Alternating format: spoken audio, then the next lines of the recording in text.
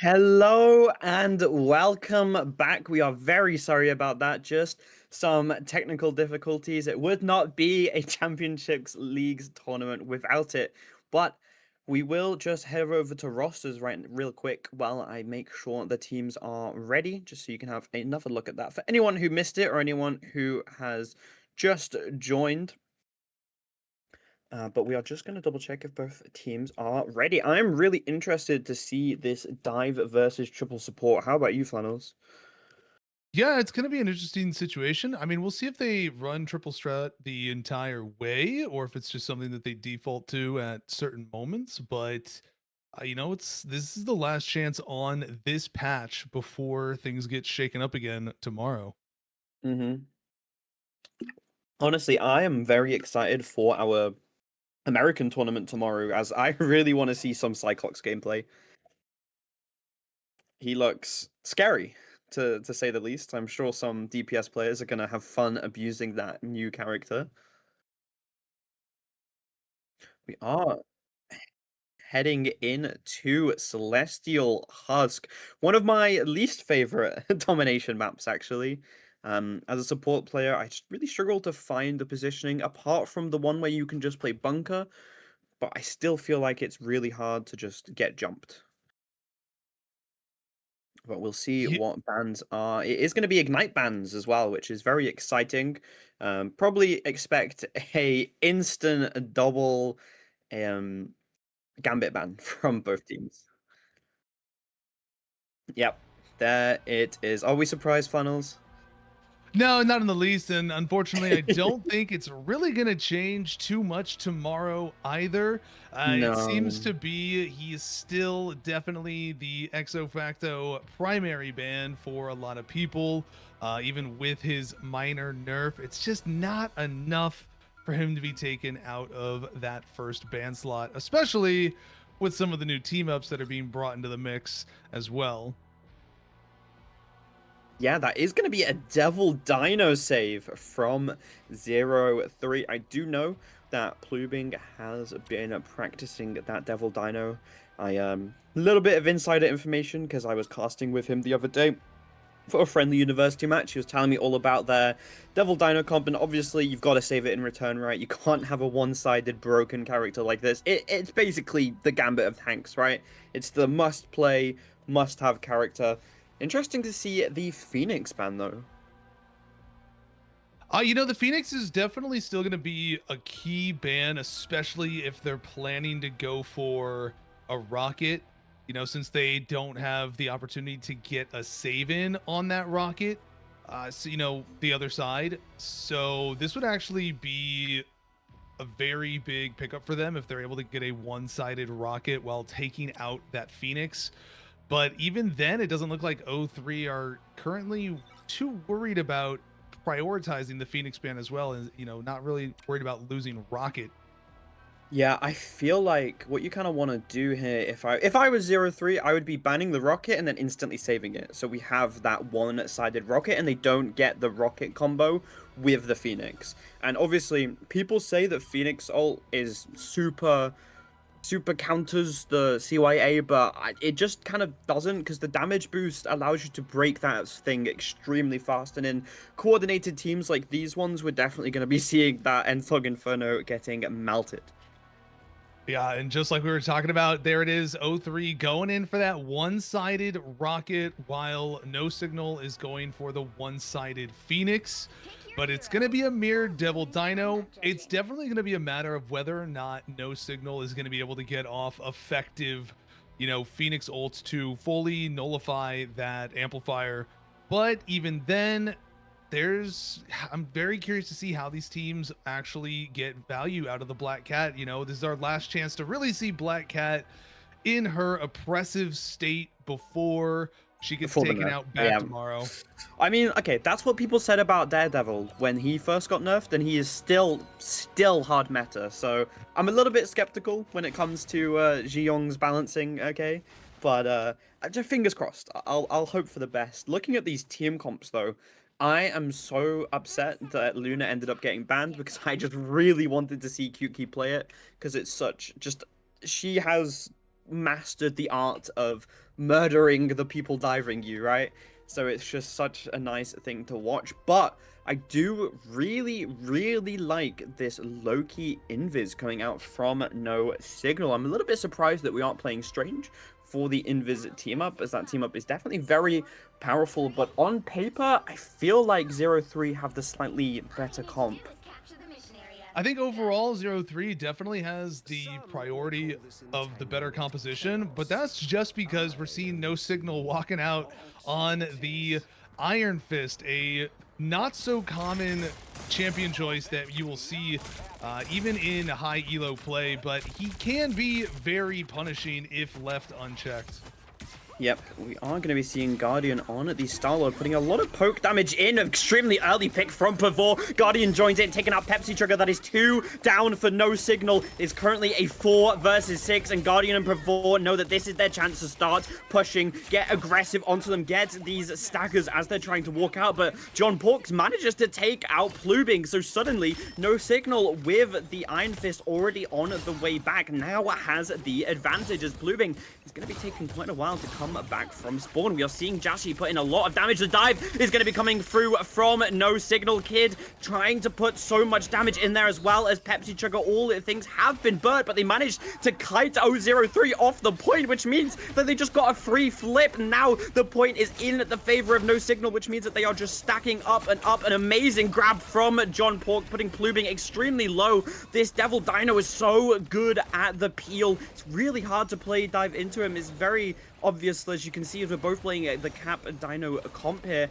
So we are still trying to fight for this point. The Dino is just getting so much pressure. Jashi getting a little bit low. Needs to be careful here, as we are seeing Q-Key getting pressure a little bit. We are going to be seeing Galactic Legend coming out from Guardian, but the runes blocks it, allows Jashi to get an amazing pick, shutting down Guardian's ultimate, and that is going to be the crucial turning point that is finally going to win the fight for 0-3. Sorry, No Signal. Jashi picking up one, last another little double here at the end of the fight, as they're going to push back 0-3 just a little bit more towards their spawn and get some comfortable space in control of this point.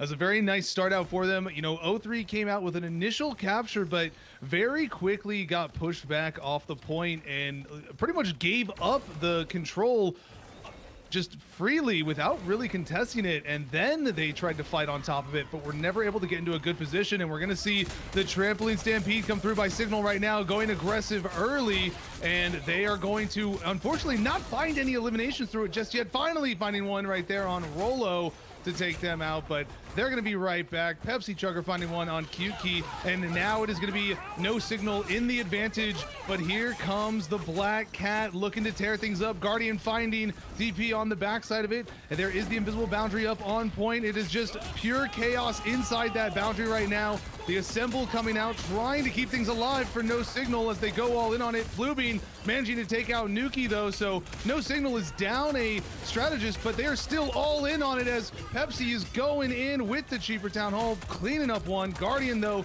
looking to take out one more, and Plubing is going to actually manage to finish off Keto, and it is still going to be 0-3 trying to flip control of this point, but it is 99%. So all No Signal has to do is get one flip back into their possession in order to close out this first game, but 0-3 with a nice retake after a long drawn out battle.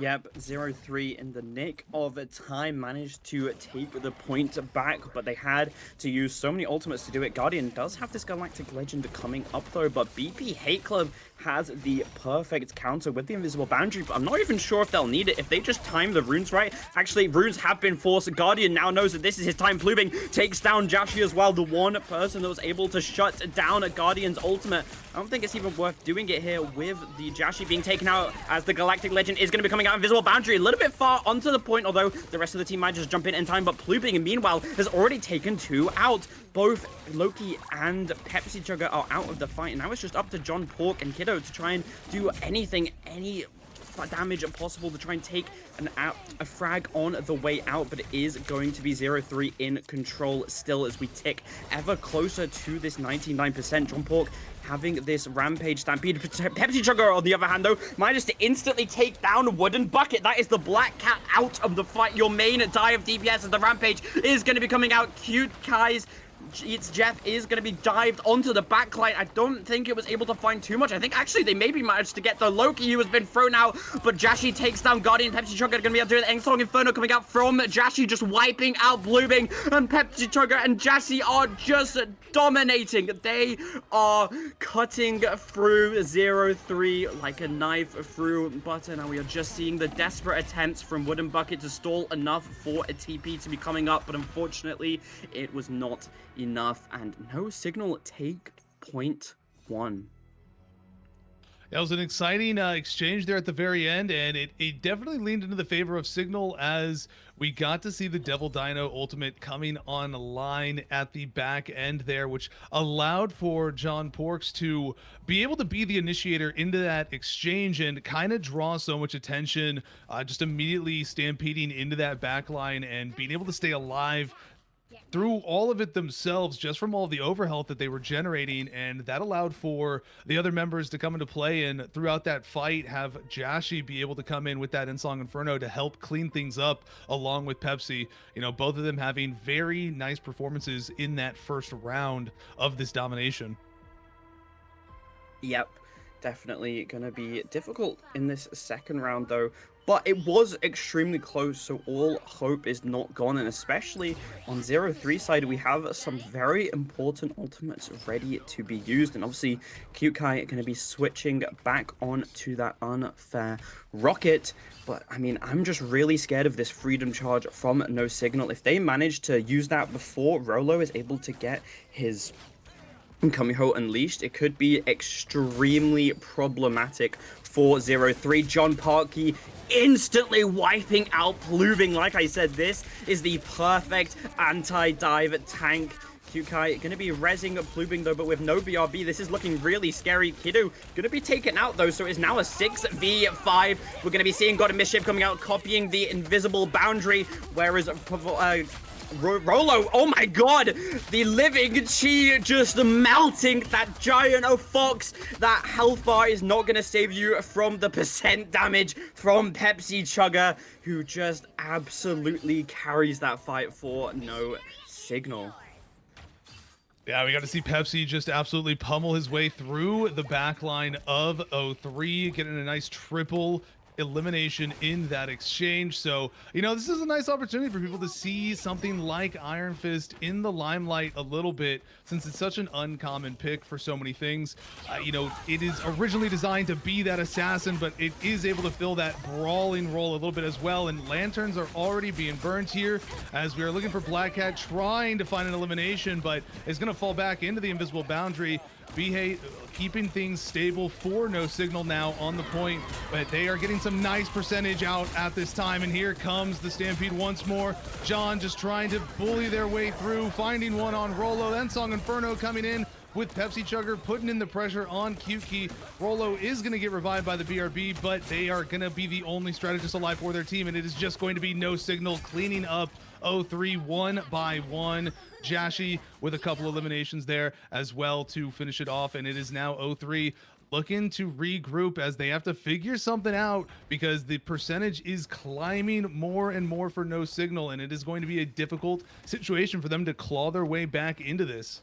Yeah, No Signal are playing this extremely well, really not giving any breathing room for 0-3. We do have the CYA combination with this Galactic Legend though, and runes have now been forced, so now it is Guardian's time. Galactic Legend is going to be going up in the CYA from Kyukai before managing to take down BP Hate Club, and Kyuki actually managing to get the pick onto the Dino. Poor Guardian is getting all of his finals stolen from him, but we know that he was the damage dealer, right, Flannels? We'll all pretend that it was all him, yeah? Yeah, he was, you know, he was putting out all that pressure there, and Plubing was just there to help clean up all the trash for him. Being a good Samaritan for this, very dirty Clintar map full of sludge.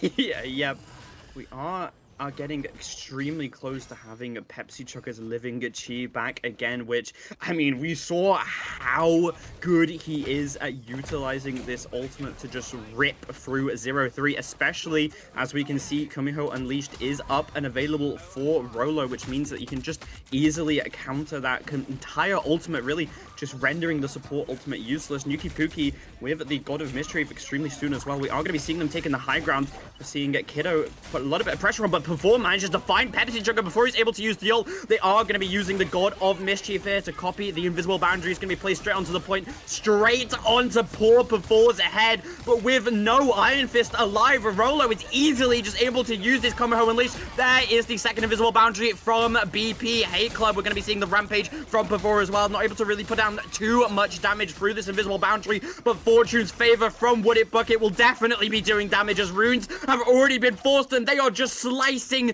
and dicing through No Signal. As 0-3 are making the comeback of the century. Pepsi Chugga has been spotted out, and it does look like Wooden Bucket really wants the stagger block already being used as well, as Pepsi Chugga is going to be trying to escape as fast as possible. He is able to get out here, but Flannels, it's final fight. Anything can happen. Yeah, that was very unfortunate on that last exchange that Pepsi Chugga had been picked off originally and was not able to be present for the fight, but now they do have the Living Chi ready to go for this next exchange. Q-Key does, however, have the CYA, and there it is. And 0-3 is going to look to go for an all-out offense in this exchange, but we got 3 ultimates being burned by No Signal, and they are going to just look to force their way through this fight as we have the Assemble popped on both sides, and they are just trying to stall things out. Guardian is going to come through, though, with that Galactic Legend looking to clean it up. Wooden Bucket finding one on the end of it. 2 going for a third. Will they find it? Guardian is going to be able there to get into the mix. Finally finding something on that Galactic Legend, and it is going to be 0-3 looking to clean up this point. Just a last second touch stall out, trying to be kept alive, but it is going to be 0-3 forcing us to a third map. They are here to play. Oh my god, I could not have asked for a better first match. Are you happy with my pick, Flannels? Because I love these close, tense games.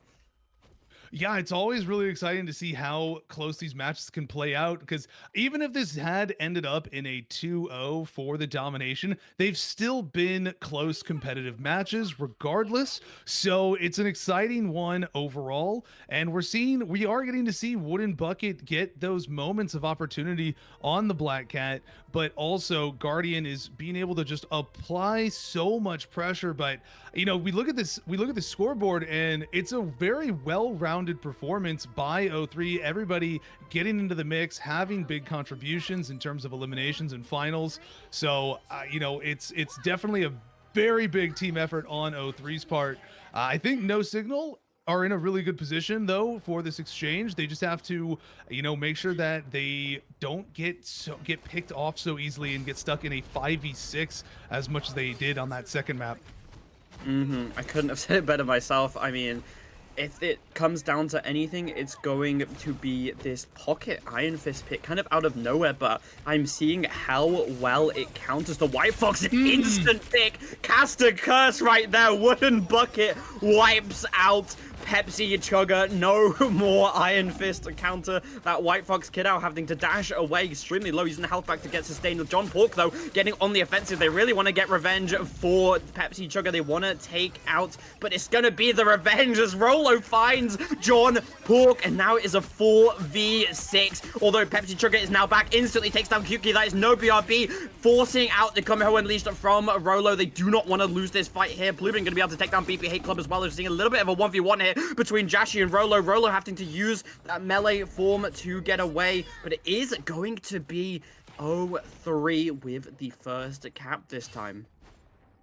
Yeah, now we do see the Ensong Inferno is available on the side of No Signal to be able to match not Q-Key's CYA if they, you know, if they do manage to overlap with it. But unfortunately, yeah, there was a little bit of the caster curse there as Pepsi did get taken out at the very beginning.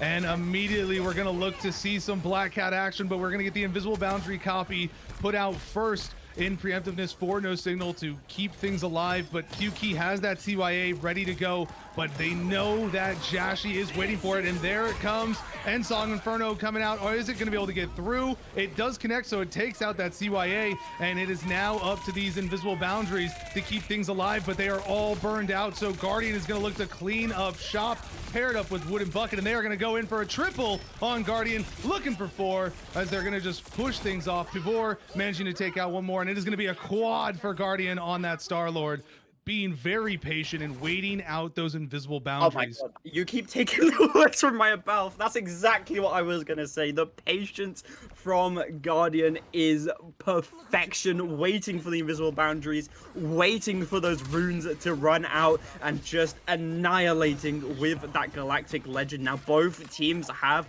their freedom charge here, but if you have a look up at No Signal, Pepsi Chugger extremely close to this Living Chi, but No Signal, they need to make a play quickly, as only 20% is remaining. We're going to be seeing a dive coming in instantly from Plubing Guardian, forcing out an important cooldown extremely early and still managing to take out BP Hate Club. No Signal is not looking good here. 5v6 down a support. Pepsi Chugger almost being taken out before he's able to get that Living Chi. He does build it in time, and as well managed to trade out a Wooden Bucket, who instantly gets read by Cute Kai. Living Chi is going to be coming out now. Freedom Charge is going to be used to sustain them for the time being, instantly going onto the supports, but Pepsi Chugger just can't put the damage through. He cannot kill through this Freedom Charge. We are seeing the Wooden Bucket going on the flank here, but Kiddo has actually managed to take down Rolo, and that is a support down. And Cute Key falls to Pepsi Chugger as well, as Pepsi Chugger is starting to pop off. The John Pork Pepsi Chugger combo is wiping through the competition and clutching out this round for No Signal as they finally cap the 3rd point. Yeah, they're going to have an Everest to climb here, having to go 99% all the way back up. 0-3 just have to get one controlled flip in their favor, and they have ultimates coming online. They've got the CYA not far off, but already they have Kumiho and Wooden Bucket ready to let loose, while No Signal only is going to have the Ensong Inferno and Nuki with the copy, but we've seen 0-3 do such a good job of finding these picks to give them advantages in fights initially. So if they can find a quick one before things break out, it's going to be very much in their favor. Ensong Inferno already burned through, along with the invisible boundary. No eliminations being found yet through all these ultimates being exchanged, but we are seeing the Stampedes rolling out. Wooden Bucket managing to find Nuki, and it is going to be dropping down the back line, taken out by No Signal, and it is going to be the front line of 0-3 pushing into the back line and cleaning up No Signal one by one. Wooden Bucket managing to find Jashi, and it is going to be a portal coming out by No Signal in order to get into this last fight to try and keep things alive.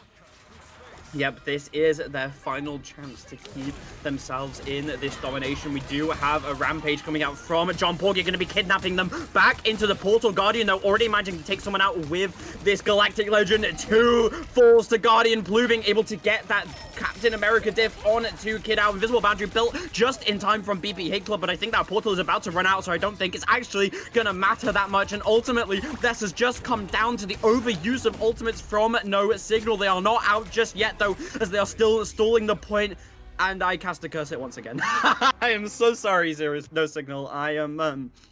I'll stop saying you're winning. As I keep managing to curse it for you, but that is gonna be a map 1 win from No 3, and this is why you cannot count them out based on the first round, because after that round they just dominated. They showed how good they are when they are put together as a team, and obviously MVP for Guardian. Who would have thought those Galactic Legends were perfect? Like Flannel said, his patience is off the charts. Yeah, and we can see just here from the scoreboard, again, I said it in that after that second map, but just such a well-rounded performance by everybody on the side of 0-3. They really did a good job of capitalizing on the pickoffs that they were able to get, and, using that to their favor. And we still saw a really strong performance by No Signal. It's just unfortunately they had some situations where Pepsi Chugger wasn't around at the start of a fight or got picked off early, and it just created a difficult situation for them to really be able to take a full fight consistently in their favor. And as time went on, it just became a little bit of O3 having the better ult economy scenario, and then just being able to consistently have team fight advantages, which gave them that comfortability, just to have such dominant control in that third map. Yep. Like you said, it was extremely close though, so definitely would not count no signal out here, and I would not be surprised if we go to all three maps, but is now going to be a convergence picked by no signal, which may be able to, I don't know, give them some advantage, maybe a map that they have practiced a lot, a map that they are really used to, but I mean, we'll see. We'll see what they bring us to. What kind of map would you like to see based on their comp? I'd be really fine with anything that's just not Museum of Contemplation at this point. But Hey, that's a convoy. It physically cannot see it. this is true. This is true. From Convergence side of things, though, if they're looking to still run the Iron Fist, it it's very tricky. I think a reliable convergence for a lot of people that they fall back to is very often Central Park, because of the forced choke point. But if they prefer a more open spaced area to control and protect, T'Challa is very common in that regard as well. It's a much more spacious point to capture and gives you more room to maneuver and flank and come in from different angles. Whereas Central Park is very forced through that one specific choke point a lot of the time. Well, you know what they say about Central Park? It's basically Scrims Park at this point because everyone plays it. I have never casted a game where the second map pick isn't Central Park. So I will be extremely surprised if they don't take us there. But now that both teams know what the other team is kind of wanting to run Scrim Rise, oh, it is going to be Lower First time for anything. Manhattan. Nice. I personally love this map. I really like the way it's laid out. It's really nice for dive. Not particularly the first point. You have to play the first point really, really well to be able to get those dives off. But after that, there are so many different back alleys and angles to get into the backline. Now, I want to know if O3 are going to be wanting to ban away that Iron Fist because they left open so many other powerful dive characters, yet they still decided to run the Iron Fist. So that might be a signal as a one trick, mayhaps, and maybe they will want to ban that away. But it is going to be that instant Gambit ban, as we all know. It has to happen. You cannot let a Gambit through. It's just, it's not going to be a fun game. We are No, seeing you the can't. Rocket ban. Yeah, immediately no signal not wanting to have to deal with that again. And they are going to save it for themselves. And it is going to be a one-sided rocket scenario now.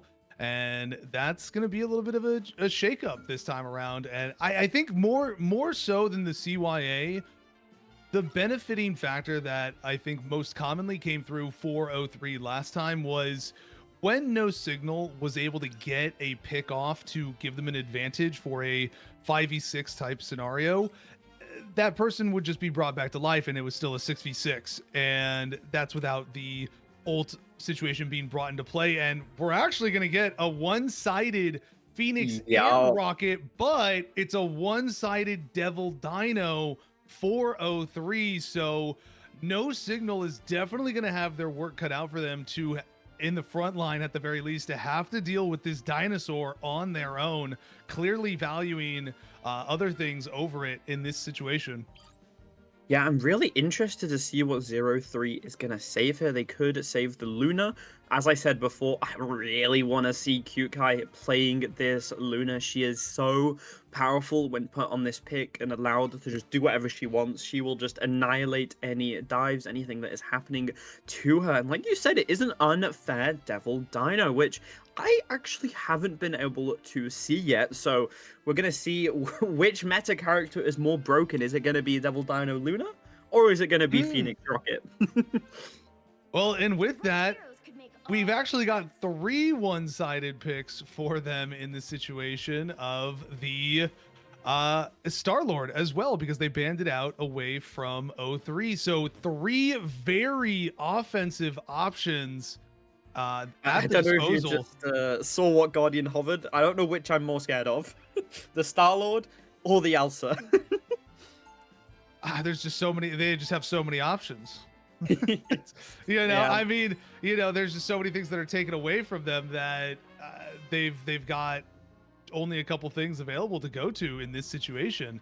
I mean, typically when you have Phoenix and Star-Lord taken away, Elsa is pretty much the next in line for hit scan players. Yeah, That's going to change tomorrow with Cyclops. Yep. It's going to be, I've already heard from so many of my hit scan friends, which many are in this tournament, that they are going to be a Cyclops main after this. Guardian being one of them, actually. So you've already pre-predicted it. Like I said, I cannot wait for tomorrow. I can't wait to cast some 1v9 Cyclops gameplay. That character looks really balanced, actually. Yeah, oh yeah. No, definitely not going to be too strong in any way whatsoever. No. Yeah, we are going to be seeing the Groot coming out from John Hawk. Obviously, the Devil Dino was a band away from No Signal, so they're going to be opting to use this Groot here. We'll see how it does into the Devil Dino. I know this is a very slow-walking character, so those walls can definitely cause some issues for him. And Groot is just so nice on this defense because you can wall off this little flank on the right. Stop them from getting too far in. Pavor needs to be careful, though, has to use that shield extremely early in order to escape with his life, really. Guardian getting very, very low. Put onto 90 health, getting a lot of damage in, though. This Glatrox is going to be crucial to build as fast as possible. It looks like 0-3 have actually got a lot of space already. Wooden Bucket going to be diving into the backline extremely early, forcing them all the way back. Guardian needs to be careful here, getting extremely low, being walled around as the entirety of 0-3 are almost pushing onto the point. The space that's been gained from Pavor is absolutely perfect. Plubing and Wooden Bucket just caught in chaos as Pavor is going to be dragging him into the backline. The Pepsi Chugger combo with Kadua getting scared low, though. Pepsi Chugger manages to escape with his life barely. BP Hate Club saving his life, as the CYA is going to be coming out. A really early CYA from No Signal. This is why this rocket pick is so powerful. It just instantly wins the fight. You press Q and the fight is over. But now you do not have that ult for the Phoenix combo. Yeah, especially here on this map, that CYA being able to give you the advantage to force things out, along with having the one-sided Phoenix, it can't be broken super easily, but also having that BRB on a defensive point like this is so vital to being able to just instantly reinforce the point as you get pushed in. We do have the Entangling Prism is going to find 2 in the doorway, and they're going to try to protect it right there. Fate of Both Worlds coming out in order to keep them alive, and No Signal is going to look to walk onto the point, but Jashi is being relentless. The Glartrox is out, finding 1, but it's going to come through and not find an elimination, unfortunately, but Pavor is going to fall there as Jashi finishes it off right before they're able to get ultimate. But O3 is now going to let things fly and try to push onto the point. Wooden Bucket finding 1 on the backside, and that's BP Hate Club, so the BRB is gone as well. And here comes O3 pushing in, Bucket with another, going for 3. Will they find a triple? They are by themselves in this backline, but they're going to fall. Port Kid taking them out, and it is going to be No Signal trying to fend them off. Yeah, No Signal are just playing this so well. Pepsi Chugger with the amazing Living Chi just to force the entirety of O3 as they are still able to keep this point. Pavor going to be using the Rampage now, which is going to push the entirety of No Signal back. The backline is getting chunked heavy. Pepsi Chugger and Jashi forced to run away. Kiddo is going to be the first to fall. CYA is going to be destroyed actually by Plubing, but it doesn't really matter too much as both of them traded. CYA has now been built back up from No Signal. That use usage extremely early is what they needed, as now they have it for the fight, and with 45 seconds left, this is not looking too good for O3. I mean, this is such a hard point to push into. I'm really sad that we're not going to be seeing the rest of this map, maybe, because the first point's my least favorite part of the map, okay? The rest of it looks really cool. The high grounds are really nice, as we do have Straggling Prism. It's gonna only hit one, but I think that's what they were looking for, is they just box in before he is able to escape for the time being. Wooden Bucket gonna be able to take that BB hit club. Nuki Pookie forced to use that invisible boundary. Glortrox find 3 though! That is exactly what they needed. Guardian, the perfect Glortrox into the invisible boundary to wipe them out and force them out of the circle of healing. And I don't think a TP is going to be coming up in time from No Signal, as looks like 0-3 are going to be capping the first point. Well, they had actually already burned Portal earlier in the fight, and on a previous exchange, so it wasn't even an option for them that time there. So it was a really good push by O3 in that exchange, but you know, they really wasted a lot of time there. I'm actually kind of surprised we didn't see them go for a Strange Portal off of Rip in order to go for an immediate you know, push from the backside of the point to give them better angles. That's something that a lot of teams typically like to do. And we're going to see the Devil Dino immediately flying from the top ropes into the back line of No Signal, trying to create immediate space. And they are going to have Pavor find Pork's Kid right away. And it is now just going to be O3 walking down No Signal. Guardian managing to find Pepsi Chugger. And it is going to be them getting some nice early space around this first corner on this point. And the Entangling Prison comes through. Pluving finding one along with Kyuki. Guardian, it is a full team effort, routing the members of No Signal one by one. Everybody getting contribution in on the action, finding eliminations.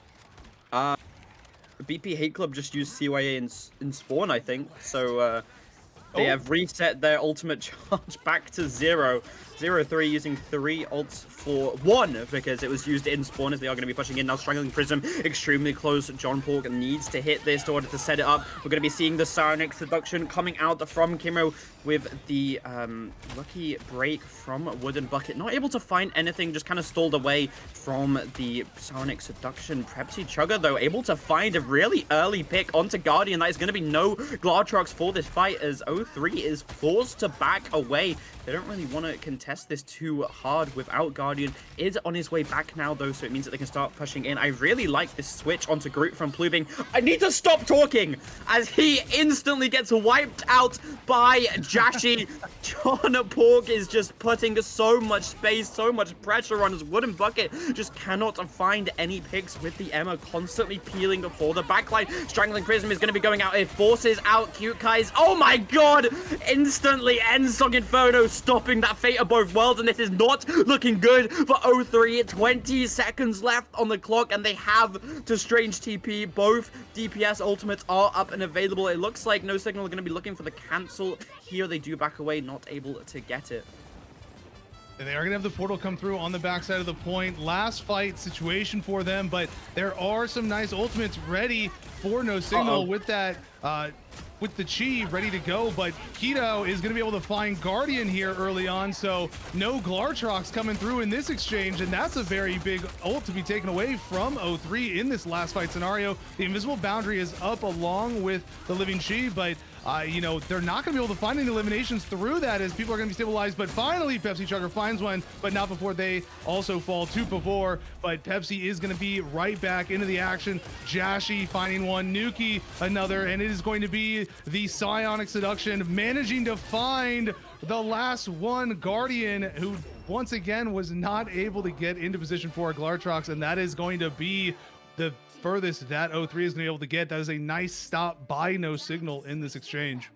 I will say, at least they got past first point. It wasn't a full hold. They did manage to cap that first point and push it all the way to almost second, but unfortunately, they could not win that final fight. And we are seeing the power of a one-sided rocket here, being able to just constantly res them over and over again. The CYA is getting built extremely fast. BP Hate Club is really putting in the work for his team. But I will say, though, Kidow's grab on to Guardian in that last fight after the TP was just perfection. Taking out that Elsa with the ult was amazing. No Glortrox, no win, as O3 are going to be on the defense here. We are going to be seeing Plubing going on to the Emma instead. We'll see what difference that makes. And yet again, we are seeing the power of Living Chi versus Komeho Unleashed. It gets melted in a matter of seconds.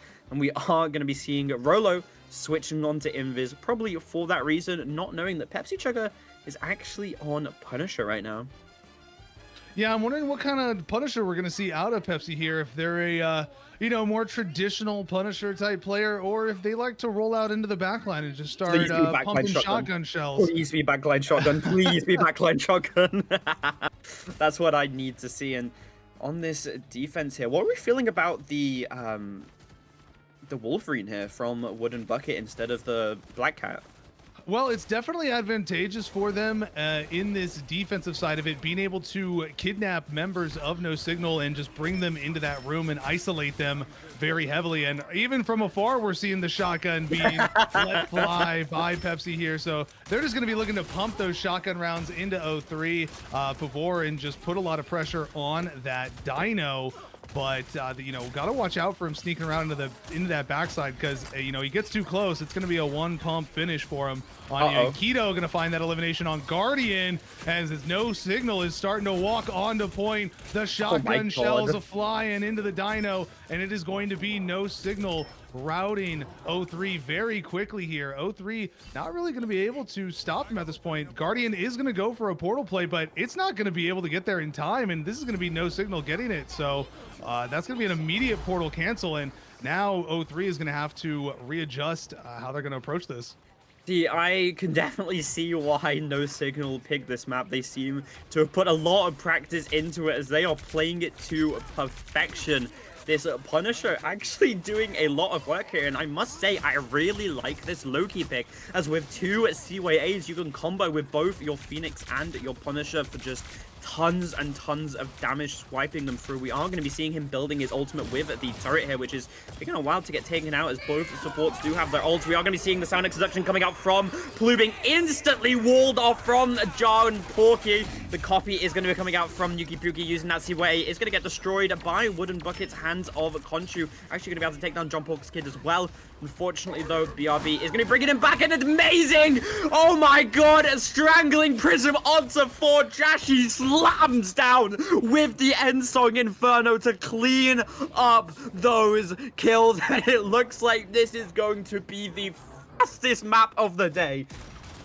Yeah, and that's going to be a crucial combination by them there, as now O3, having already used the portal from the last point, they don't have it here to be able to contest points, so they kind of have to force their way in. The CYA is out, paired up with the Judge, Jury, Executioner, and they're just going to look to annihilate and mow down the members of O3, but the Fate of Both Worlds is there to stabilize, but it's not enough, as they are still just all going to get obliterated. A triple for Pepsi Chugger here. Emma, the only one left alive, and they are going to finish this push.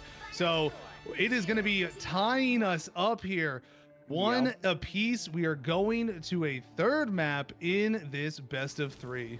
See, I said this during the first map. This is exactly what I wanted. I called the third map. A close game is what I love.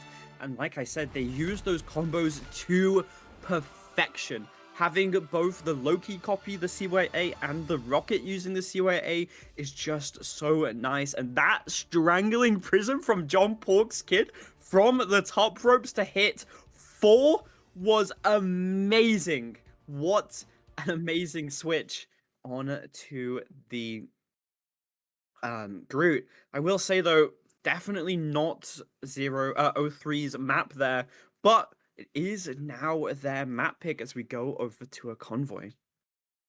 Yeah, which means, we are at risk of going to Museum of Contemplation now, if that is where we end up going. I definitely think, though, for the side of O3, I actually don't think that Museum of Contemplation would be necessarily in their best interest, but it's a tough one. I almost want to say Midtown would be a good one for them. But because Araco is just such a high ceiling map with opportunities for Pepsi Chugger to be able to maneuver around on that Iron Fist if they want to go that route again. But ultimately, I think that map, that last map, was most heavily decided. And there You it is. cursed The it. You Museum of cursed it. Contemplation is coming through. But I think the ban phase in the last map was definitely the main deciding factor of that exchange. Yeah, definitely. We're going to be seeing hopefully a little bit of a different ban phase here. You do not want to allow that one-sided rocket to go over to no signal. So we're gonna see if 003 are gonna be able to do something about that. Obviously, you have to have the double gambit ban, and now we're gonna be seeing if they decide to save the rocket here or save the devil dino. It does look like it's gonna be a rocket. I mean, we saw how much that one-sided rocket put in, how powerful it was, and I will be very surprised if no signal doesn't also save the rocket here, so they don't have to deal with what we did on the first map. I mean, we just proved that rocket is the meta pick that you need. If you don't have a rocket, you are gonna be in a lot of trouble if the other team has one, because we saw map 1 how 003 used it to just dominate, and then we saw in map 2 how no signal used it to dominate right back. And this is actually going to be the first map of this best of 3 where both teams have access to this rocket. Yeah, it's double-sided rocket, mirror rocket, with both sides banning out that Phoenix. So these CYAs are going to be free to go unless they, the teams really coordinate burning them down. And we are going to see the Dino being banned out by O3 with, it looks like a little bit of a miss there by No Signal. But they're going to be looking to save that Star-Lord in this exchange in order to really benefit from that CYA. Yeah, I mean, a little bit of a blunder there may end up costing them, but we are seeing the Star-Lord save, like you said. I mean, see if they want to keep this one-sided or if 0-3 are going to be saving it as well. I mean, we saw how good Guardian was on the Star-Lord, but it looks like we're going to be going for the one-sided Devil Dino again this time. Didn't work out for them last time. We'll see if it's any different this time with the rocket, and that is going to be a one-sided Star-Lord for no signal. And this map is so good for dive. It is like the perfect Black Cat DD map with your dive supports like Rocket, like Jeff, like White Fox. All these different characters can just do so much and just help. Looks like we're going to be seeing a Luna Rocket combo, which I personally really like. Devil Dino needs a lot of healing, and Luna can provide it. And like I said, Cute Kai, really, really good on this Luna. So we'll see if it's able to do what they want this time around. Yeah, they weren't able to get full value out of it last time, but so much of that was just because of the one-sided damage pressure that No Signal was able to really put into it, that they were able to just deal with that Dino so easily. But also just really good ultimate combinations coming through. Guardian is sticking to the Elsa once again. Actually, they are going to make a last-second switch over to the Punisher instead. So this is going to be a little more consistent pressure. Yeah, it's maybe met with they the Groot saw walls. that it was the spawn kind of comp that they are running. The triple support. You need to pump a lot of damage into it really to be able to break through it. Though we are going to be seeing the triple support with the Elsa and double tank. The Adam is just so good. We're already seeing a little bit of a flank from Wooden Bucket and Bluebing here. So seeing a lot of damage coming out from Pavor, just starting to push it. They have split them up really nicely. This Daredevil just putting a lot of damage in. Pavor, though, grabbed by Kid out and wiped out. BRB is going to be able to bring them back, but not Cute Guy. It's taken out as well, which means they are down their Luna, and they have to retreat back to spawn already, wasting almost a minute of time. We are going to be seeing instantly switching off of that Devil Dino onto the Emma. Yeah, the Dino just so vulnerable in this exchange. You take a look, you see that Adam, and as a Dino, you're just free eats for that Adam to be able to, pump headshots into you and be able to get, successive chain heals one after another off.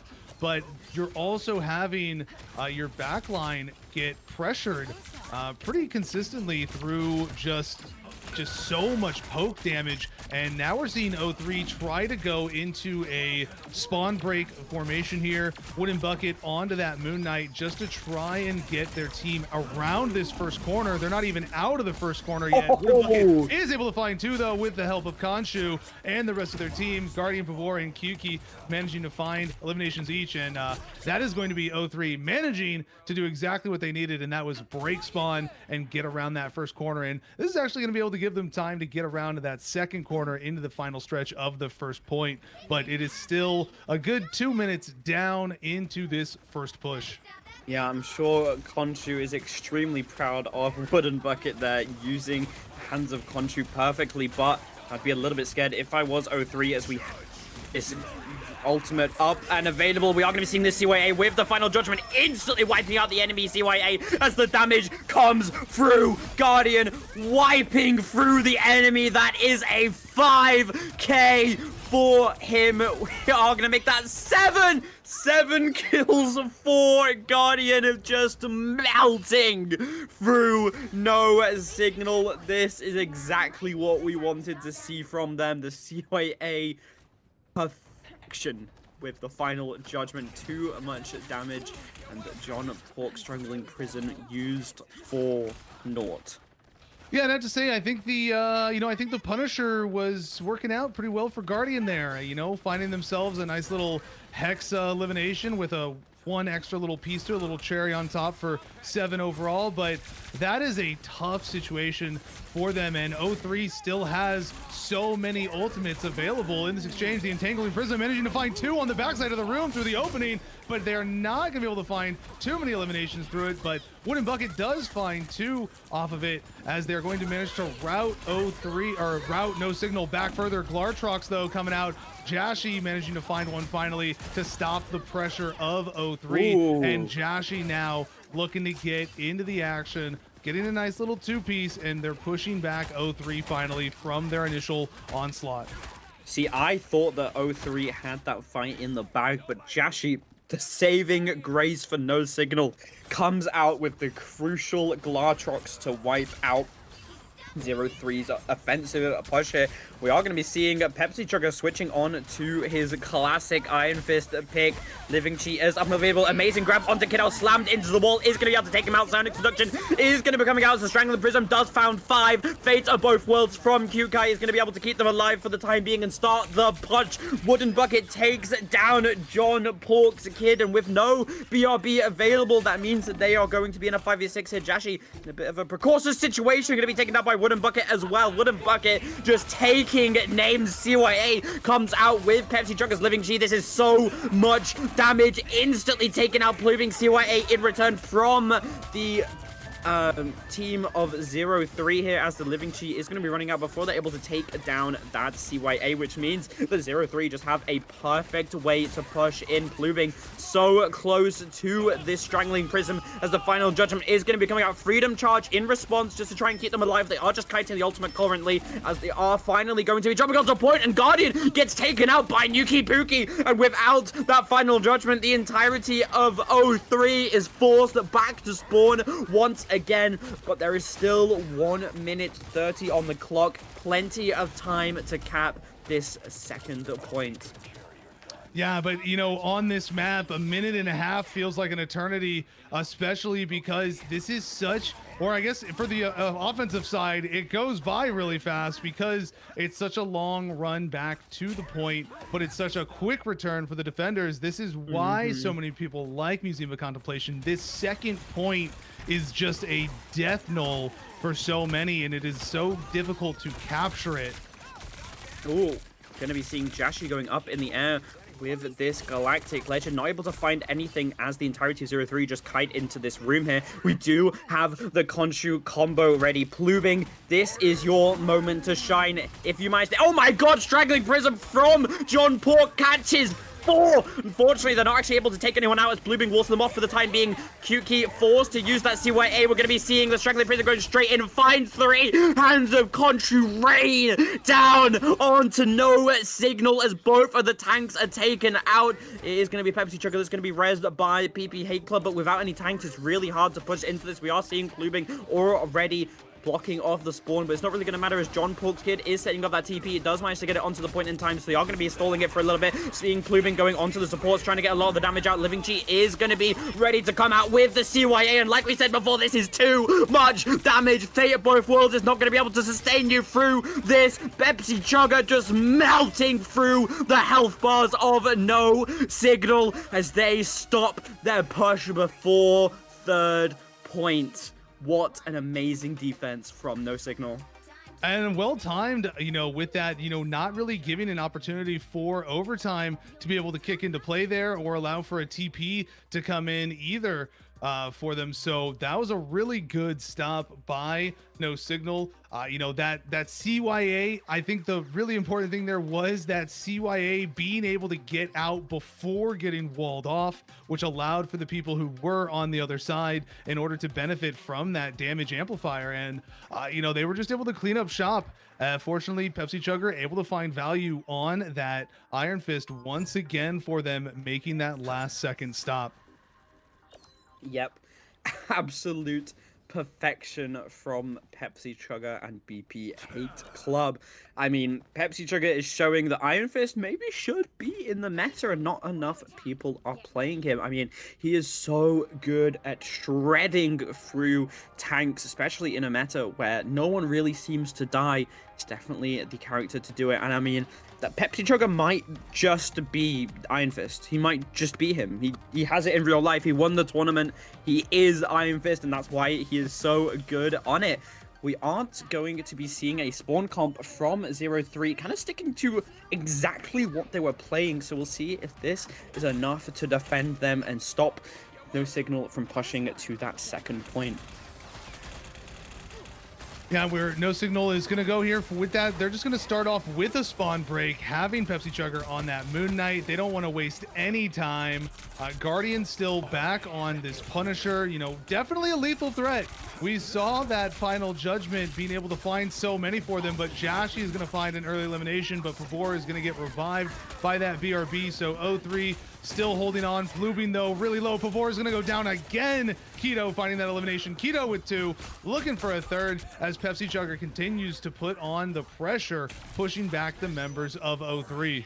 Oh my god, No Signal are so good on the offensive. They just take these points so quickly, really giving no breathing room for 0-3. Portal is going to be coming out from Pavor. Wooden Bucket does have this hand of Conchu, but so does Pepsi Chugger as he instantly places it onto the point. Wooden Bucket is actually going to be the one to find the first pick, sends the hands of Conchu back. BP Hate Club is going to be able to res Nuki Puki as well as placing down that CYA as Wooden Bucket is going to get hunted down by Jashi and Nuki Puki. And it looks like the defense is already over from 0-3 as we head on to the second point. And No Signal, they're just so good at winning these fast-paced fights.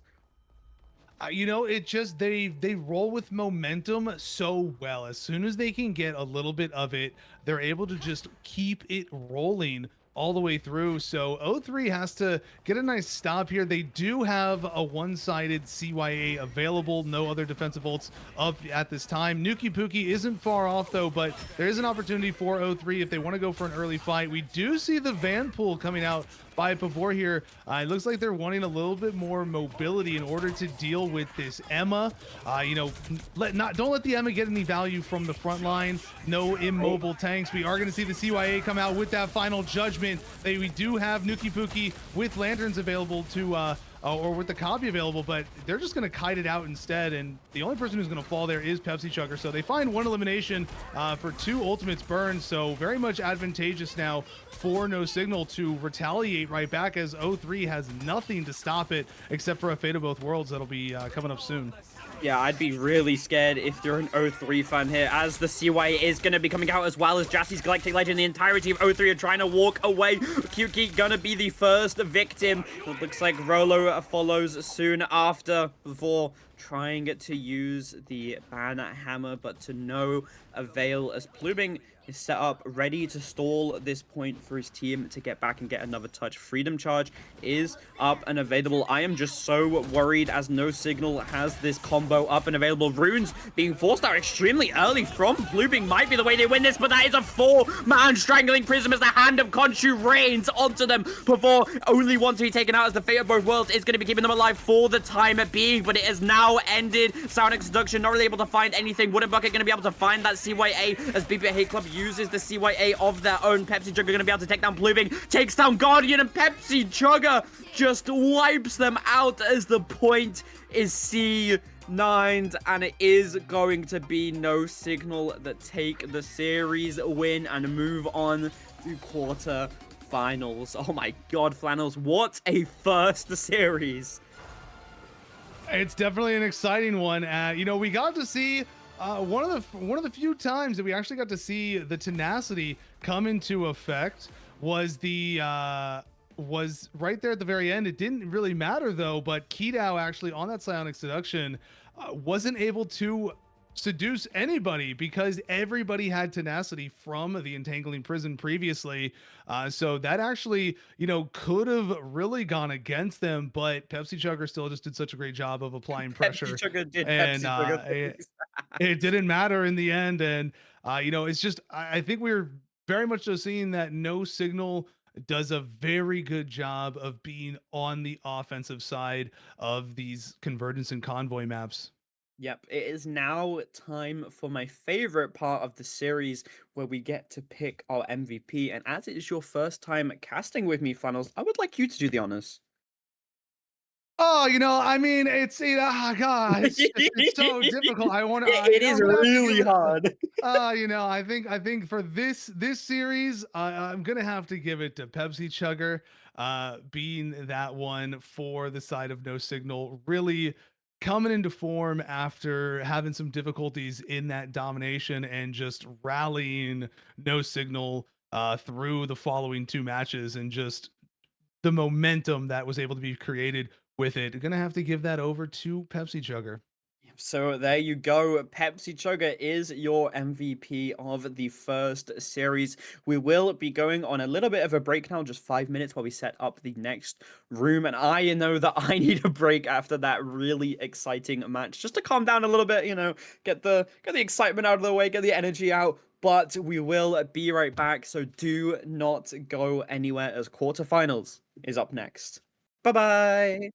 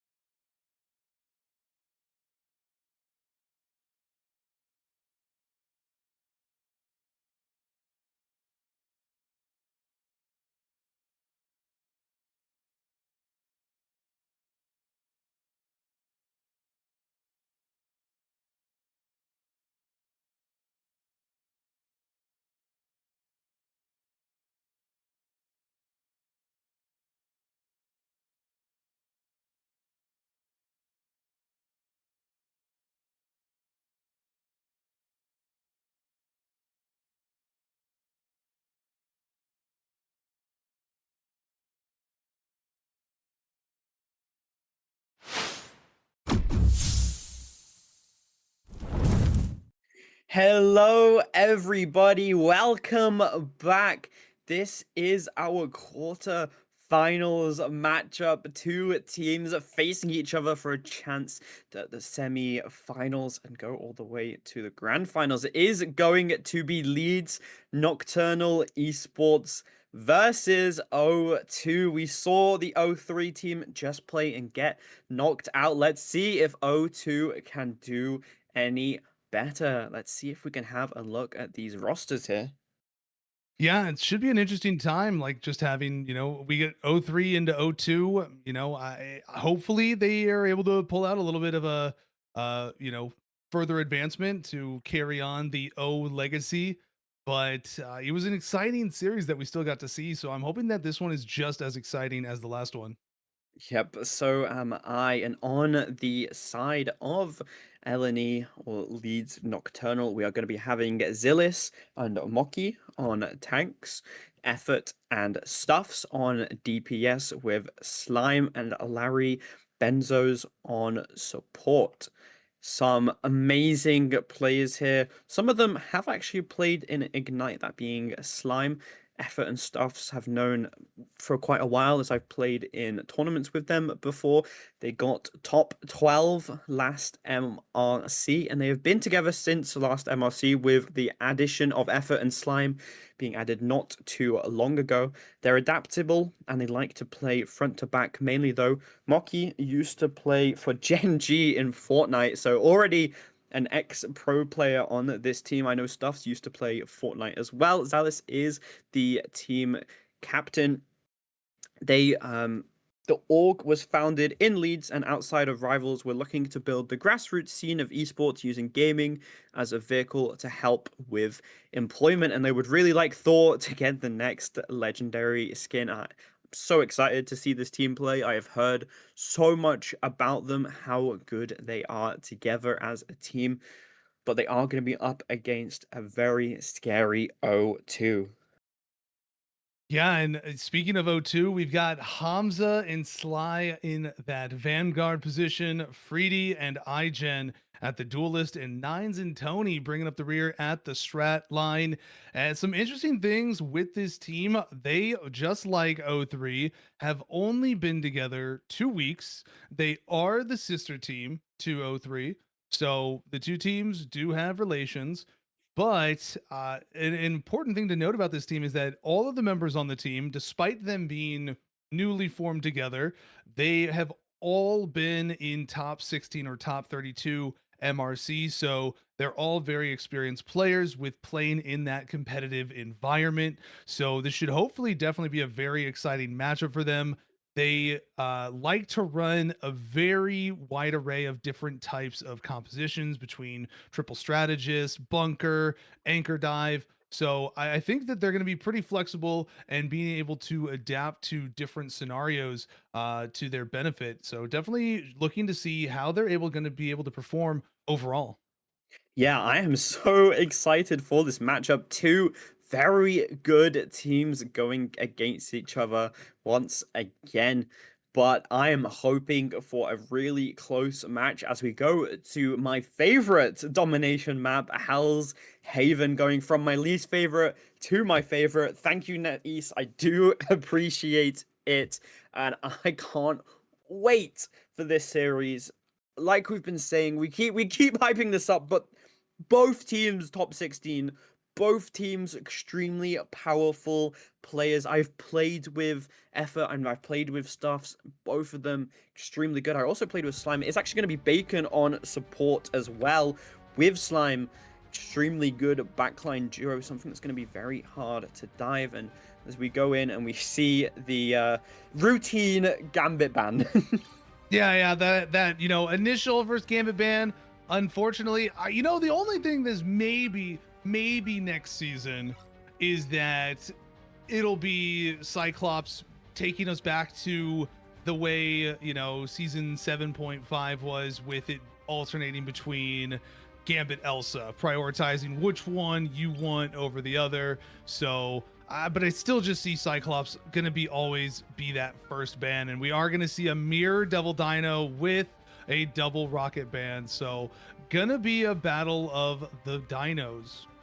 Yep, and obviously you have to ban out the rocket if the other team is banning out, as we saw from the 0-3 match versus No Signal. The one-sided rocket just caused way too many problems when you don't have that BRB or CY8 of your own. I'm going to be seeing a magic ban from LNE, saving the Black Cat as well. So they have their dive locked in. DD is going to be banned away from them though, so they are not going to be using that double dive DPS. Probably going to be on a hit scan. And if I had to guess, actually, I'm not too sure because both of the DPS on LNE are classic hit scan players. If I had to guess though, it's probably going to be Effort on the Black Cat and going to be Stuffs on either the Elsa or the Phoenix. Is going to be a White Fox save for the side of 0-2. That is not going to be a one-sided White Fox, as the other team is also going to have access to it as well. And we'll see what they want to ban here. It is going to be the Black Cat, so that is a one-sided Black Cat with the Dino Mirror. Very nice ban phase. We'll see how it translates into the game. It is interesting, though, seeing, you know, a magic ban. In the great 2-6. It's a very interesting ban. I'm very curious to know if that is a targeted ban at somebody on 0-2, just because magic is not very typically seen as a threat, and I guess maybe that is you could say the same thing about Iron Fist. This is true. And we got proven very wrong last time. So, I mean, we'll see what happens here. I do believe that it was Miracles that was getting banned. I have seen them playing Magic in Ranked before. But they are going to be going on the DD. They flexed that animated there a little bit. Yeah, I mean, arguably, right, DD is theoretically the better dive character. And, I mean, it doesn't really require much brain cells to play. You kind of just go in, slam them, kill a support, and walk out on full health, right? So it's probably what we're going to be seeing Miracles doing with Freddy, who is actually a CL staff member. I've been wanting to get to cast him for a while, so we're going to be seeing him play here and see what this team is capable of. It's going to be a dive comp from Nocturnal with Bacon on the Jeff, Slime, the X-Ignite player on the Luna, and it's going to be Xylus and Effort diving into a little bit of a TP play from Ryzen, trying to capture someone. They are going to be jumping straight onto Slime, who gets wiped out in a matter of seconds, as Stuffs is soon to follow. Moji going to be falling as well. Bacon, Effort managing to get a kill onto Nines on the way out, but I don't think it really matters too much as the team fight is already over. Although that being said, Effort does manage to find a second kill, so if Leeds Nocturnal are able to get back fast, which they are going to be TPing, they may be able to actually turn this fight around. Xylus is going to be jumping onto the point. Moki TPing the rest of his team over to the point, as they are going to be starting to get possession of it, as the entirety of O2 have to back away, almost flipping the point. First pick is going to be going over to Moki. Slyground going to be taken out. That is no Devil Dino for the side of 0-2. Bacon able to get a pick onto Ryzen, as well as both tanks have been taken out, and the point has been flipped towards LNE's side. Effort is going to be looking for a kill on 2 Miracles and easily cleans it up with the help of Bacon. This team showing their amazing coordination. Yeah, that was a nice flip by Leeds. They came in very confident. They weren't afraid, despite having, you know, a little bit of a slight stagger. You know, they popped that portal and immediately just got their members onto the point and looked to really just assert their dominance as trying to establish themselves as the better team outright and just quickly flip it back. Effort just up and down, left and right, all over the place with this Black Cat, utilizing those portals and being ever so slippery. And 0-2 now being backed into a corner, but they're getting stuck as the map is closing in on them. This Dino looking maybe going extinct, but they're not going to get pressed into the elevator today. And it is going to be Effort finding on the backside that White Fox, looking for 2. Effort with a nice little double 3. Will they close it out? And that is going to be a full wipeout on 0-2 through the collective efforts. But a nice little triple elimination for Effort there. And we've got full ultimates at the ready for Leeds, almost excluding Moki, but they're not far behind. So Leeds is in a really good position to finish this out with 100% soon. I have a little fun fact about Effort actually. When Mm. Gambit came out, he became a Gambit one trick and would just perma-flank. That is all he would do. So you can see the practice going into effect, but Xylus instantly taken out by the entirety of O2. He was not expecting them all to be pushing their Sligo and going to be using his Freedom Charge to start pushing in Stuff's final judgment. Isn't going to be enough to wipe through it for the time being. Slime popping that Fate of Both Worlds, trying to damage boost it, but that is an amazing four-man Eye of Agamotto. Bacon going to be using the It's Jeff and taking Freddy off the map with Skygren. I'm not too sure how oh my god, he didn't throw them off, and that is going to be a revenge. Galactic Legend trying to do whatever they can to clutch this out, but it's not going to be enough. TP comes through a second too late as Leeds Nocturnal take point one, and my Marvel Rivals just crashed. Yeah, you know, that's a tough thing right there. Is with the Jeff, you got to be careful of who you kidnap, but overall still found that full value, keeping them in the mouth for as long as they did. But as soon as he tried to spit them off, Slyground and Freddy were both able to immediately jump back up onto the ledge, so they were not able to get spit off the map. And that's just maybe something that Bacon has to take into account on this next one, that, you know, might have to full commit if they want those eliminations, take themselves out of it as well. But, you know, taking them out of the fight for that long also is beneficial as well for them. So, you know, maybe they don't have to worry about taking those full eliminations unless they get, you know, a 4-man or something of that nature.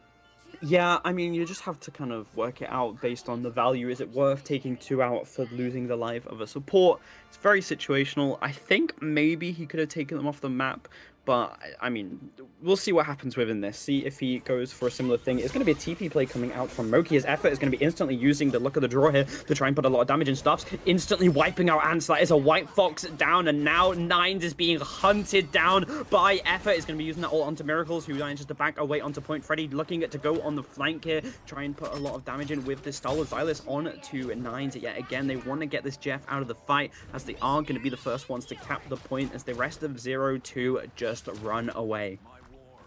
Yeah, nice little positional advance there by Leeds. This time they're looking to be aggressive with that portal play. O2, unfortunately, having burned their portal at the very end of the point, so they don't even have that available for another minute or so. But, you know, Leeds getting that early control is going to be advantageous. The Abyss looking to take something out, does find one, takes out Nines, and that is going to be a strategist down for O2, putting them on the defensive right away. But they're looking to push back, but are very quickly being stuffed by Stuffs, and Moki and Bacon getting in on the action with one apiece, and they are pushing O2 back to spawn, and it is going to be Leeds in full control with that final judgment at the ready to immediately, you know, put them back down once more as they try to push out. Yeah, I mean, nice plays all around here. Freddy, though, getting pretty close to having that Galactic Legend. Actually, never mind, I misread it. 60%. He is struggling to find his place in this game and get the damage off. Miracles is going to be the one with the Devil out as they're starting to cap the point here. Slyground was frozen. Leeds just backing off, giving them a little bit of space. They know they have time before they need to really commit into it, as we are going to be seeing Freddy jumping around, coming out unleashed, as well as let the Devil out, starting to jump onto the point as we finally get Pig Slime and Stuff is going to be the one to be taken out. The Eye of Agamotto isn't really able to find much. Never mind, finds 4 as Bacon jumps off the map to get a 5k with the ultimate. Oh my god, Flannels, this is exactly what you wanted from him. He gets 4 in his mouth and he jumps straight to his death. Yeah, I mean, that's what you have to do in that situation, and it is going to be a last-second portal play here by 0-2, but that's exactly what Bacon had to do in that scenario. You know, you have 4 in there, you can't risk them getting back up, and it is immediately going to be 0-2 trying to get out here. The final judgment coming out by Leeds, looking to just immediately nuke down anybody coming through that portal, and we are going to see 2 people go down. Stuff's looking to keep things rolling, and here comes the Galactic Legend by Freddy, trying to find some last-moment eliminations, but nobody's on point, and this is just going to be Leeds taking this in a quick 2-0 fashion on this domination. So they are going to claim game 1 in this best of 3. Yeah, I thought that Eye of Agamotto hit nothing just because of how instant that Jeff ultimate from Bacon is going to be a Bacon MVP. No surprises there. He played absolutely amazing. And if I could get a invite back to the game from production, please, that would be really, really nice. But yeah, these Eye of Agamotto combos with Bacon's It's Jeff have been so nice. They just instantly wipe out the team, and I feel like every single member of Alani is so coordinated that it's just really hard to push through them. But I won't give up hope too yet if you're a O2 fan, as these players definitely have the potential to bring it back, and we'll see if that's what they are able to do as we move on to map 2. If you were the coach for O2 though here, what would you be telling them, Flannels? They're definitely going to have to deal with the anti-dive a little bit better for their lineup right now. Effort is just getting a lot of value on that Black Cat, being able to put so much pressure on them. So, maybe you have to have the Daredevil just fully isolate onto that Black Cat to try and keep them locked up, but you got to be able to win that 1v1 exchange.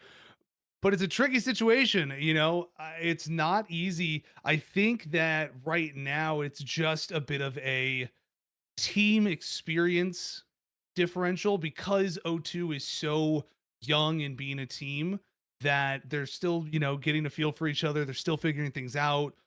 Maybe there's, occasional communication breaks or miscoms and stuff like that. Whereas leads are a bit more familiar with each other, some of them having been a core together for a very long time.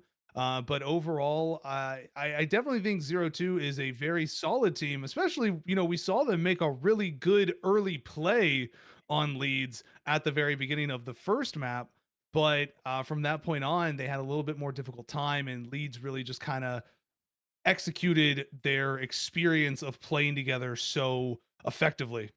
Yep, it does look like we're going to be going over to Scrims Park here, the classic convergence pick. Such a powerful map if you're really good at running the penny on the first point, especially. Really good at countering the Devil Dino as well, as you can't really get much value into Penny, as he really needs to get up in your face, and the mines just really stop him from being able to do that. But I will say they have picked a really strong dive map, so if Effort is able to get that Black Cat through yet again, he might just dominate even harder. But I believe that if I was on O2's team, I would be wanting to ban that Black Cat out instantly. Well, after the classic Gambit ban, obviously, you can't let Gambit through.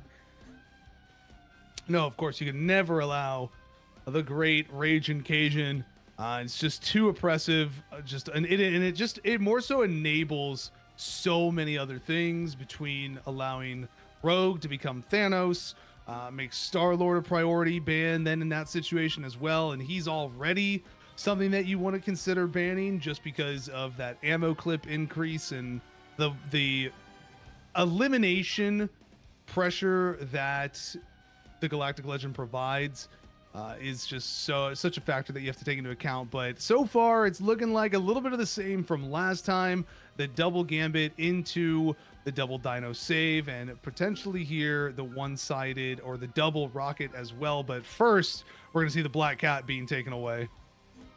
Yep, there is the classic Black Cat ban. Effort not going to be allowed to be on that. I wonder if we'll be seeing a little bit of Stuff's Psylocke here, as I know that he has definitely been practicing that, and I used to duo with him pretty much all he ran. So we'll see if that's going to be coming out today, as I know he hasn't really been able to use it recently, as Psylocke really hasn't been as prominent in the meta as these other dive characters like DD, which we are seeing saved, which means we are not seeing Psylocke. So, never mind that point. Magic being banned out yet again, as we do not want to allow Miracles to play that Magic. We'll be seeing if they choose to maybe ban out. I'm not sure here. Probably a support, right? You want to get rid of that Luna. You want to get rid of that Loki or the Jeff. That is going to be a Jeff ban. Jeff on this map is terrifying. He has perfect sightlines, really nice ways to get into the backline and cause a chaos and cause the team to turn around and get confused and try and deal with the flanking Jeff that is pretty much unkillable. We are going to be seeing a Mantis save from O2, potentially the triple support coming out here as an answer to Effort's dive. Yeah, we're going to be able to see Leeds definitely change some things up in how they want to approach this. We're going to see how flexible of a team they are, being able to have that Black Cat taken away, but also the Jeff. So we're seeing two of the things that were problematic for 0-2 last time, the Jeff with the ultimates taking them off the map, but also you know, that Black Cat being such a backline pressure factor. But Effort, probably no stranger to the dive, is going in on that DD, it looks like. So that's going to be interesting to see how that works out as we see the potential triple strat coming out by O2. I mean, if you know how to play Black Cat, you definitely were playing DD in the previous seasons where he was the main meta. So we're going to be seeing his skill, really see how good he is at this DD, as I'm very used to him playing hit scan characters. So this is going to be new for me. We are going to be seeing the Mirror DD from Miracles as well. The only difference really is that Xalis is opting to run the Venom instead of the Captain America, as we do have a really nice Loki Luna from O2. Loki is so good on this map. Not as good as characters like Jeff, but just to be able to copy that Luna roll and get the damage boost with the Phoenix is going to be so nice. And Freddy going off of the Star-Lord and deciding to go Phoenix here instead. Let's see if it's going to be enough. We're going to be seeing a TP coming out from Risen here to start us off. And immediately the portal coming out on the side of the map here, as they're going to look to move in onto the objective with a little bit of a high ground exchange by Leeds, pocketing up here inside the little corner, just boxing in O2 on the backside of the map. But this is a better way to approach than through that initial chokehold, as they have two different avenues to approach from. But right now they're getting the map shifting on them, and we had a dino taken to the sky ever so slightly by the terrain, and that kind of put them out of position. And that's going to be a quick elimination onto Skyground, and now everybody else is just boxed into this room without their main Vanguard there. So this is a not ideal situation for O2 anymore with the way that map change happened. And here comes Effort into the back line, diving in, looking to secure an elimination, but Moki is going to take out the back line first, and now it's going to be Xylis picking up 3 here at the very end of it, and it is going to be a quick routing by Leeds, and it is going to be O2 having to reset. Yeah, it is really hard to kind of defend yourself against the Venom and DD, especially when pulled up in a little corner like that, boxed in. They just play perfectly with the area damage. We are going to be seeing these triple supports coming out, as Miracles is going to be switching on to the Mantis, going to be pocketing Freddy here. We'll see if Freddy can do something with that pocket. Stuff's getting shot down a little bit, but the supports are instantly going to be able to bring him back up. We're going to be seeing Effort diving into the backline, already getting them extremely low. Nines has to back away as fast as possible. Runes have already been forced from Nines, which means that now Alani can start pushing in extremely aggressively, not scared of that countdown, as Skyground is going to be grabbed and wiped out by Stuffed. Shotgun to the face, as we are going to be seeing the Kamiho Unleash coming out, with Stuffs just melting with the final judgment. The perfect counter to that Kamiho Unleashed. Just shotgun rounds being pumped into the dino. He's going to be able to ever so slightly get away, but Sly almost slinging himself off the map there instead. Gotta watch yourself. But O2 having a very difficult time getting in onto this point. This is the tricky thing with Central Park. It's just such a difficult chokehold to push through. The End Song Inferno coming out by Freddy is going to be able to manage to hit the ground, but not find any eliminations, as the Kumio Unleashed is through in order to stabilize them out. Bacon there on it, but here comes Nines with the copied up undefeatable, and it's going to be immediately popped again, but matched by the Fate of Both Worlds, and it is just going to be a little bit of a back and forth stall out, one down on each side. O2 needing to get Risen back into the action as they have that Stampede ready to go, and Effort though is cleaning up shop, with tremendous effort, finding a triple elimination, and that is going to be an unfortunate situation for them, as now Risen is the only one there. Stuffs did come back with a TP to block off that entryway a little bit, so O2 is only going to really have one opportunity left, but they are just getting staggered one after another right now, as Effort managed to find one more on Freddy, and it's just a little bit of an exchange here. An opportunity to take out Moki, but Moki's just going to ult to stay alive instead and just kite back to point. Not even doing anything else other than just using it to get away and get their cooldowns back so they can live, and it's working very much so to their advantage here. Yep, Rampage coming in from Risen in return, and without Moki having the one of his own, they cannot match it as damage is starting to go in. Effort already be taken out. The carry is gone, taken out by Ants, as Freddy's going to be able to take down Silas as well, as they are starting to win this fight. It is going to be a 4v6. Leads Nocturnal getting so close to the Eye of Agamotto, but it's not going to be enough. The Feast of the Abyss was just too much damage. Sorry, I mean the Rampage was just too much damage. Freddy managing to save this ult as well. Is going to have the end song Inferno for the next fight as Clutch. They finally capped the point at the last second possible. They had to make all the fans' hearts race. They couldn't make it any closer than that. Alani are going to be backing away and not switching up the team comp. Yeah, you know, I mean, I think it really did come down to Moki having popped that Stampede in order to keep themselves alive, where maybe it would have been better for them to have just died and then came back full HP with that ultimate to match it. But, you know, with that, it's great heads up by 0-2 to acknowledge the fact that there was no Dino ult to match it, and that they could use the just full aggressive pressure of that Stampede to their benefit.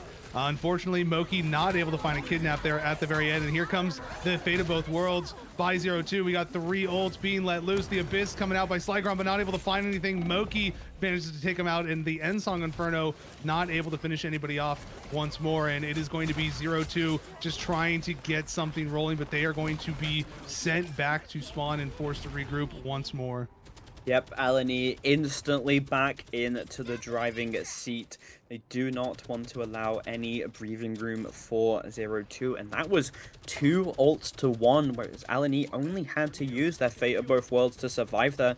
Freddy's not going to have this Endsong Inferno for this next fight, and for Bacon's Kamiho Unleashed. We're already seeing so much damage being put onto Risen here. Silas diving into the backline, has Feast and Abyss up and available, is going to be able to take down Miraculous on the Mantis instantly. Runes have been forced, but it was not enough to save them. The freeze is going to be going out on to Moki. Sligron had to use that E already to escape. The shields already down. We're going to be seeing the final judgment coming out from Stuffs as he starts melting through the health bar. Slimes going to be able to get the little bit of a hit scan diff on to Freddy and take him out, and everyone is terrified of Stuffs, and no wonder, as that final judgment melts the health bar of Risen. And now 20 seconds remaining, 3 ultimates up for Eleni. Make that 4. It is not looking good for O2.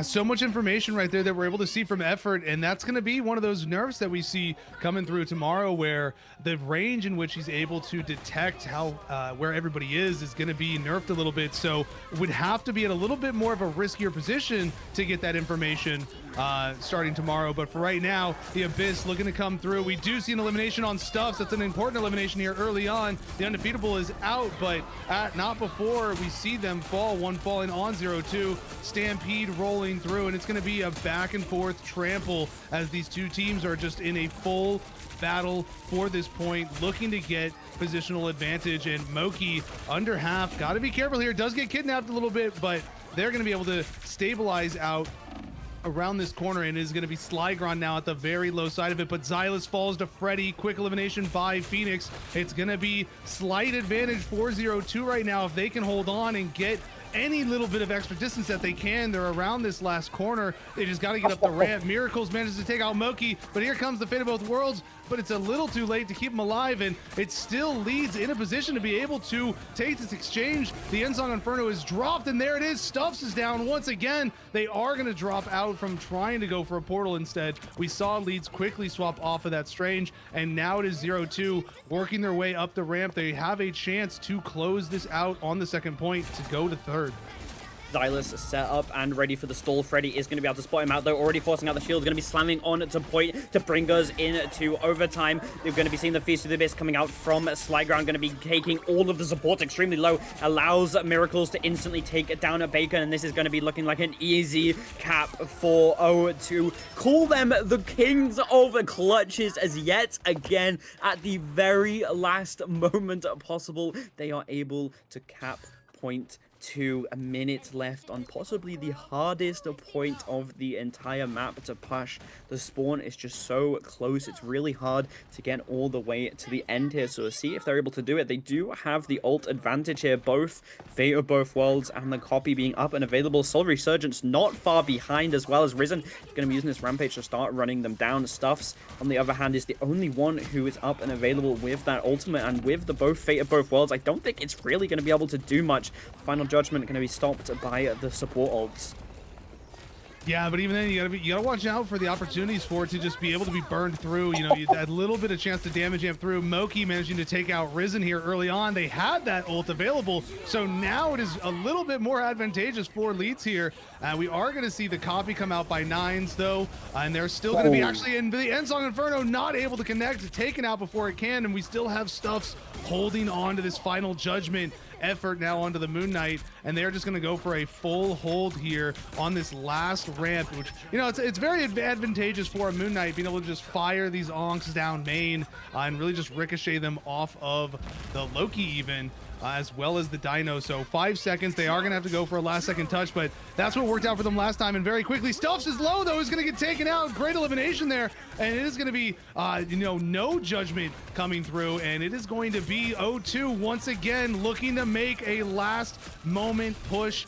Just full tenacity from this team here. And it's going to be a Dino getting thrown off as well, Moki. And it is Freddy with a double there that came through. Triple. And it is going to be a triple for Freddy. And that's going to just be an overall nice push for O2. They still have to get it into the throne room, and it's going to be a last moment push by Leeds. They have all their ults available. Psionic Seduction coming through. It's going to push back everybody on 0-2. They have to kite this out. Nobody's on the point. They have to get back on there and contest it, which just forces them out. Effort with a nice elimination, and he's just going to sit in his pocket and look to wipe them out. But it's still a big push by O2 in this series. Yep. Everyone on LNE just pressed Q. They knew what they had to do to win the fight, and I thought they were going to be able to hold it a lot sooner than that, as they had 5 ults up and available, but Stuffs getting taken out from Freddy on the off angle was not something that they were ready for. It seemed like they really wanted to combo that Fate of Both Worlds with the Final Judgment, and Slime being at 97% and Stuffs being taken out before he's really able to get any damage in was just the turning point and allowed O2 to push it almost towards the end. I mean, perfect ults. I mean, I cannot glaze Freddy enough for that last fight. The triple kill, just walking in the Mantis pocket, proving exactly what they needed, as he just wipes through LNE. Even though they had 6 ults, apparently it was not enough, but didn't manage to push it all the way. But like Flannel said, still a super far push, and it's going to be really hard to match it. Yeah, I mean, I really have to give credit to 0-2 for, at the very least, no matter how this series plays out, they are tenacious through and through. They have not gone down easy in this convergence map. Both times where they could have gotten held up, they managed to persevere and find a way to push it. You know, getting it ultimately all the way into the throne room, which is where they got stopped. So they got almost a full push on this map.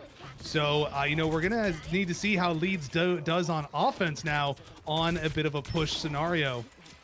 Yeah, we are going to be seeing a little bit of a change up here in comp. Xylus going on to the Emma just to match Slyground here. Obviously, the triple support from O2 is going to be really hard to push through, which is probably why Effort has decided to go off of the DD and go onto the Moon Knight instead, just to be able to pump so much damage in, but without the Groot to get the combo. Oh my god, an amazing grab from Xylus instantly onto Riven. Moki setting that up perfectly for his Emma, dragging kicking and screaming Risen off the high ground, and now the entirety of O2 are instantly forced into this back room. It's going to be Moki pushing them away. Xylus getting the first pick. Xylus getting a triple kill. Stuff's going to be helping to clean it up. DPS taking away the Penta from Xylus. TP is going to be set up, but I don't think there's much point. It is going to be cancelled. Not a way to get it, as Effort manages to get a stagger onto Freddy, which might actually be really bad and give them a lot of room to work with here. Effort going for an early flank positioning here up on the high ground just to, hold up the advancement of 0-2 coming out. But, that was a really, really strong push by Leeds Nocturnal with that early pick from Xylus pulling down Risen in. Now they have so much time to work with on this second point. Effort in that flank position on Moon Knight, finding an elimination, did get slept, but Miracle's paying the price overall, having to stay out in the open and getting eliminated. Bacon with one as well. Stuff's taking out Risen. It is going to be 0-2 getting staggered one by one, and this payload is advancing ever so steadily for Leeds Nocturnal right now. They are not wanting to give up any of this momentum, as they're going to continue to put the pressure on them as they are hitting them as they come out of spawn right now in this room. Yeah, LNE are just showing us how to play the offense on this map, how to make it over as quick as possible. Stuff's going to be coming out with the final judgment here, instantly going to be melting out Risen. Freddy gets taken out as well. Miracles soon to follow, and it does look like Slyground is going to get wiped out from this final judgment. Only Nines is left alive. I don't think the singular land shark is going to be able to do much here, as we are 5 minutes 30 seconds on the clock. Effort getting the stagger onto Nines as well. This is not looking good for O2. Yeah, I mean, we are really just seeing that difference of experience for Leeds really knowing how to adapt to what they were going up against. O2 was very tenacious on offense and were able to clutch up at critical moments, but right now we are seeing Leeds just with consistent execution with their lineup, with their composition. Immediately coming in, a nice freeze. The invisible boundary is out for Leeds to contest the undefeatable, and there comes the fate of both worlds as well. So it's ult after ult being mashed right now. Freddy finds one to match Xylus. The Abyss looking to come through and secure one more, but nothing happening just yet. The Jeff's Eat looking to take something. It's got one in his mouth. He's going to be able to take off Moki with him. So that is going to be a little bit of the front line gone for Leeds here. So O2 have a chance to finally stop this cart from moving, but Effort still managing to find an elimination. 2 eliminations here, and this cart is not stopped for very long. How did no one see Effort? He was behind them for so long. The Luna just so confused as to what's going on. Poor Ants getting flanked by Effort's Moon Knight. I mean, he can flank on DD, he can flank on Black Cat. Of course he can flank on Moon Knight, right? Who are we kidding? Looks like Slyground is going to get staggered extremely early into the fight, which means that O2 have to go into this as a 5v6, and this is going to be the final fight. Rampage is going to be coming out from Risen, going to be wiped out, melted by the entirety of LNE as they keep extending their push. Ult's extremely close to be coming up. If Stuff is able to build this final judgment, it might just be already over for O2. Only 2 meters left, as they aren't going to be able to contest it. Final judgment for victory as we say goodbye to O2. But I would not be disheartened. You played amazing for a team that has only been together for a very short time. To be able to put up a fight against a team like LNE, extremely well played. Slime with the MVP. No surprises there. His Luna is terrifying. But now, 2-0. LNE moving on to semifinals. It's time to pick our MVP of the series. This is actually going to be a really tough one, finals. I do definitely want to first piggyback off of that sentiment to 0-2. They played a heck of a series against them. Definitely a much better performance here on the Convergence.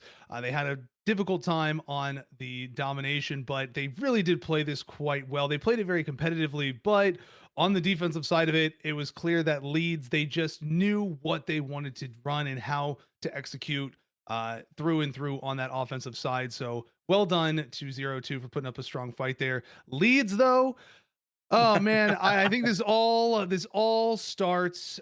It's such a difficult call, like you're saying. As much, I'm currently torn between effort and Xylus.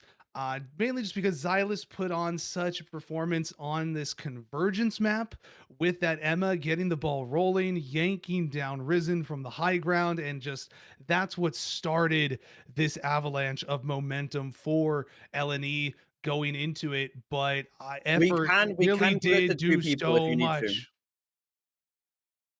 If it Say needs what? to be two people, it can be two people. If you cannot decide. Well, let me hear what do you think between, Me? Oh god. who are you feeling? I mean, you're gonna be like completely thrown off. I was gonna say Moki for the amazing Ivor on Hell's Haven, just setting up the perfect Jeff eats for Bacon, as well as the Devil Dino outplays on the second map, just creating as much space as he likes, chucking the enemies onto the floor, and ultimately just creating so much value. So it's tough. That's yeah, I mean, it's tough. I mean, it was a great performance all around. If you want to go for a little 50-50 split, so we can get a little duelist, little Vanguard, we can go with a little Moki effort. Moki effort. You know what? I'm okay with that. We will go with the Moki effort, as I do like it. I mean, sorry, Silas. Moki was the one that won you that first point by grabbing Risen off the high ground, so it's gonna be a double MVP, which we don't do very often, but it was just so hard to pick that we just had to give it to two, unfortunately. But we will be right back. A little bit of a short break while we set up your semi-final matches. The match that decides who is in grand finals and who gets a chance at winning our cash prize. But we will see you very soon. Bye bye.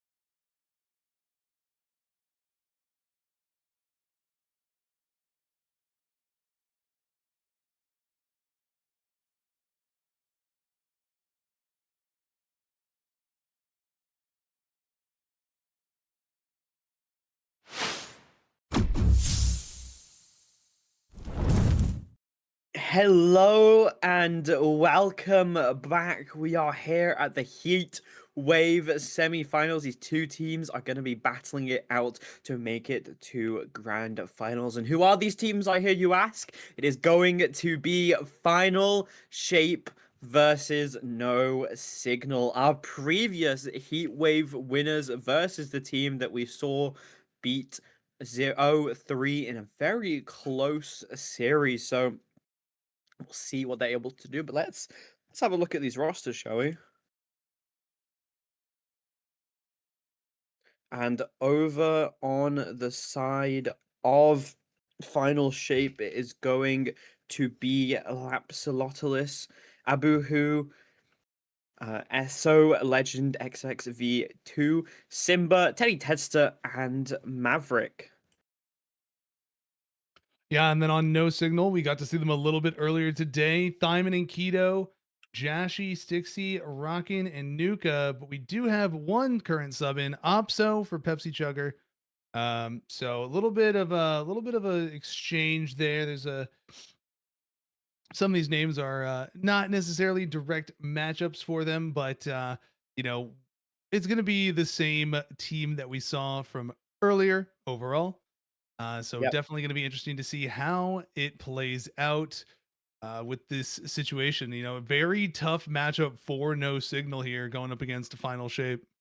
Yeah, this is a top 6 Ignite team, top 2 MRC. So a absolutely terrifying team to be going up against, but really good at practice. And I think that No Signal might be able to push them back a little bit. But without further ado, we will be heading into map 1. It is going to be a best of 3. It's meant to be a best of 5, but both teams did agree on running the best of 3 instead. And it is going to be Krakoa. What are your thoughts on Krakoa, funnels? You know, it's an interesting one. There are definitely teams that prefer this map over Hell's Heaven, even though Hell's Heaven tends to be a map that a lot of teams in MRI like to go to most oftenly. Some of the higher ranked teams do have a very much more so preference to Krakoa, and I think it's just some of like the openness of it as well as it's just not being Clintar. I Anything other you than know, Glintar. anything but Clintar, you know, it's just one of those things. Yeah, Celestial Husk has to be one of my least favorite maps in the entire game. Now is going to be the classic Gambit first ban. The Gambit, shall I say, of every team is to first ban Gambit. We are going to be seeing a rocket save from No Signal, which means they are wanting to play for this one-sided rocket. We'll see if Final Shape allow them to do that, or if they're going to save the rocket for themselves. They are going to be getting rid of the Black Cat, though. Clearly watching the first series, as we know that No Signal likes to run their Black Cat, and there is the rocket save from Final Shape. No unfair rocket this time.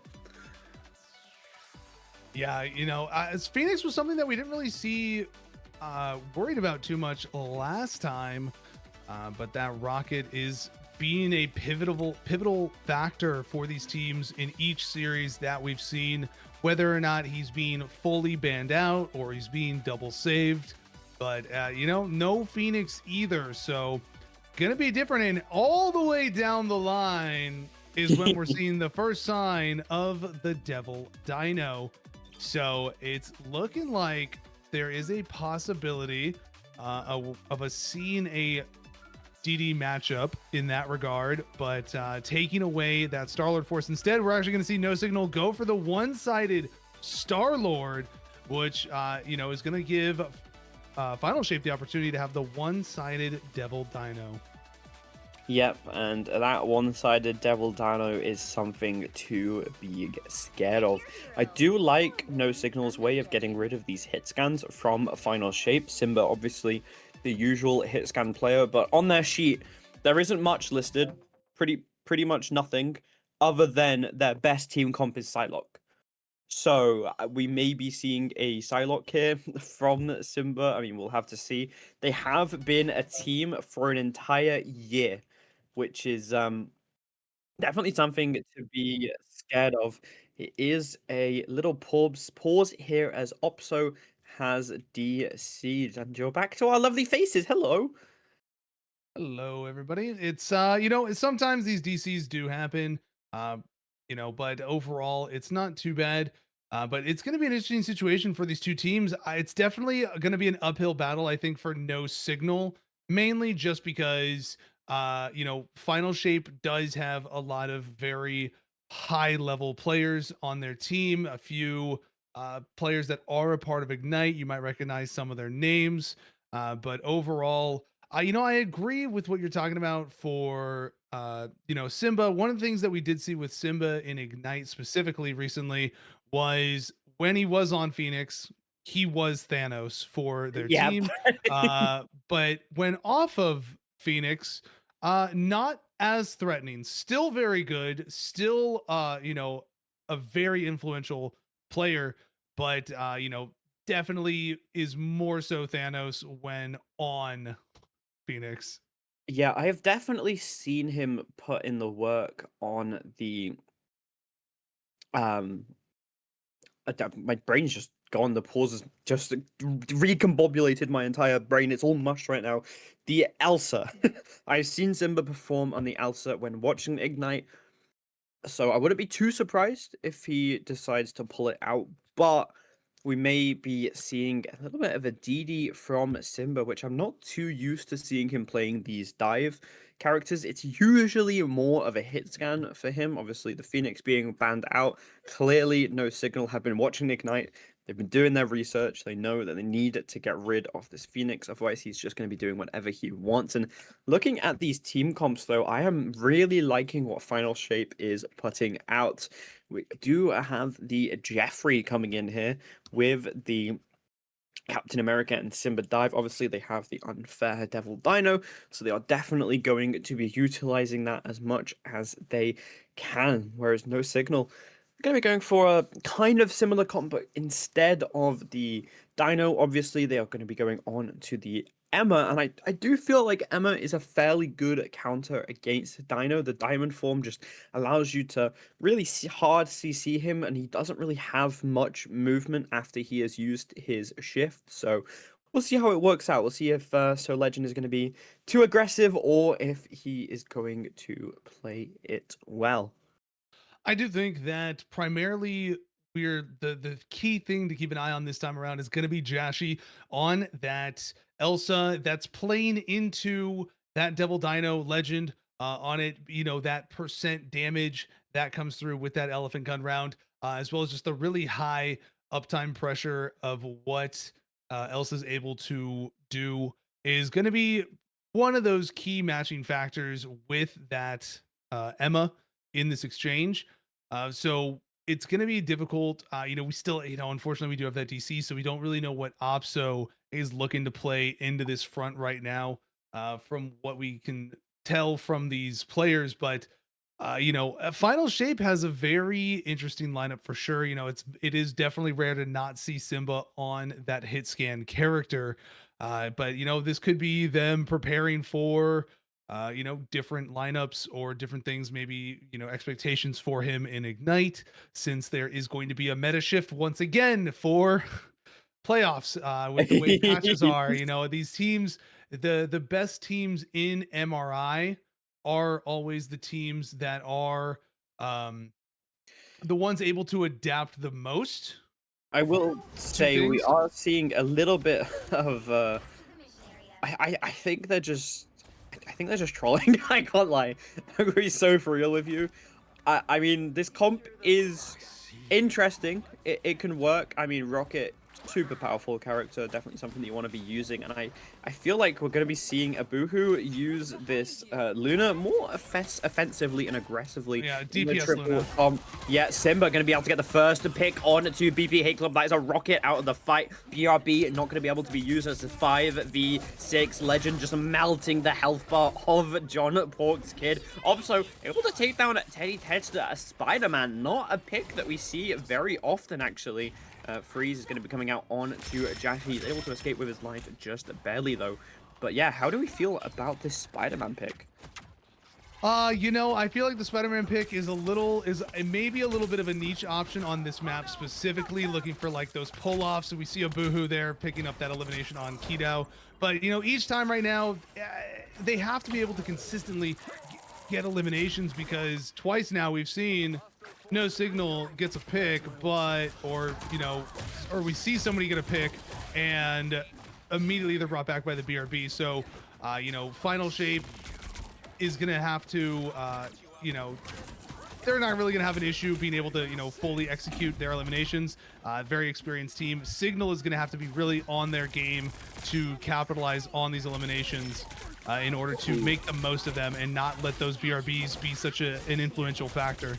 I mean, Jashi was able to kill the unkillable. Lapsalota is going to be taken out, but it doesn't really matter too much. As you said, this is such an experienced team. They can win without their rocket. They don't need their rocket alive to win the fight. They just do whatever they want, really. But I will say, Jashi being able to kill Lapsalosis on the rocket is kind of scary. Maybe it's a little bit of a premonition as what to come, as we are going to be having a Galactic Legend ready and up for Jashi, whereas over on Final Shape, we do have the Fate of Both Worlds and the Freedom Charge to defend it, as the Let Devil Out is going to be coming out, going straight onto the backline, almost gets pushed off the map, is able to save himself for the time being. CYA is going to be coming out as well, as the Galactic Legend Fate of Both Worlds is out just to keep them alive for the time being. Jashi is going to be able to spot down Lapsalotis, is going to be able to get away in the time though, taking that TP out. Strangling Prism is going to be coming out. It finds nothing as Abuhu and Maverick just wipe out the competition. Legend cleaning up the kills, and we called it. It's definitely a DPS Luna. Yeah, it's we really are just seeing that experience there, and it Opso, unfortunately, it seems to be having a few inconveniences with their network there. But we did get, there was the one Spider-Man pull off, but overall, these high level plays with the Luna being able to track them so well. We saw Luna just secure eliminations on that Spider-Man so many times. That is the scary thing about Luna Snow, is that she definitely doubles a little bit as a hit scan DPS if she plays for the self Snowflake. Yep, we are seeing another DC from Opso, clearly not having the best time with his internet. He is going to be subbed out after this map, I believe, and they are just going to play out the 5v6. Obviously not the most optimal, a little bit sad. I think they're able to tell that, like, it's not ideal. Yeah, it's just really unlucky coming into this, and obviously Final Shape going to take full advantage of it. Just happily run them down. We are going to be seeing a switch on to the Venom instead of the Captain America. Let's see what that's able to do. A little bit more all in than the Captain America's, more like pokey, kind of a little bit of tickle damage and then run away. Venom is very much all in, get as much burst damage as you can. We're going to be seeing Teddy Tedster on the off angle here with the Jeff, just already pumping so much damage in. Simba set up and ready behind this tree. It does not look like No Signal want to really push out. Kumiho Unleashed is going to be coming out from Nuki Pookie. CYA in response, as well as the Rampage. Jeff is going to be eating them up. Although I don't think he has really found anyone yet, as the entire team is already dead. He has his team in the mouth. Are they going off the map? It doesn't look like it. A little bit of a bait and a switch. If it was me on the Jeff there, my team was going off. I'm going to be so for real with you, as Final Shape are going to be capping the first point. It would have been a good little funny haha moment for them there, but You know, 4K that would would have, be. they don't want to be too disrespectful with stuff. They already know that they have the 5v6 in this situation. Oh, Oh, what a nice elimination there by Jashi make on that a the Elsa, 5v5. taking out Maverick. But yeah, the BRB, it's right back into being a 5v6, unfortunately. But, Hunger coming through by the Venom. Not going to find elimination, but Teddy is going to take out Jashi, who will be right back themselves as well. But Final Shape is just going to clean up shop here really quickly with their numbers advantage. Simba finding a nice multi-elimination sequence. Yep, 50% until no signals initially is ending. I will say though, for a 5v6, they are definitely putting in the work. Jashi doing quite a bit, a little bit of trolling here coming out from Abuhu, using that Fate of Both Worlds in no signals spawn. I will see if no signal are able to capitalize off this and take out the Luna. Not trying to scout them out right now. Is going to be a pick onto Jashi from Simba. Triangling Prism is going to be coming out. Unfortunately, isn't able to find anything. Sonic Seduction with the CY8 is enough to finally take out Abuhu, but he's instantly rezzed by Lapsolatus BRB, and it's not looking good for no signal. 10% left to make something happen. They are going to be running in time before already been used. Gladtrox is going to be coming out, isn't able to really find anything, unfortunately, for Jashi, as now Simba is wrecking havoc in the backline. Jashi fighting Legend, trying to take him out, but it's not going to be enough. We are going to be seeing a Kamiho Unleash coming out from Nuki Pookie, trying to keep this fight alive, trying to allow no signal to TP back, but they are going to get grabbed and ripped off point, forcefully removed from the objective, as Legend says, this objective is mine, not yours. And that is going to be 100-0 for Final Shape as they win map 1. Yeah, I mean, that's just how that's going to go with a 5v6 type situation. You already are fighting in the uphill battle of going up against Final Shape, this team that is very much so the favorite within the tournament, but you then have to take into account that you're also down a member. So you just kind of know that this match is going to be very quick. It's going to be that 100-0 on it. And that's just how those types of things play out sometimes. Unfortunately, disconnects do happen, but you got to make sure you have good internet when you're playing Marvel Rivals. Yeah, that's just how the cookie crumbles. I will say though, Final Shape definitely on the way to keep their crown and remain the reigning champion of Heatwave.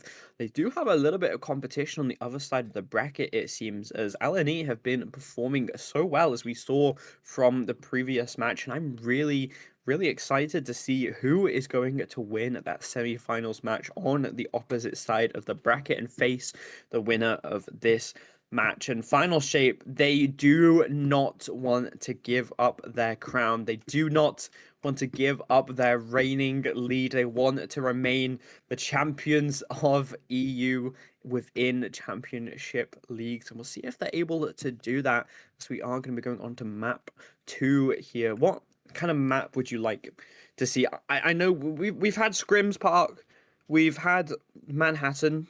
Would you like to maybe burn into Challo?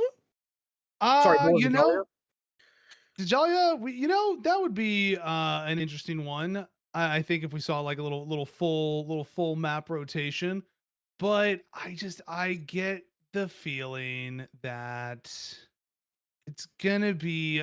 I feel like we're gonna be going back to Scrim Park.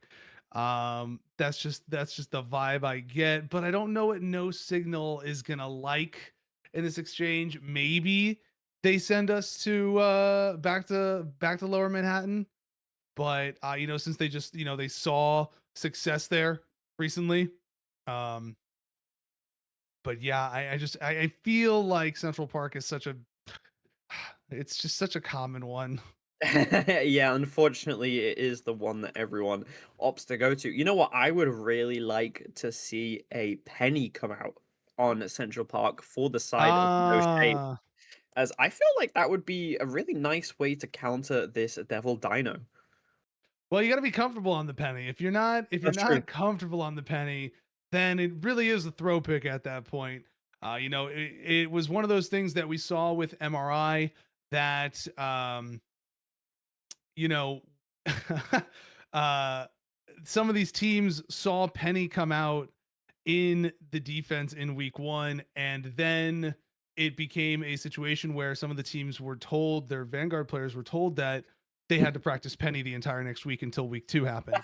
And that was the case. Some Vanguards had to spend the next week practicing Penny, understanding everything about how she worked, um, so that they could get use out of it.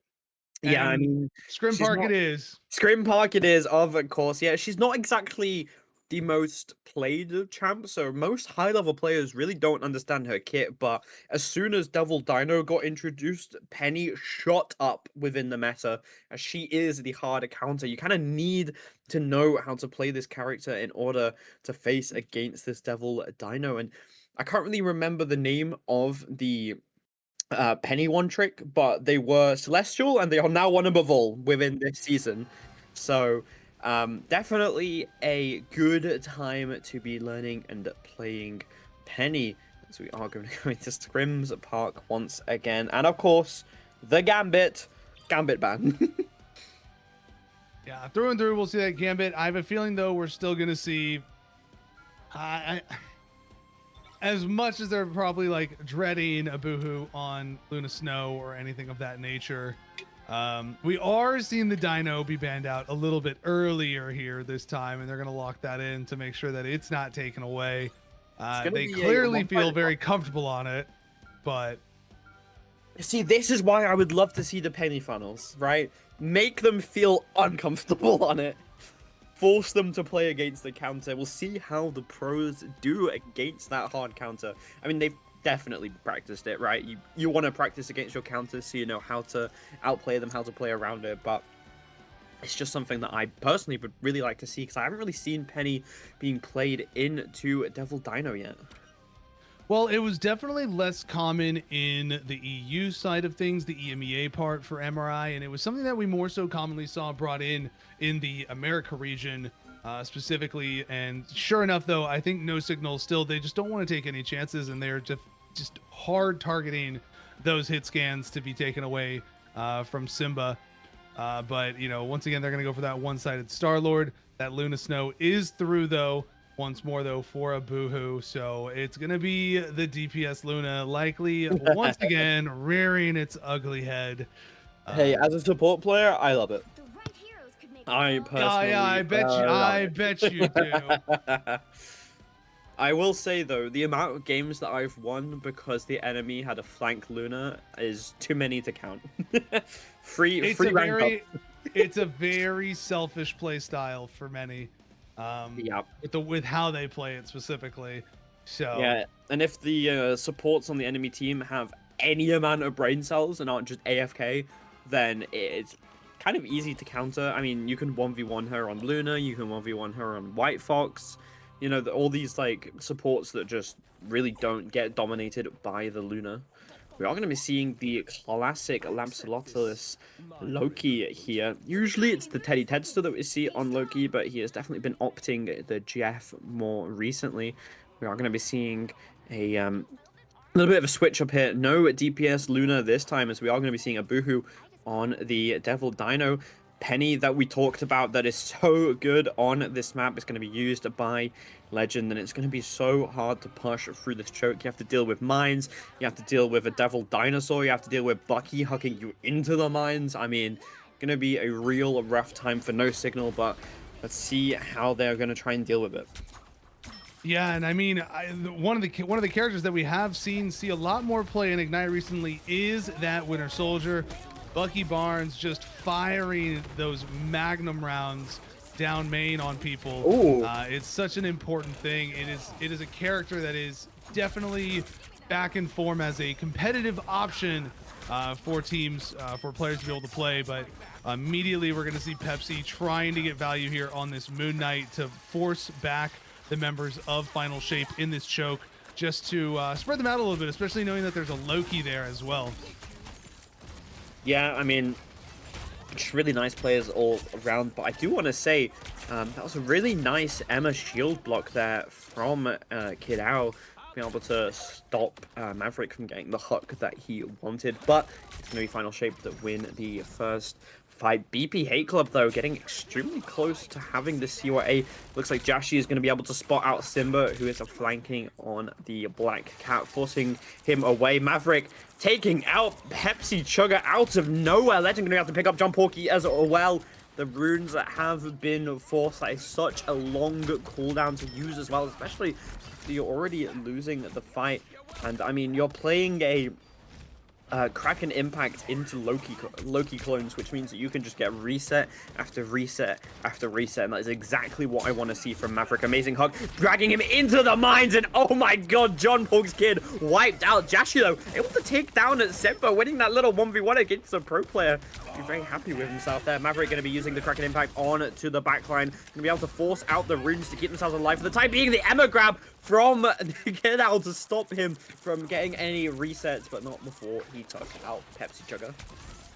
Yeah, that was a very well heads-up play by Keto there to stop that, because you did see Maverick get that reset, but fortunately was in the middle of being chokeslammed, so wasn't able to make use of that reset. But here we are seeing a Boohoo just trampling their way through into the backline of No Signal. They're going to pop the CYA back there to try and walk forward here, but there's going to have all these mines to deal with in the process of doing so. And here comes the Galactic Legend looking to put pressure out onto the point. It's Jeff coming out now, trying to find something. Jashi does manage to take Maverick out, and Teddy Tedster tried to take him out of the sky and does manage to find two in this exchange, and they're going to throw them right onto the point around the mines, and we're going to see a CYA once again come out, but taken out.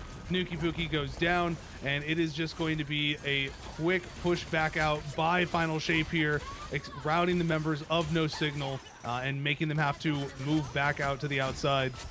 Yeah, a little bit of a victory fortune's favor. They're going to be using it. A calling card, that's what it's called. I don't know why it just came to my mind. Calling card is going to be used. Still has it as well. 7-second cooldown is going to be using it onto Jassy, who's going to be forced back into spawn. Runes already forced, and this is not looking good for No Signal. Without that cooldown, it's really hard to play aggressive. Really hard to do whatever you want. And we saw last fight, the direct shots, oh my god, instantly blocked by a Boohoo. We have seen him on this character so many times. He has got clips on our channel with the Strange, just so many really nice plays, and blocking that strangling prism just adds to them. I really like this flank angle from Lapsus, just sitting on the backline. Finally forced out though, as we are going to be seeing Teddy Tesla jumping into the spawn, not going to be allowing them to get this TP set up and ready, as we are going to be seeing the copy coming out extremely early. Maverick going to be going in, slamming down. Ivagomoto coming out as well. Maverick does miss onto Jassy, so no Kraken reset. Kiddo may be able to take down Abuhu though, as Lapsus is copied and dead, as they did manage to touch the car and bring it over to overtime. It is currently Pepsi Chugga by himself on point, just keeping himself alive, chugging Pepsi while holding his hands on the keyboard. I mean, it's Daredevil. You don't really need to do much else than that. CRA is going to be coming out from BP Hate Club, as Strong Porky is able to take down SO Legend, and suddenly this is in the favor for No Signal. CYA is going to be pumping so much damage in, as he managed to get one tick onto the point. Teddy Tedster just in the backline doing whatever he wants here. Boohoo gonna be taken out by John Porky. Kiddo manages to find Lapsolotus, and oh my god, No Signal might be able to do it. They might get the first cap as they do it. Oh my god, No Signal cap against the Final Shape. What an amazing team to be able to do that against a team of this caliber. Such great plays all around. That was a nice final push there by No Signal. Things just kind of lined up in their favor a little bit, cooldown wise, ult wise, in order for them to be able to make that push onto it. You know, I think we're going to see Final Shape look to, you know, go a little more aggressive here and try to box them in a little bit. I think we had Teddy was in the back line of No Signal just a little bit too long. Goofing around a little bit, having a wee fun time on the Jeff, but here comes the Tangling Prism, managing to find multiple, and it's gonna be 4 taken out by No Signal against Final Shape. 5, Jashi coming in with a triple elimination, and they're gonna look to actually push Final Shape back completely here, as there is some momentum being built now by No Signal. I'm not too sure how I feel about Nuki Puki's God of Mischief there. You would kind of already won the fight. The CYA would have been so nice in this upcoming fight. Sonic Selection going to be coming out from Kiddo. They want to take this early as Abuhu is going to be taken out extremely early. Cute calling card is going to be coming out straight onto Nuki Puki. Runes have been forced, but there's only like a couple of seconds left of this calling card. They managed to stall it out for long enough. Kiddo is down though. John Porks is going to be falling to Maverick as well. That is no tanks left alive for No Signal, and that means that they have to back out.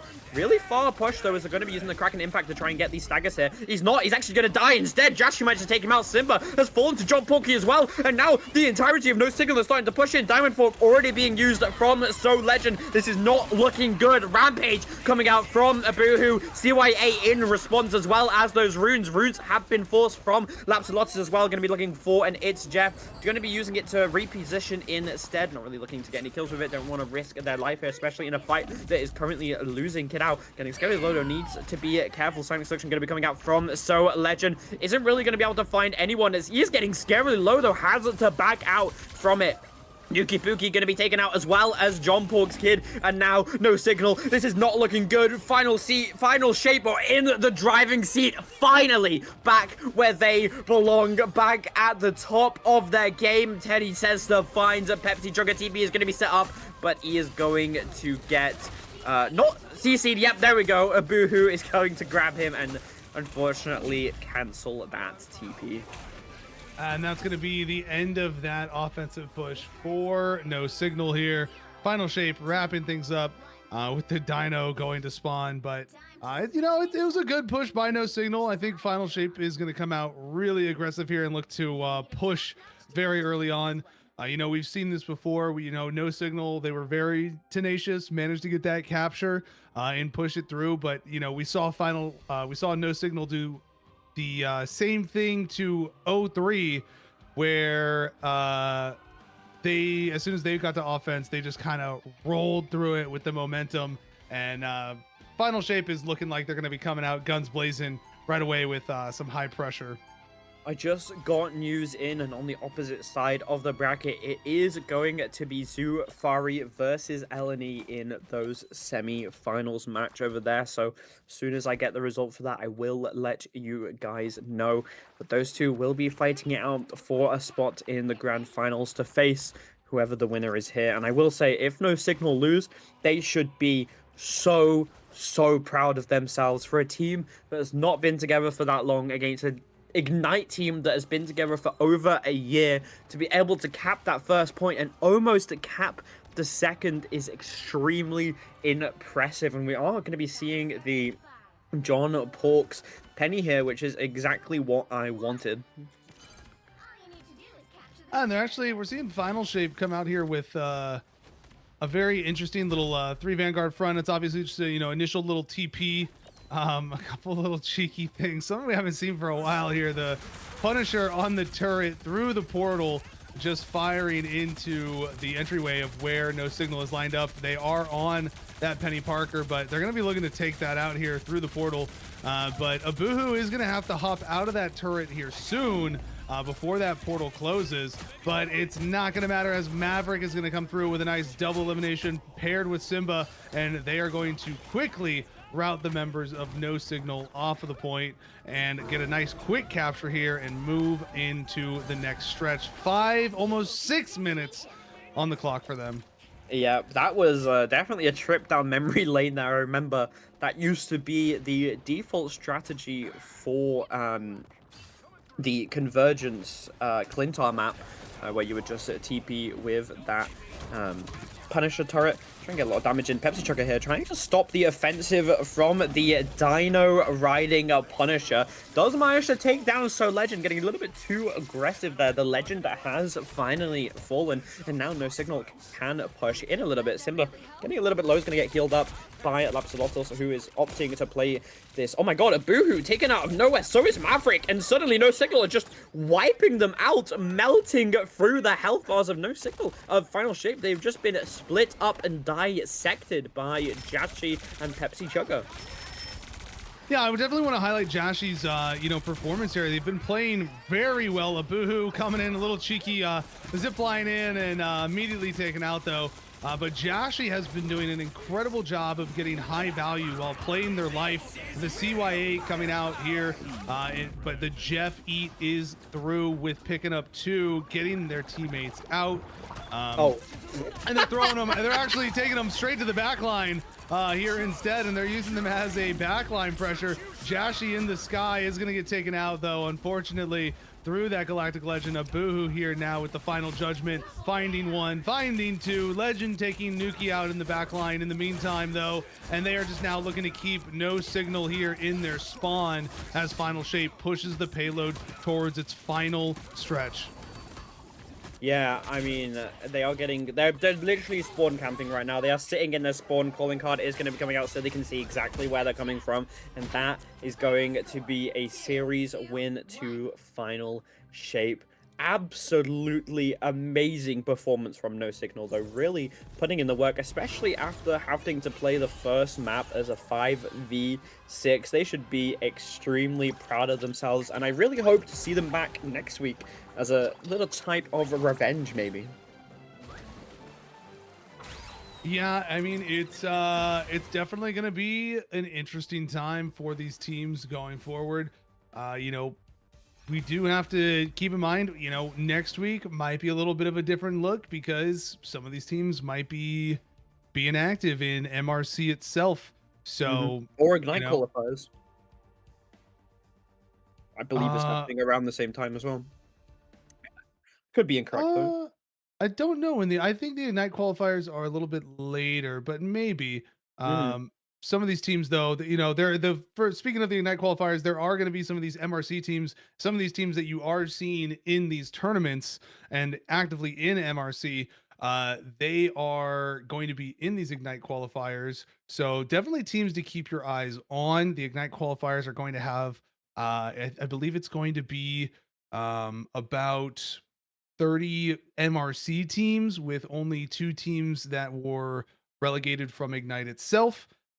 Mainly because some of them were partner teams, and so the partner teams don't go into these relegation matches, but the teams that were not partner teams, they play in the relegation qualifiers.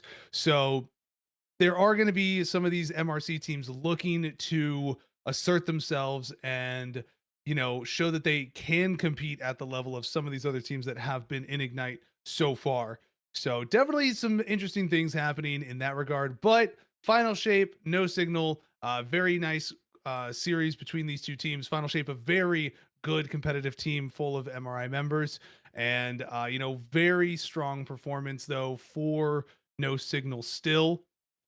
And I, you know, definitely want to give a you know, big shout out to Jashi for what a nice performance that they were able to bring in there as well.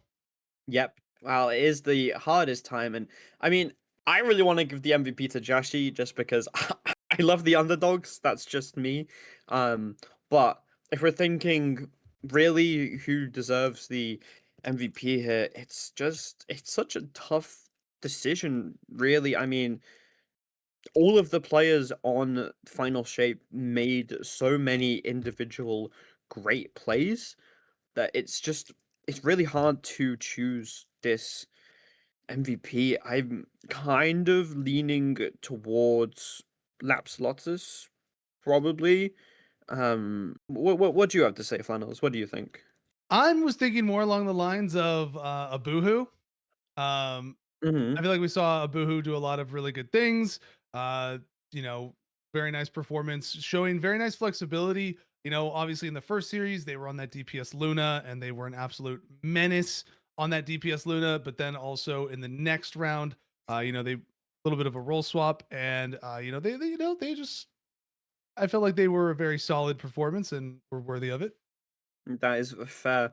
Well, we aren't actually gonna go anywhere as we have the next match ready for you. It is gonna be the semi-finals from the other side here.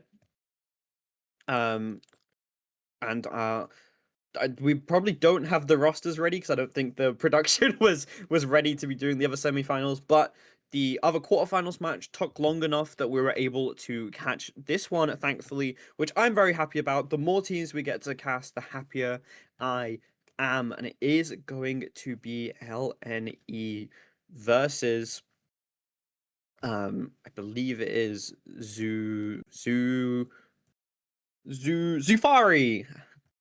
So Mm. very good matchup. Rival teams, actually, I've been told, as Zillis used to play with some of the members of Zufari.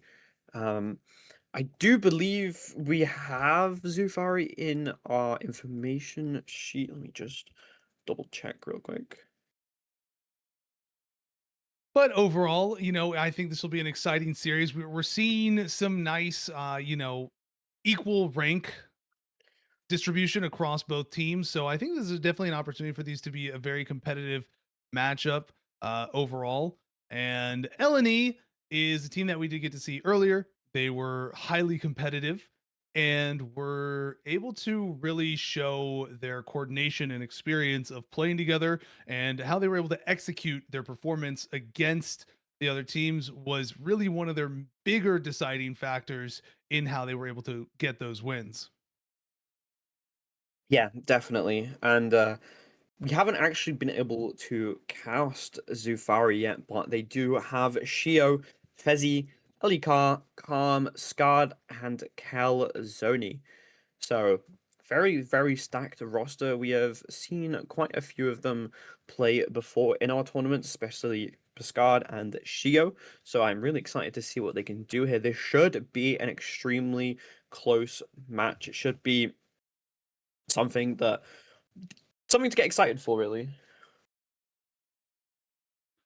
I'm really hoping that we get to see Effort play more of these hit scans, because I just really like watching him play hit scan, right?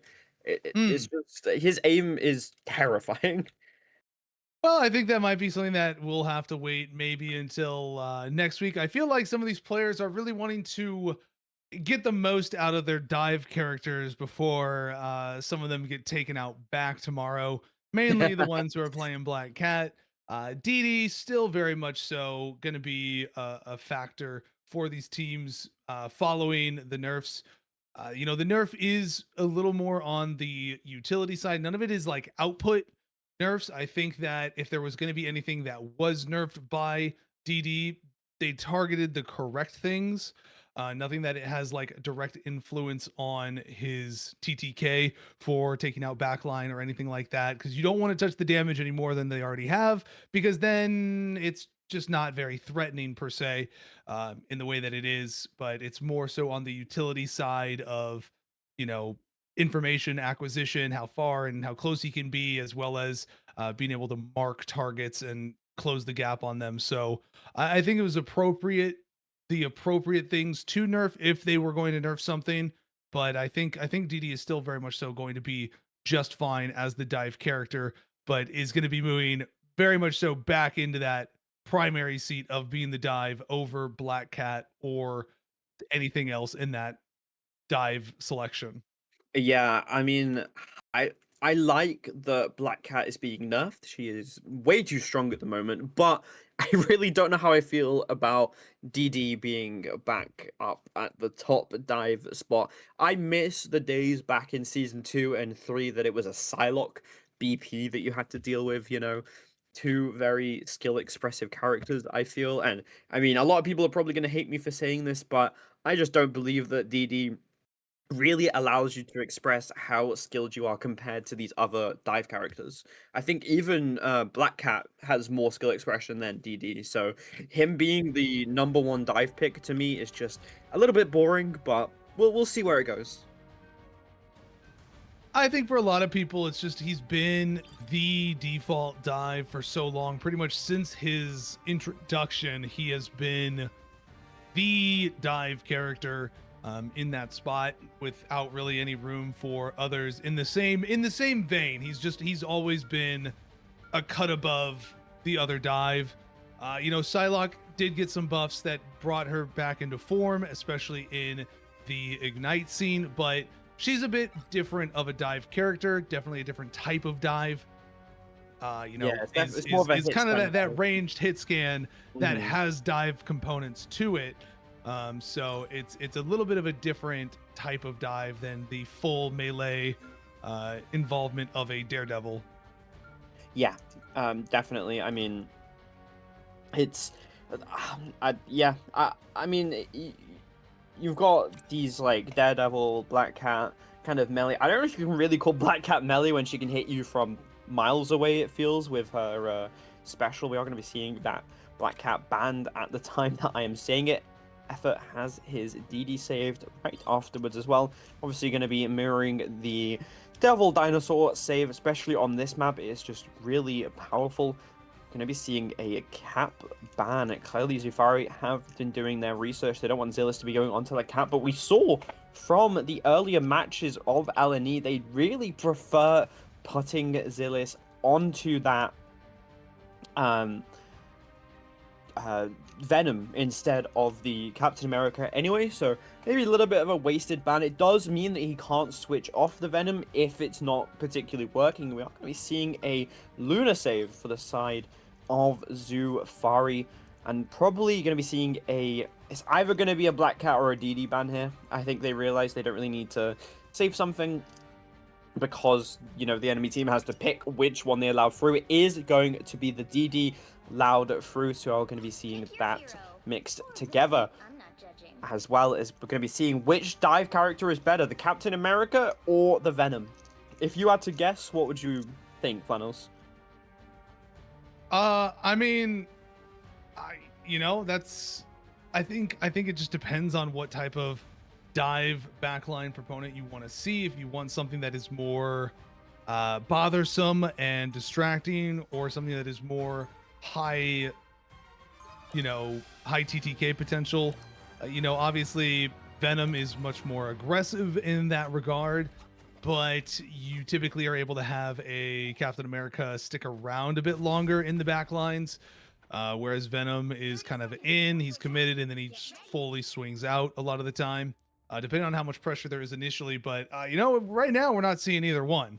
Xylus currently showing that Vanpool right now in Calzone on the Groot, and it is looking actually like the only dive here right now is going to be Effort. So it'll be an interesting situation to see how Effort gets value as a lone dive character in this lineup, but I'm hoping for a very exciting matchup. When you're playing this solo dive, you're looking to force cooldowns more than get kills. You want to just go in, force maybe the Luna Clap or the Loki runes, and then run away. And then you can dive in again once you know they don't have those cooldowns anymore and your team is ready in position. We are going to be seeing the entirety of Zufari just pushing this main here. Shio already stunned. Moki has the first point capture here. I really like this setup from LNE on the backline. Just three of them just sitting next to each other. Groot going to be grabbed and thrown in. Ellie Carr able to take down Effort, though. That solo dive really not working out for him, as the Luna is able to just instantly find it. Fazzy finds Xylus as well, who was trying to flank with Effort, trying to use the flank pull instead. And oh my god, Fazzy is popping off. Headshot after headshot after headshot. Just absolutely melting. Going to be spotting out Bacon as well. Wanted to take them out. Not going to be able to get it. Forces him out, though. Stops him from healing Moki. And they are able to cap the point.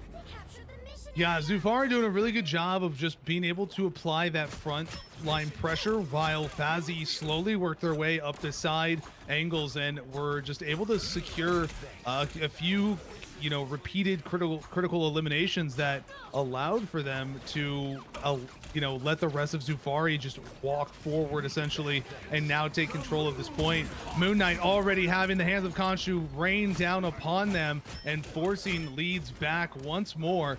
Zufari definitely going to be giving leads a competitive showing here this time around.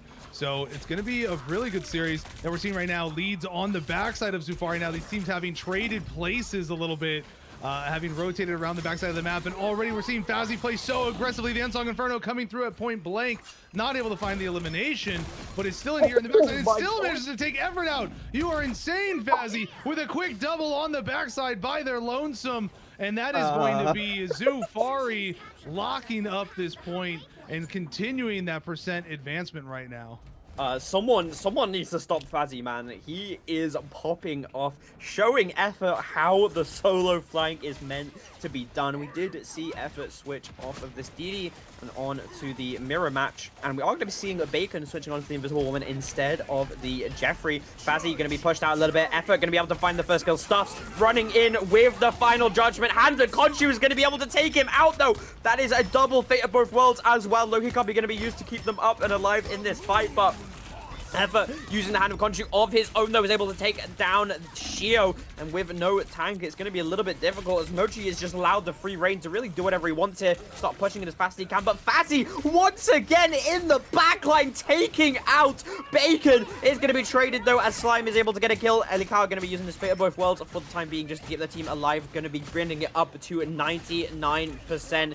Looks like it's just the tanks trying to do whatever they can for LNE, trying to stall, buy time for the DPS to be getting back into it. Stuff is now back into the fight, so is Effort. Mikey is going to be using the Rampage from Shio here, just to put a lot of damage into some invisible boundaries. Going to be coming out from Bacon. Alani Mucky going to be using the Rampage of their own, getting a little bit too aggressive there. Managing to take down Fazzy, though, finally wiping out the back line threat as Calzone is going to be using that Freedom Charge to keep his time alive, trying to keep the point, but I don't think it's going to be enough as Slime is able to take down the Moon Knight as well, and Effort is here just to help clean it up. A little bit of flank going on from Calzone as LNE finally cap the point, finally find their footing in this map.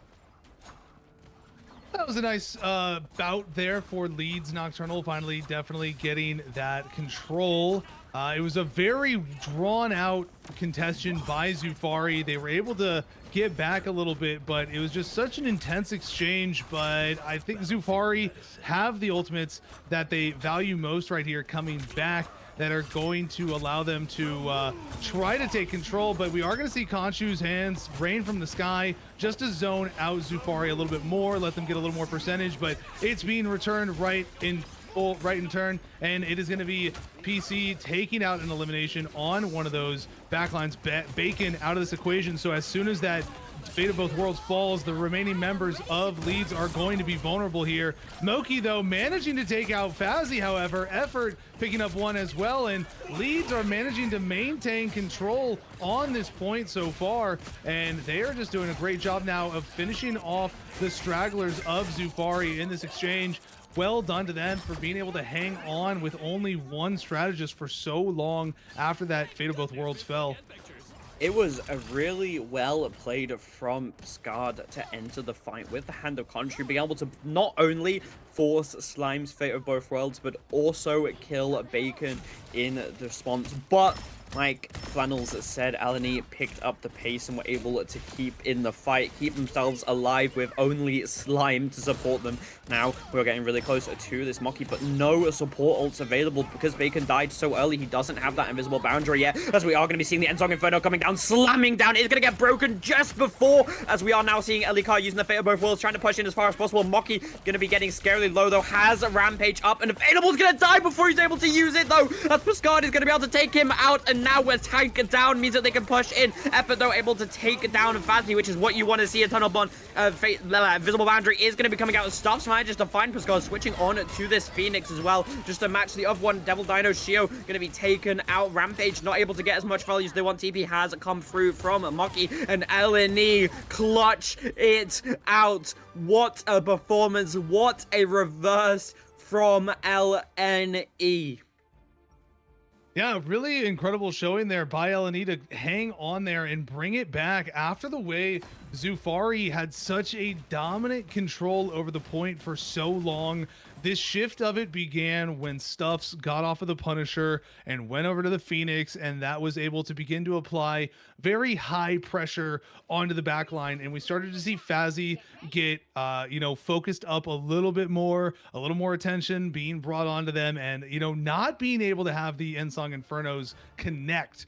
That last one being eliminated just before being able to hit the ground. So, well done to Leeds being able to turn that around and really secure things for that first map. But this is definitely shaping up to be a highly competitive matchup. Oh yeah, I can't wait. I mean, L&E being able to adapt to Fazzy's really aggressive playstyle, like you said, just starting to turn around and take him out before he's able to really get any value has been so good. Running into this fight, we do have a little bit of an ult advantage from L&E. Stuff's having the Ensong Inferno and Slime being so close to the Fate of Both Worlds, so if they just play this slow, let Slime build his Fate of Both Worlds, they can easily take this first fight. Going to be putting a lot of damage onto the backline from Stuffs. A little bit of a 1v1 here between Stuffs and Fazzy. A lot of damage being put out. This off angle extremely nice as well, as much he's going to be going onto the point, but they have switched onto the Penny to try and counter this Dino, as he is going to be flung into the backline. Fate of Both Worlds has been built, is going to be instantly coming out as well, as we are going to be seeing them rushing in. Stuffs going to be using the End Song Inferno as well to slam down onto the backline, managing to take it down. Camper with the help of the Fate of Both Worlds damage boost. Meanwhile, though, Scarred manages to win that 1v1 against Effort. Going to be seeing a little bit of a 1v1 here, but Stuffs wins it against the Fazzy. Now it is just a matter of who can take the tanks out, and it is going to be LNE to cap the point. A nice job there by LNE being able to take control once again. They're going to get the first secured control of the objective, but Zufari here on the Penny. You know, it's really going to depend on if they can get the nest in a nice spot that doesn't get broken so easily, and if they can really just lock up Moki on that Devil Dino a little bit more. Right now, I'm really liking Xylus on this Vanpool. He's getting a lot of value, being able to be highly mobile, and an additional hit scan target onto Fazzy a little bit. And here comes Khonshu's hands, but it's going to bring out the Fate of Both Worlds. But Xylus still manages to fall. That's a great pickup for Zufari here. And Song Inferno not going to be able to find value once again, but Sacred is still able to come through with a double elimination. Ellie getting one as well, and Zufari is going to be able to take their control for the first time on this second map. Yeah, I mean, Zufari played that so goddamn well. The copy coming out early, saving it for the crucial moment, comboing it with Fazzy's Endsong Inferno, and only having to use 2 ults to win the fight is exactly what we needed from Zufari, because they have these other ults up and available in case of an emergency. They have this Fate of Both Worlds from Ellie Carr. We've seen her perform so well this entire match, just using it at the perfect times. We are going to be seeing the Rampage going to be coming out as well, as the hand of Khonshu straight on top of the entire team. Is not able to take on out, though damage is going onto Shio, who is scarily low. The Rampage keeping him just barely up, is able to escape that movement speed, really helping him. Fate of Both Worlds is going to be coming out. Moki bites Pascard, eats him up, gobble gobble. Spider Tracer is going to be coming out, sweeping around the battlefield, putting those deadly mines down, but Moki does not care. He takes it down. The Loki is just wiping through them. Is going to be Stuffs falling to the Spider Sweeper, but Xylus is able to clean up the fight. An amazing retake from LNE.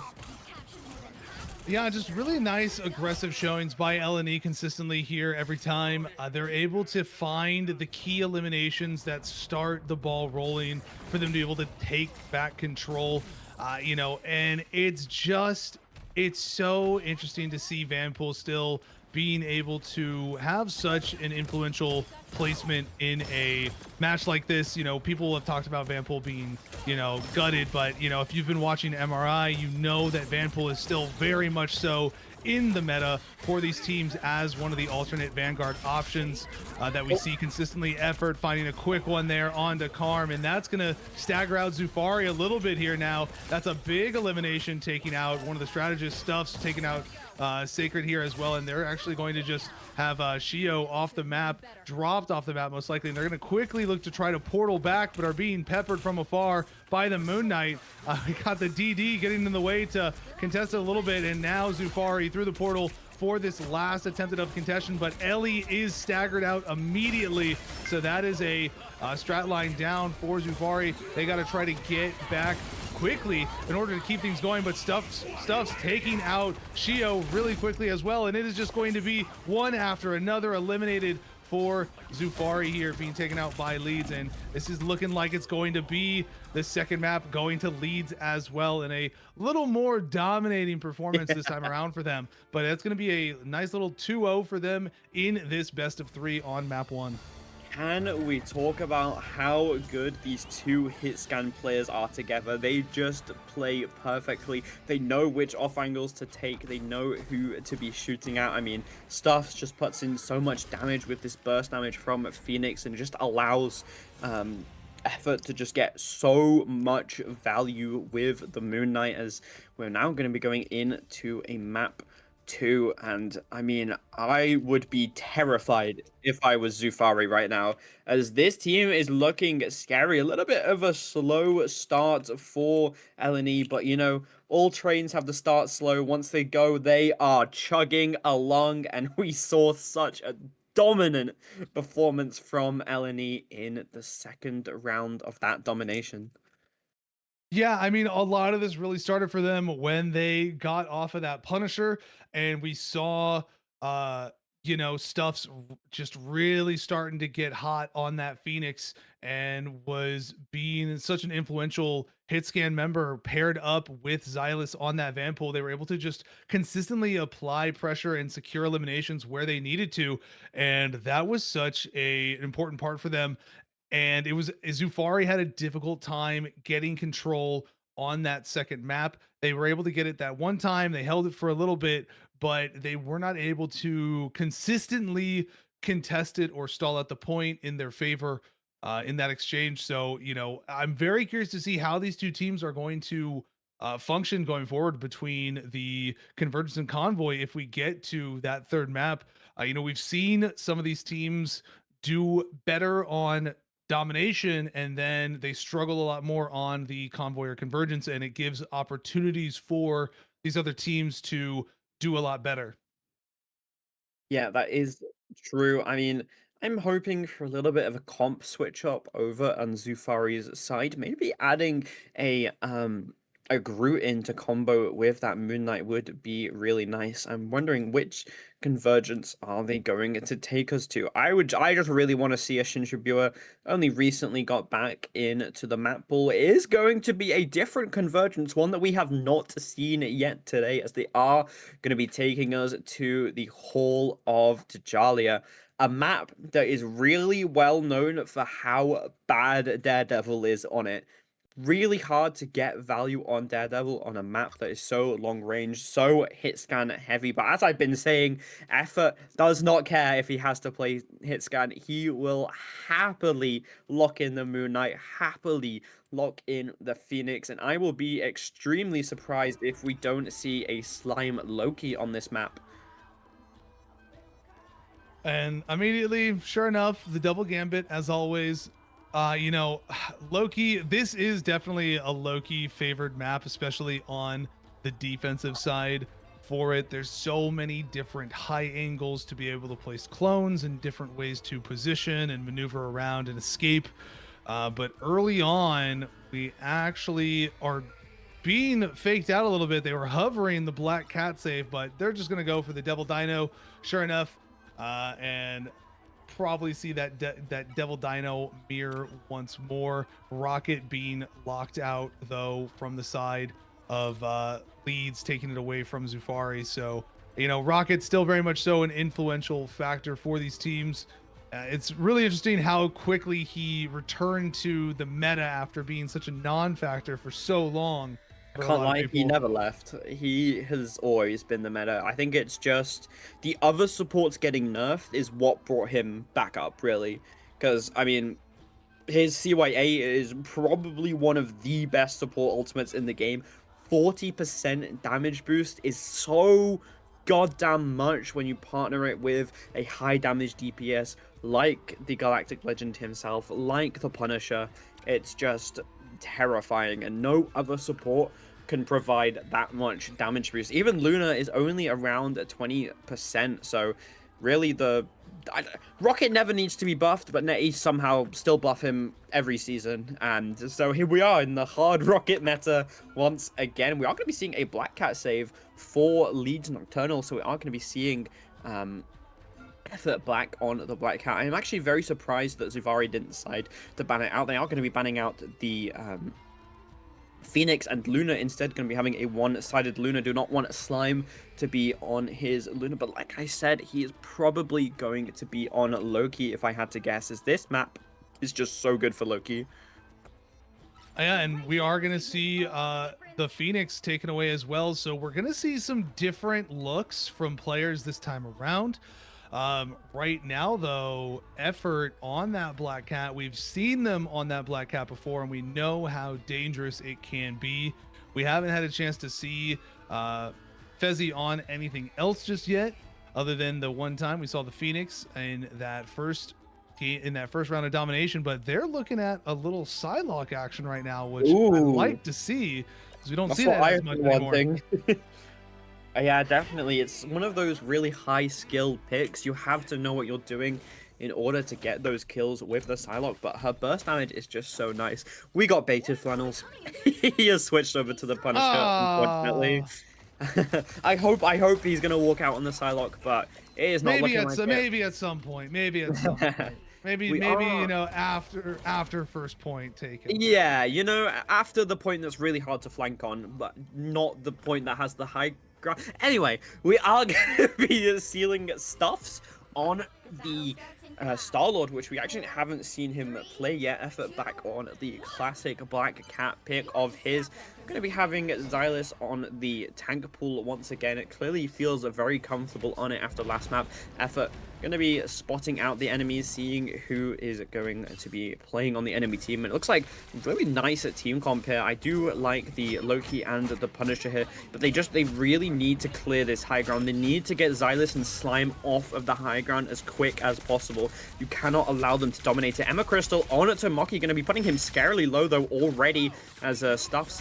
Slime is getting really low as well. Manages to hold onto the runes though. Such patience is what you need from Loki players, but FaZe's going to be able to take down Effort. Scarred is going to be able to find Mocky as well, and suddenly it's in the favor of Zufari. I mean, Calzone needs to be careful here, not get too aggressive. It does back up when it is needed, and Effort going to be trying to TP back here. I don't think there is even enough time. Do manage to get the stall from Xylus, but TP it does not come out in time, and what a quick first cap from Zufari.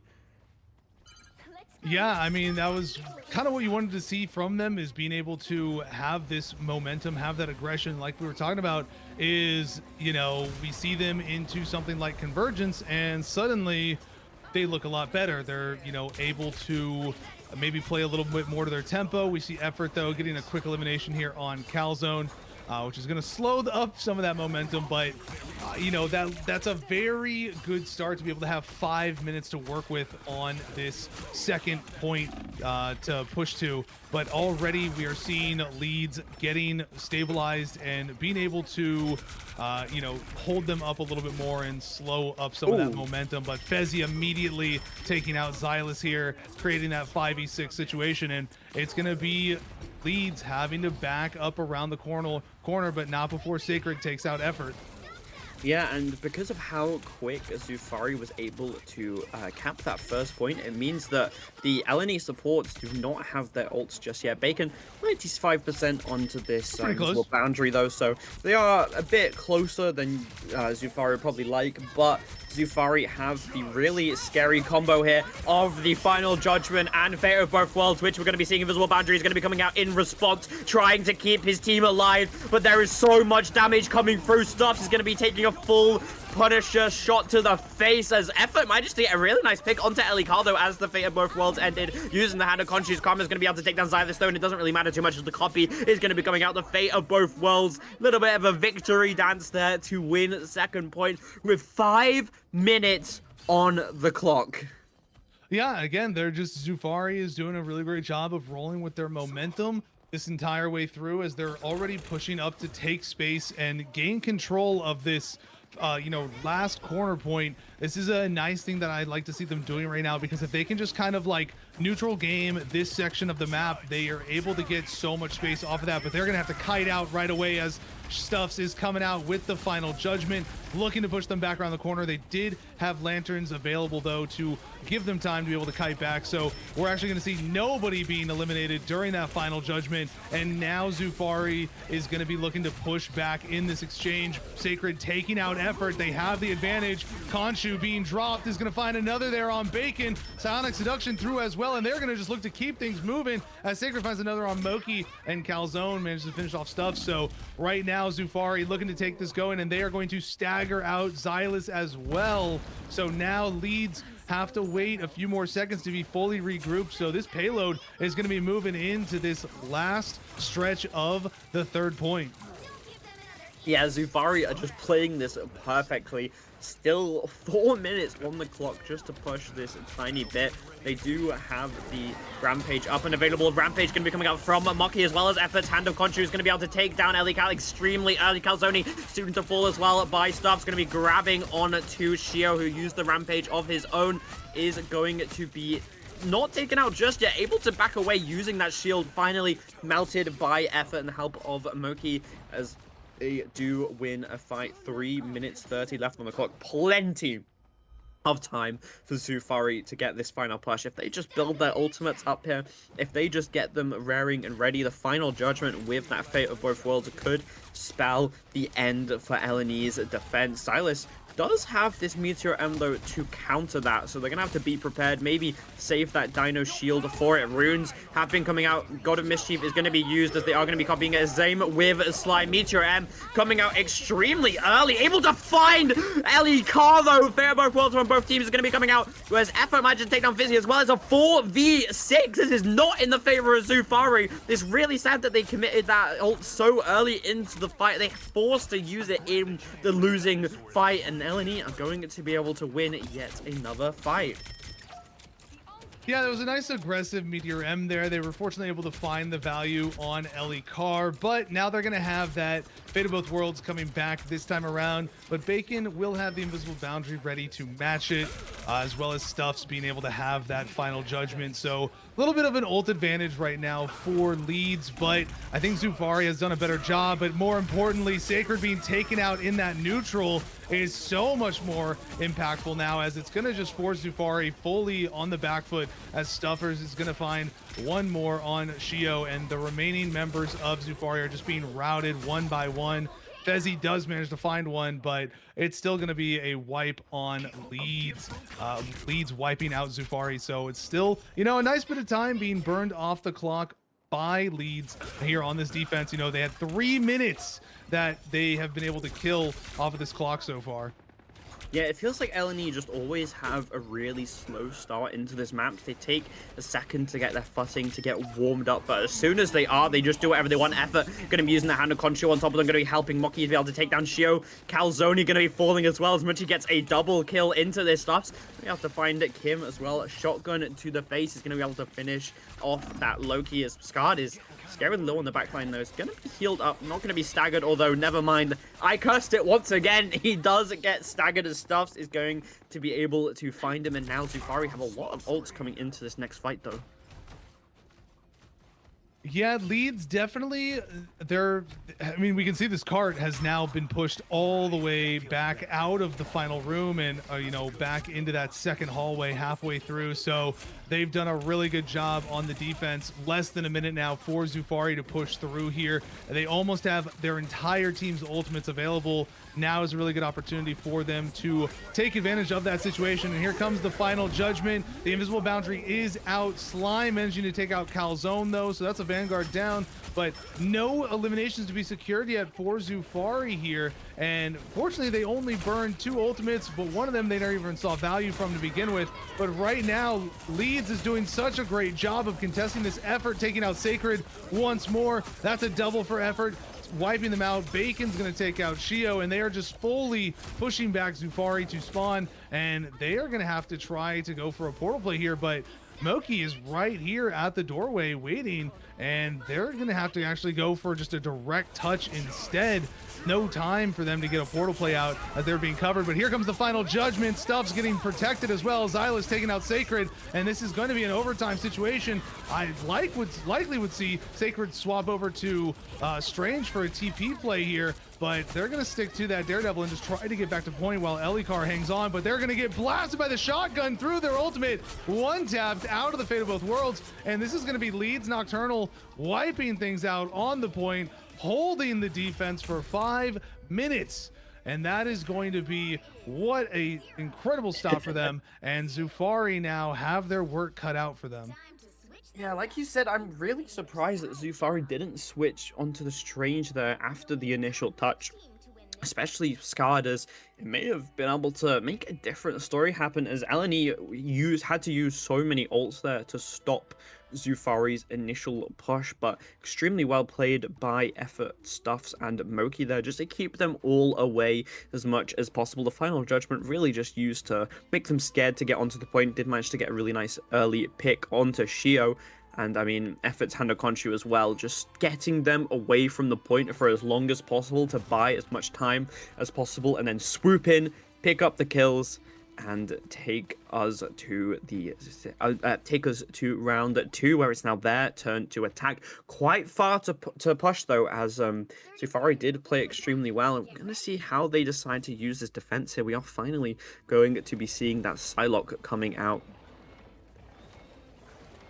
Yeah, I mean, they do have a nice situation here. I think the important thing here for Zufari is to not let Leeds get as much momentum as they had on their turn on offense, because if just being able to slow them up a little bit is going to be so important for being able to put more pressure on Leeds. The way you put pressure on Leeds for defense is to destroy that clock time. And make them have to play at a faster pace, make them have to, feel the pressure of that clock running down, force them to try and make mistakes from that, as we already see Xylus getting really low up there on the top level by themselves, as they have to work through these webs now that are placed down by Calzone off of that Emma and onto the Penny Parker. Penny being such a common pick here as a defensive option, and already Xylus down. Fezzy taking up that first blood on the Psylocke. Yeah, really nice pick from Fezzy. We're already seeing the value from this pick, as Xylus instantly going to be switching off of that tank pool and going on to the Hulk instead. Oh my god, Effort caught out of position there by Shio, but they're going to try and capitalize off this and take it down Shio, which means that they are now a tank down, and I would say the Moon Knight is going to get a lot back a lot faster than Shio is, but runes have been for Slime. No longer has that really strong cooldown, as Scarred also has this Hand of Khonshu up and ready to be used at a moment's notice to take them down, just zone them out as far as possible. Xylus going to be webbed up and taken out. He gets stunned mid-charge, is able to survive though, as the Hand of Khonshu is going to be placed directly on top of him. Stuff's going to be able to trade out Scarred though for Xylus, but now the Dino Shio is back. Ether almost able to get another pick there, but it wasn't enough, unfortunately, as Xylus is still back in spawn, going to be coming back into the fight. Slime almost has this ult, as Effort's able to take down FaZe. That is a really big threat. Out and done. No DPS alive for Zufari, as Scarred is still coming back. We are going to be seeing the copy from Slime. Invisible Boundary coming down on top of Stuffs, just to allow him to do whatever he wants with this final judgment. And it looks like Spider Sweeper is going to be coming out to try and stall it. Is going to get body blocked for the time being. Fate of both worlds as well, also body blocked. 2 ults wasted to try and keep the point alive. That is not what you want to see from Zufari, as LNE bring us to the second point. Yeah, I think the Spider Sweeper one isn't as bad of a lost one here, because maybe you would want to swap now. Typically, Penny would be a first point contestant, so you're throwing that ult as a chance to try to contest it and stall things out a little bit, and now you're gonna swap to something else on the next death. But that Fate of Both Worlds is way more important to have lost, as we are going to see the copy come through and it be matched with that Fate of Both Worlds coming out, but Effort is still going to be able to secure Sacred through all of that. And into the back line we go. Lanterns were forced out, but everybody is stacking together to not let the Psylocke get any value, but Slime is going to take down Calzone, and we are going to see the members of Leeds still just secure elimination after elimination right now. What a great job by Leeds to get that communication to stack up on that cut of the Dance of the Butterfly, to just fully nullify any impact it had there.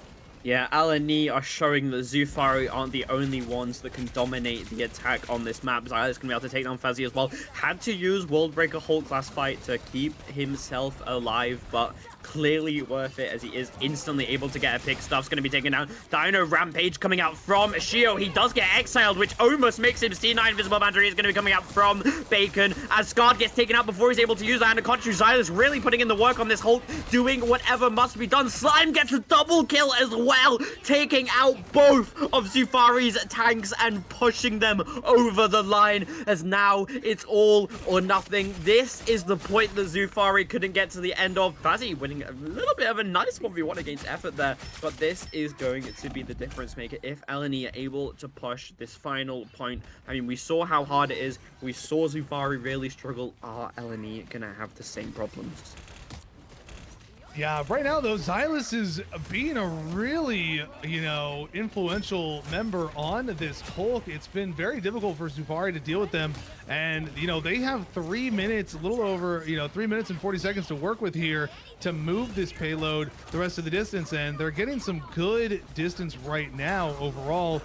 We're seeing Fezzy get value periodically, but it's mostly in a traded out exchange. Effort though, taking out Sacred. They're running a little bit of a double dive right now for Zufari, but they're gonna have to fully reset here to make a one last second stand here. Calzone popping the Abyss and really just using that as overhealth to get out and back. But this is going to be the final fight stand for Zufari. If they can't stop it here, that's going to be all she wrote, and Leeds will take this series. But the Fate of Both Worlds does come through, and they are going to be able to push Leeds out of the doorway at the very least.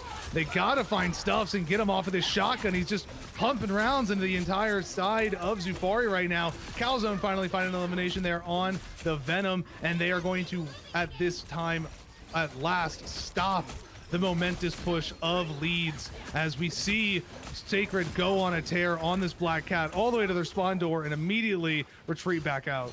Yeah, calling card definitely saved the day for Zufari. Only 2 ults up and available, though. There's Dance of the Butterflies and God of Mischief able to keep the fight going, whereas Leeds, they have this Worldbreaker Hulk, they have the Hands of Contra, which are going to be seeing pretty much instantly used to try and get a lot of damage out. But Scott is going to find 2 on the Black Cat. Both of the supports taken out in one swipe. The claws are out, and he is showing how good he is on this Black Cat when it is allowed through. Not only can he play the Moon Knight, he is also extremely good at these melee dive characters. 2 minutes left on the clock. This is exactly the position that we saw Zufari in not too long ago.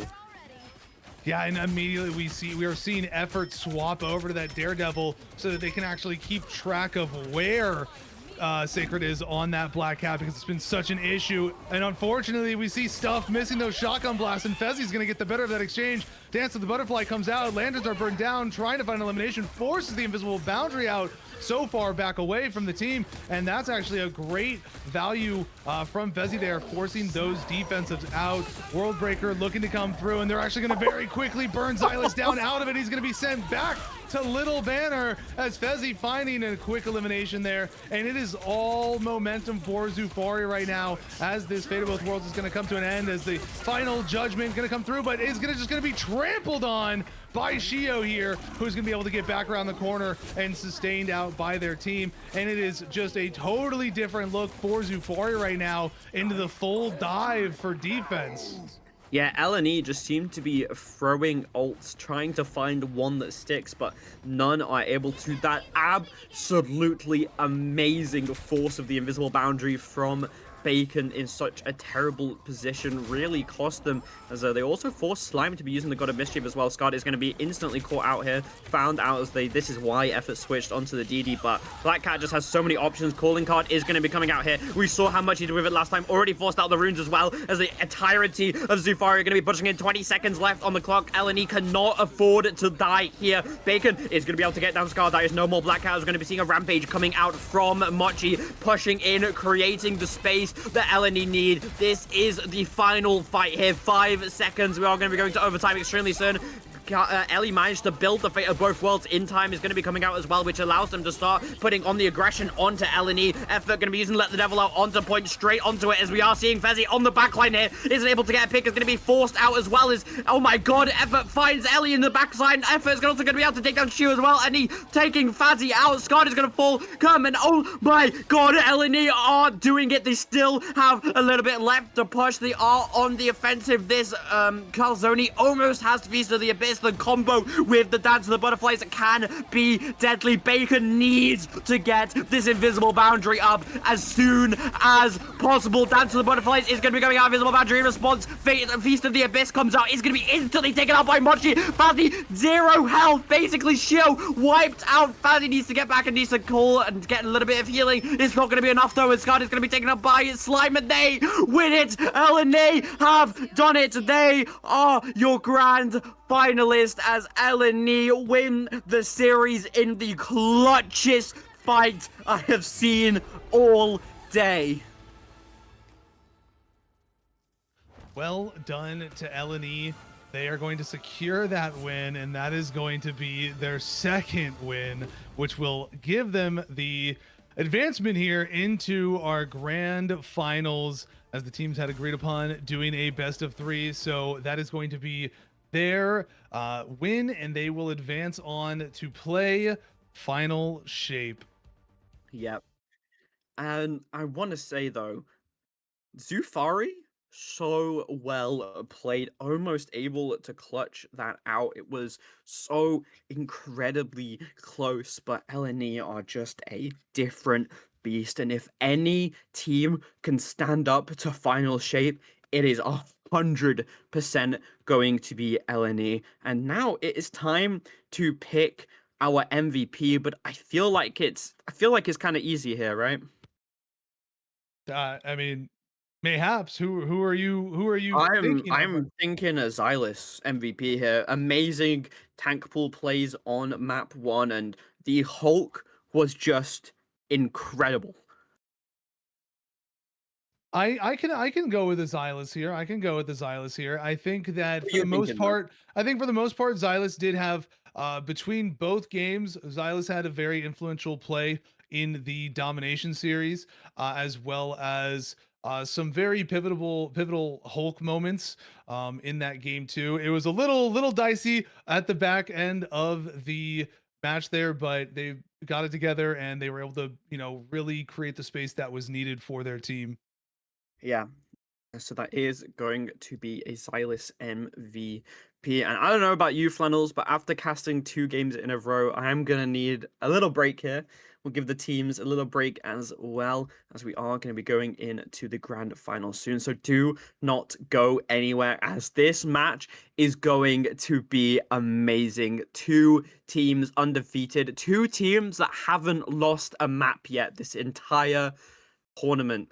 Please get your predictions in chat. LNE or Final Shape, who are going to be the winners? Are Final Shape going to be able to defend their crown, or are LNE going to snatch it away from them at the last second? But we'll be back in about 5 minutes. Bye bye.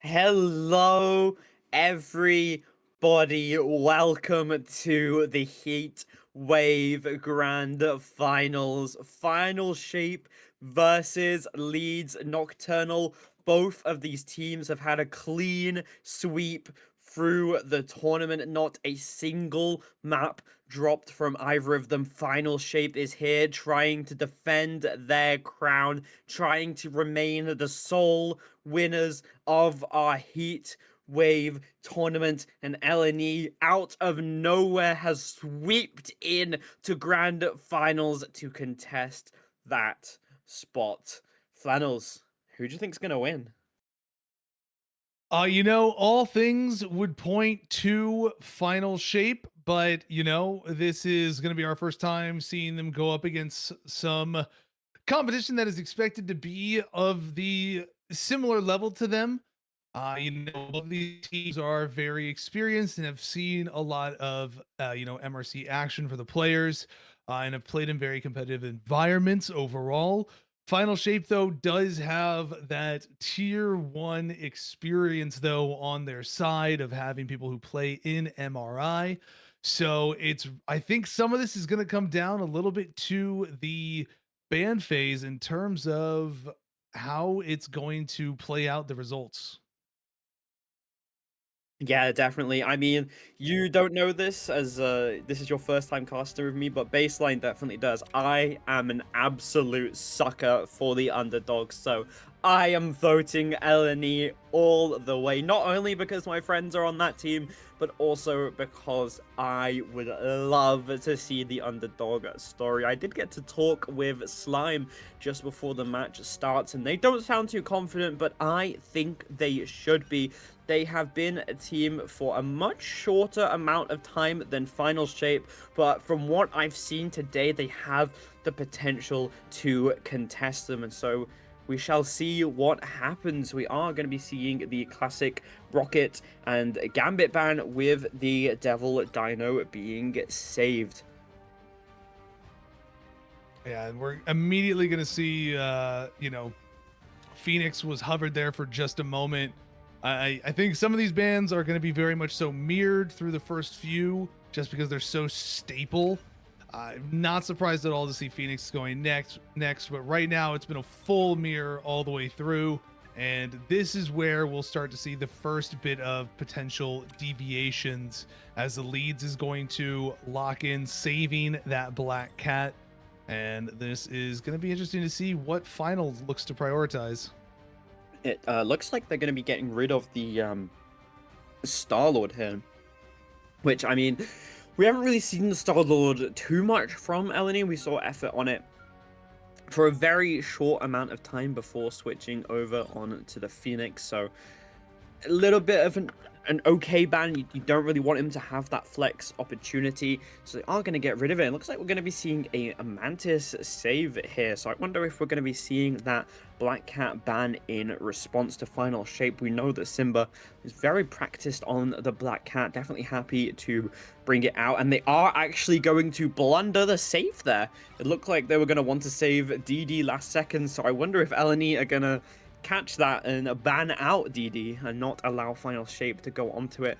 But it is going to be the Star-Lord instead. Do not want Simba on any of the hit scans, something that we have seen very, very often throughout this tournament. But I like these bans. A little boring that it's basically exactly the same, but that's just kind of what happens sometimes, especially at this high level of play. You know which characters are meta, you know which ones you want on your team, and I'm really interested to see the team comps that are going to be walking out here.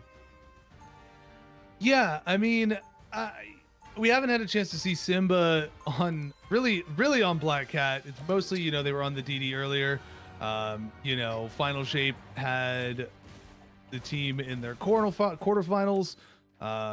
They chose to forfeit, and so then we've only seen Final Shape play one time so far, and unfortunately, at that time, also the opposition had somebody who DC'd in the Yeah, first game, and then they subbed but in on the second game. but Um, come on, give me the butt, give me the copium, give me the hope that Alani have got this finals. I need it.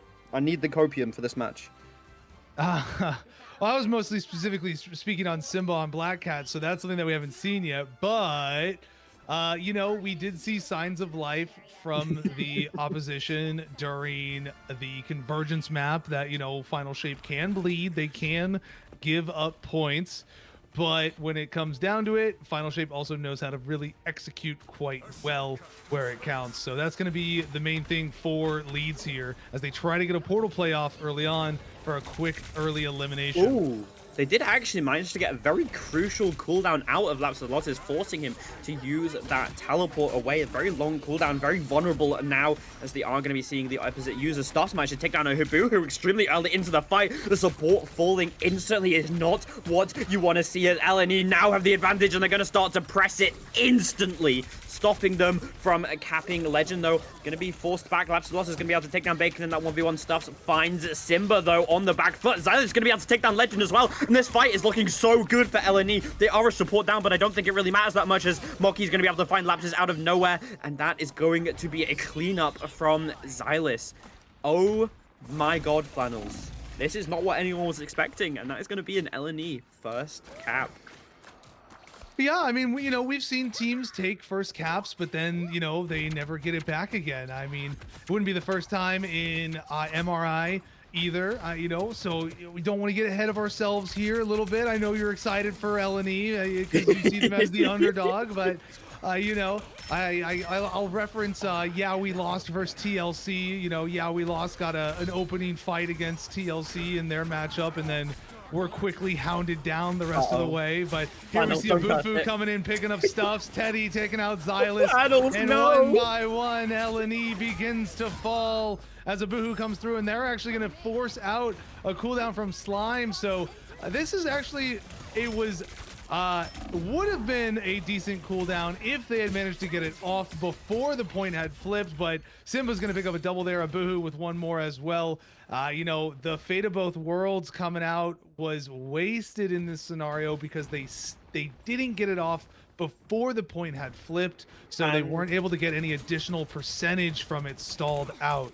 Hands are in my head right now. I cannot believe the blunder right there. Such a crucial ultimate being forced out. It's not what you want to see. We're going to be seeing Abuhu going instantly with this Hands of Conchu, able to take down Stuffs. We are going to be seeing the Feast of the Abyss as well from Maverick, not really able to find anything, though, as Simba is going to be taken down by Effort. A little bit of a back cap going on right now from Xylis, as Effort is kind of popping off right now. He's getting kill after kill after kill. We are going to be seeing the Come Here Unleash coming out from Losses, and that's kind of what you want to see if you're LNE. You are already down, so forcing out that support ult is really, really nice. We are going to be seeing a Legend putting a lot of damage into them here. Maverick on the back line, forcing out. A Bacon going to be taken down, as we are going to be seeing a little bit of a switch up here. Effort going on to that Black Cat and be trying to match Simba here, as Xylis needs to find the way out. Cannot get staggered. Stuffs, though, manages to find Maverick. Extremely good. Calling card is going to be coming out now from Simba, going to be instantly going on to Slime. They know that they have no fate of both worlds, so it should be easy picking,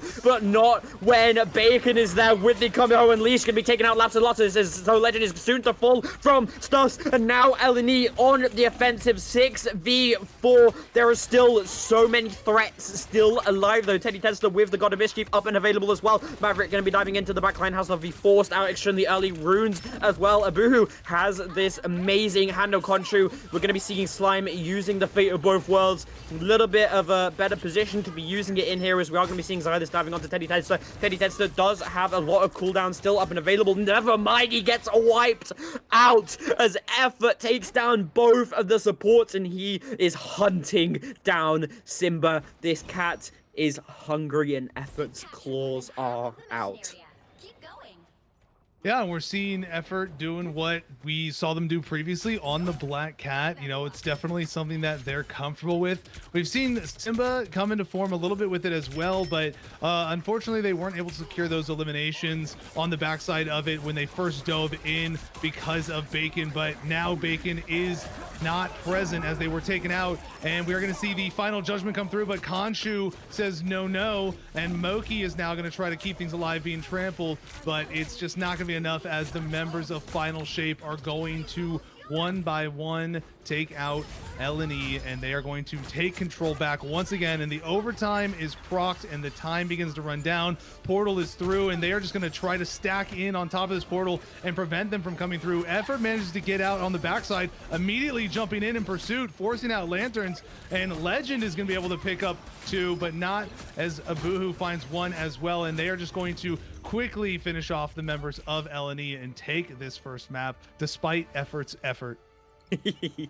Yeah, Effort really tried to clutch it there with the calling card, but unfortunately, we just had way too many low-key cooldowns, especially those runes. Teddy Tedster saving them for the perfect moment, really just allowing himself to live there. I mean, he also had TP if he really wanted to get out of it. And so going into this match, we are going to have a very, very big ult advantage for Final Shape, with Lapsalotus having this Fate of Both Worlds and Simba very close to the calling card of his own. We are going to be seeing a little bit of a switch up for LNE.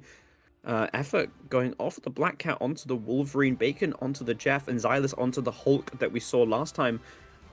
What are we expecting with these switches? Do you like them, Flannels, or are we not feeling it? I mean, the Wolverine, I think, is an interesting choice. We see Xylus going over the Hulk now. We saw them try to get some value on that last time, and it was hit or miss at moments. So, you know, if this is a comfort pick for him and it just works out better, that's a good one. The Wolverine is definitely a choice here if they feel like Maverick is a problem, or if they need to try and get you know, a kidnap somewhere just for an isolation target. But they're clearly moving away from a full dive scenario, but this kind of works a little bit into Abufu's favor, but they got to be careful. Legend got really low there and is immediately stabilized by the Fate of Both Worlds, and there it is, Abufu finding a triple quad elimination series for them, and that is going to be just an absolute quick first cap here now for Final Shape, as they are going to position for this return by LNE. What a 4K from Abuhu. I mean, we were expecting that fight to go that way. I mean, Final Shape had such a big ult advantage. Stylus going to be able to spot out Maverick instantly, going to get grabbed by Effort as well. Unfortunately, not able to take him out just now as Effort is going to be thrown in. Legend going to be using this Rampage as well. Fate of Both Worlds coming out from Slime to keep them alive for the time being. Really building up these next ults as Moki's able to take down Legend. Maverick forces stuffs as well, and now they are forced back to point. Final Shape suddenly looking in a bad shape here as Panzer Concha is going to be coming down, not able to do anything, as Abuhu is going to be taken out as well. Now it's just the supports. Lapse of Losses is going to be falling as Slime gets a double kill on to the supports. What an amazing push from LNE. Being able to find out Maverick so early into the fight was perfect. It's exactly what they needed, and now they have a lot of ults up and ready to use. Yeah, you know, and this is going to be a tricky thing. The map is moving right now, so people's positionings are going to get thrown off a little bit, and we're going to see Final Shape. They're going to have Loki up here soon, but overall Leeds does have a lot of ults to work with in their favor, but they got to be careful with how they use them. You know, you don't want to burn all of them all at once too quickly, but we are going to see the Dino Trample come through with the Final Judgment, but the only thing that's going to be burned on the side of Final Shape right now is that lantern, is that copy from Teddy. We actually did see Maverick come through with the Abyss as well, but we didn't actually get to see anything come of it, unfortunately. The Last Stand coming out as well. Effort able to find one on Legend, and Slime is going to take out Maverick in that also. So right now, Leeds is doing a good job of holding on to control of this point, as they're going to look to secure out Teddy as well. But Teddy trying to get away, not going to be able to do so. Shotgun down by Stuffs for a double elim. Slime is playing so well on this map, getting it kill after kill after kill. This is the kind of hybrid DPS support gameplay we like to see from the Lunas, and the kills have really contributed to having the ult charges. Fate of Both Worlds is already back up and available to be used. We are going to be seeing Xylus Effort in hand, ready to throw them onto the backline, try and get a cheeky grab. Diamond Form already forced out from Maverick, going to be grabbing Effort as well by Legend. He's going to be grabbed as well. So many ults users are going to be seeing the Fate of Both Worlds coming out as well. Invisible Boundary in response from Lapsus Lot is going to be keeping the team alive for the time being. The final judgment is going to be coming out as well, and it's going to be so much damage. We are also going to be using the Hand of Conjure. So many ults used from Final Shape. They are desperate to win this point, and I think LNE have noticed that, and they're just going to back out using as little as possible. Bacon is going to be going into the ground with the Jeff here. Going to be trying to get it after he got a pick on top. If I do, wait, this could be it. This could be LNE's chance. He has two in his mouth. It is only Legend on the point, and LNE are going to bring us to a round 3. I'm gobsmacked, Thanos, coming into this. I did not expect that, but LNE are putting on a show for us. They are forcing Final Shape to really try hard and really play to the best of their ability to contest them. Yeah, I mean, that was a really great showing for LNE there. They did a good job of, once they got control, they were able to maintain control the second time around after they got reacquiesced by Final Shape. But, you know, I think we'll see an interesting change here. I think that Hulk change did work out for them. Xylus clearly very comfortable on it. And really knowing how to make use of it. Effort on that Wolverine is able to tear through the Vanguards a little bit more, but we were seeing Final Shape, you know, swap off onto the Emma, and, you know, that worked out better into Effort. And it was really just the Jeff at the end there that really helped seal the deal on that point, being able to take people off of it and just, you know, not allow for that overtime to be stalled out in any capacity whatsoever. So we'll see how it goes in this third round. Not only did he manage to get killed on a Boohoo, he then picks up 2 with his ult, a 3k for Bacon, absolutely carrying that last fight. We are going to be seeing the final judgment coming out from Stuffs extremely early into this fight, as Effort has been thrown onto Legend. Runes have already been forced as well, as the fate of both worlds is going to be coming out from Teddy Tedster. The copy has come down. Never mind, they switched roles. I just realized Stampede and Sonic Seduction are going to be coming out, both at Tangled and Final Shape. They want to win this first point. Last Stand is going to be coming out. It doesn't manage to find anything. It's going to be getting them extremely little. Boohoo in a little bit of trouble here, as Mochi is just stampeding on his head, but it is going to be Xylus who's going to be taken off the map by Legend Labs. Is going to be able to take down Mochi as well, as it's now a 4v5. A Boohoo finds Stuffs, as finally leads are going to be forced back, and Final Shape are the ones to pick up first point. Yeah, you know, this is going to be a bit trickier for LNE this time around. This map doesn't move, and there's less, you know, options for approach that are a little more vulnerable. It's a little more predictable for the approaches, so they're gonna have to be very convincing in their execution, as we see a 1-for-1 trade on these two right now. And we do see a swap over to Strange from Maverick. That's quickly back to the Emma there. Laps is going for the copy on the Undefeatable, and they're gonna be able to take out Moki, and looking for a Swallow. Does he have anybody? I think he has one, but he actually doesn't have anything. He's just swimming around back there trying to be a distraction right now. Moki and Xylus looking to just stay harassing this backline, but eliminated Stuffs is going to take out Legend, as Legend was picked out, but Xylus is going to fall as well. Stuffs taking out a Boohoo. It's just a back and forth exchange for these two teams, but it's still full control for Final Shape. The point itself wasn't being contested through all of that, so you know, it's still all the percentages racking up in their favor. Final Shape Simba onto this Mantis here as another strategist. So we are into that 3-strat format, and they are just looking to keep up constant pressure and maintain control of this objective all the way through, as Legend comes trampling through on that Dino, looking to keep the pressure on.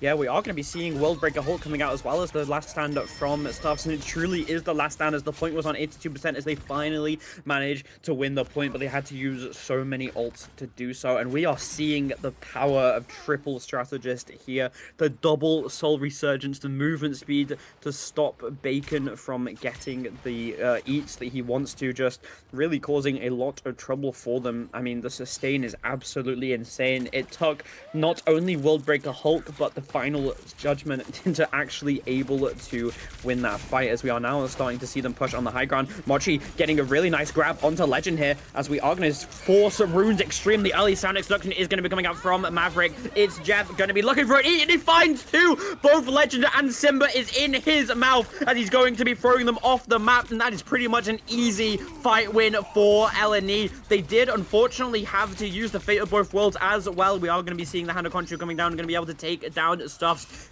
Final Shape are still in this fight. They are not giving up just yet, as now we are seeing Slime and Effort in a little bit of a sticky situation here. They are able to back them away for the time being, though, as Mochi is able to get a really nice pick onto Abuhu, staggering them and forcing Final Shape back.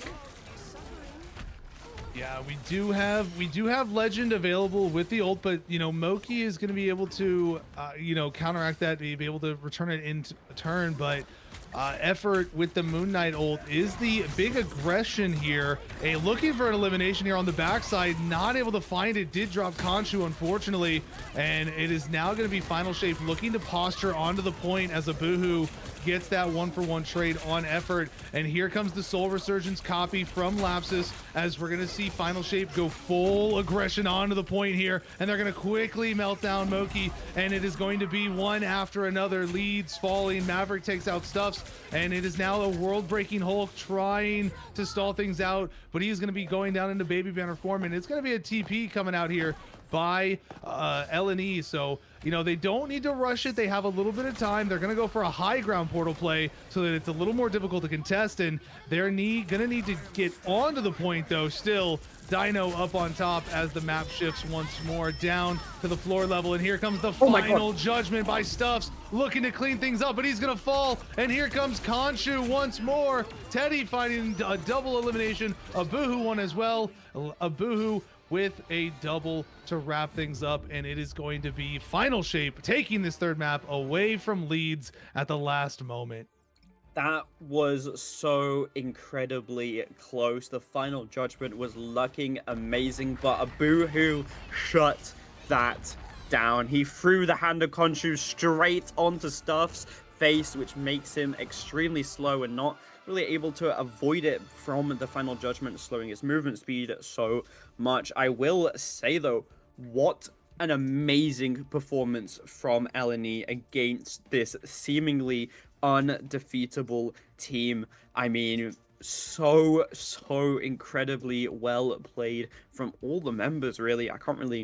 No one really stands out, but unfortunately, Final Shape are just so good. Their coordination is amazing. Their ult rotation is basically perfect. I have not seen them waste a single ult this entire series. LNE really need to step up their game if they're wanting to win the money. I mean, I think the big question here for LNE and that we're seeing is, you know, EMEA, EU, that high level scene is very much so known for being able to fall back onto that triple strategist gameplay format to give those extra edges, especially in something like domination, where being able to maintain control of the point for so long is so imperative for being able to get those wins and create those win conditions. And that's something that we saw them do there. That, you know, they really wanted to win. We saw Final Shape really wanted to win that third map. They went with their best choice here. Simba got onto Mantis, still a character that's able to do good damage, especially into a thing like a Devil Dino that's easy to headshot, while still being able to provide damage amplification to Abuhu to allow Abuhu just to be able to really carry that damage on Moon Knight, quickly eliminate targets with just regular shots, as well as just, you know, getting the ricochets off of the Devil Dino, who's such an easy target to hit in general. So, you know, those are the things that leads are going to have to find adjustments to if they're going to want to get this win here, since you know, again, both these teams have agreed to doing a best of 3. So, you know, this is do or die for LNE. They have to make the adjustments and make them count. Yeah, I mean, definitely showing some potential of bringing us to a map 3 here, but I think the triple support is just way too strong, especially when it is going to be a Mantis permanently damage boosting that Moon Knight. I mean, having 3 support ults is just so hard to play into. They're just rotating them perfectly, basically never having a support ult on cooldown, having that Soul Resurgence and the God of Mischief with the Fate of Both Worlds. I mean, it's just really, really hard to play into that when you're trying not to match it. You kind of forced to match triple support, which I think is one of the really big downsides of Marvel Rivals. I think triple support should have a counter, like a specific counter that you can play that isn't just mirroring the triple support. Well, a lot of people say that, one of the ways that you deal with triple support is triple Vanguard. I think, unfortunately, Devil Dino is just, it's one of those things where right now, it maybe will be more of a thing with the upcoming nerfs and whatnot. Devil Dino will probably fall back a little bit in the meta just because not being able to have bubble up as often, and not being able to generate as much overhealth from the bleed being nerfed, things of that nature. It'll open up other vanguards once again, and you'll see maybe more aggression vanguards, more of the brawly vanguards, and that will be ways for these things to come into play. I mean, rogue is going to be better now, even without the access to the team up, because Gambit's still just going to be permabanned. But with the changes that she's got, she's still going to be very good, and you can definitely make it work. I think it's also just a matter of running like really good high damage, uh, combinations or dives, things of that nature. And we're seeing that main thing here is a lot of the normal, typical high damage characters that would be heavily favored into a triple support lineup are being banned out. So it makes it a little bit trickier. Yeah, I don't know. It is really, really difficult, right? Such a strong team comp that is pretty much always being played in Ignite and in this setting. So teams are so practiced with it, and seemingly it feels like there is no counter with the Devil Dino being so prominent and being able to do that max health damage. And I think what LNE need to do is they need to stick to what they're good at. Put Xylus on his Hulk. Let him play his comfort pick. Allow effort and stuffs to play whatever they want. Maybe if Phoenix is open, you allow stuffs to play this Phoenix. I mean, it has been really good with the hit scan, but I really want to see effort on this Black Cat more, just causing it chaos in the backline, splitting up this team, allowing LNE to get an advantage. But I mean, final shape, they're just so coordinated. They are so together, constantly on top of each other, instantly peeling the supports, making it really hard for effort to get these engages that he wants. And I mean, Abuhu just putting out so much damage constantly is just really, really difficult. But with how close that domination was, I am really excited to see where this Central Park takes us. Yeah, I mean, this will be an interesting one. I feel like we'll see maybe some ban adjustments this time around, just because of the specificness of how Central Park can be.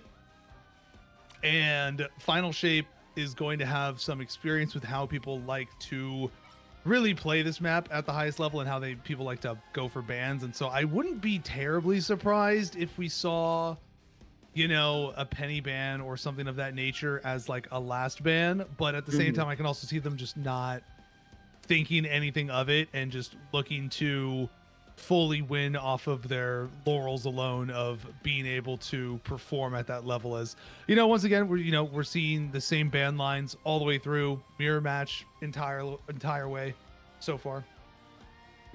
Yeah, I mean, we have seen Legend pull out the penny during our last series, so I wouldn't be too surprised if they're looking to play it, or like you said, if LNE want to ban it last and not give them access to that hard counter. Whereas on the side of LNE, we haven't really seen any Penny played at all, really. Currently, exactly the same bans and saves, although it is going to be an Ultron save instead of that Mantis this time, so looking to play a different form of triple support is definitely going to be a Mantis ban back at them. They do not want to have to deal with that constant soul resurgence any longer, but this is potentially our final map of the day, LNE. This is all or nothing. They have to win this. They have to clutch it up. They cannot afford to make any mistakes, and I mean, the pressure is really on. You don't want to be in this match point position, especially in grand finals against such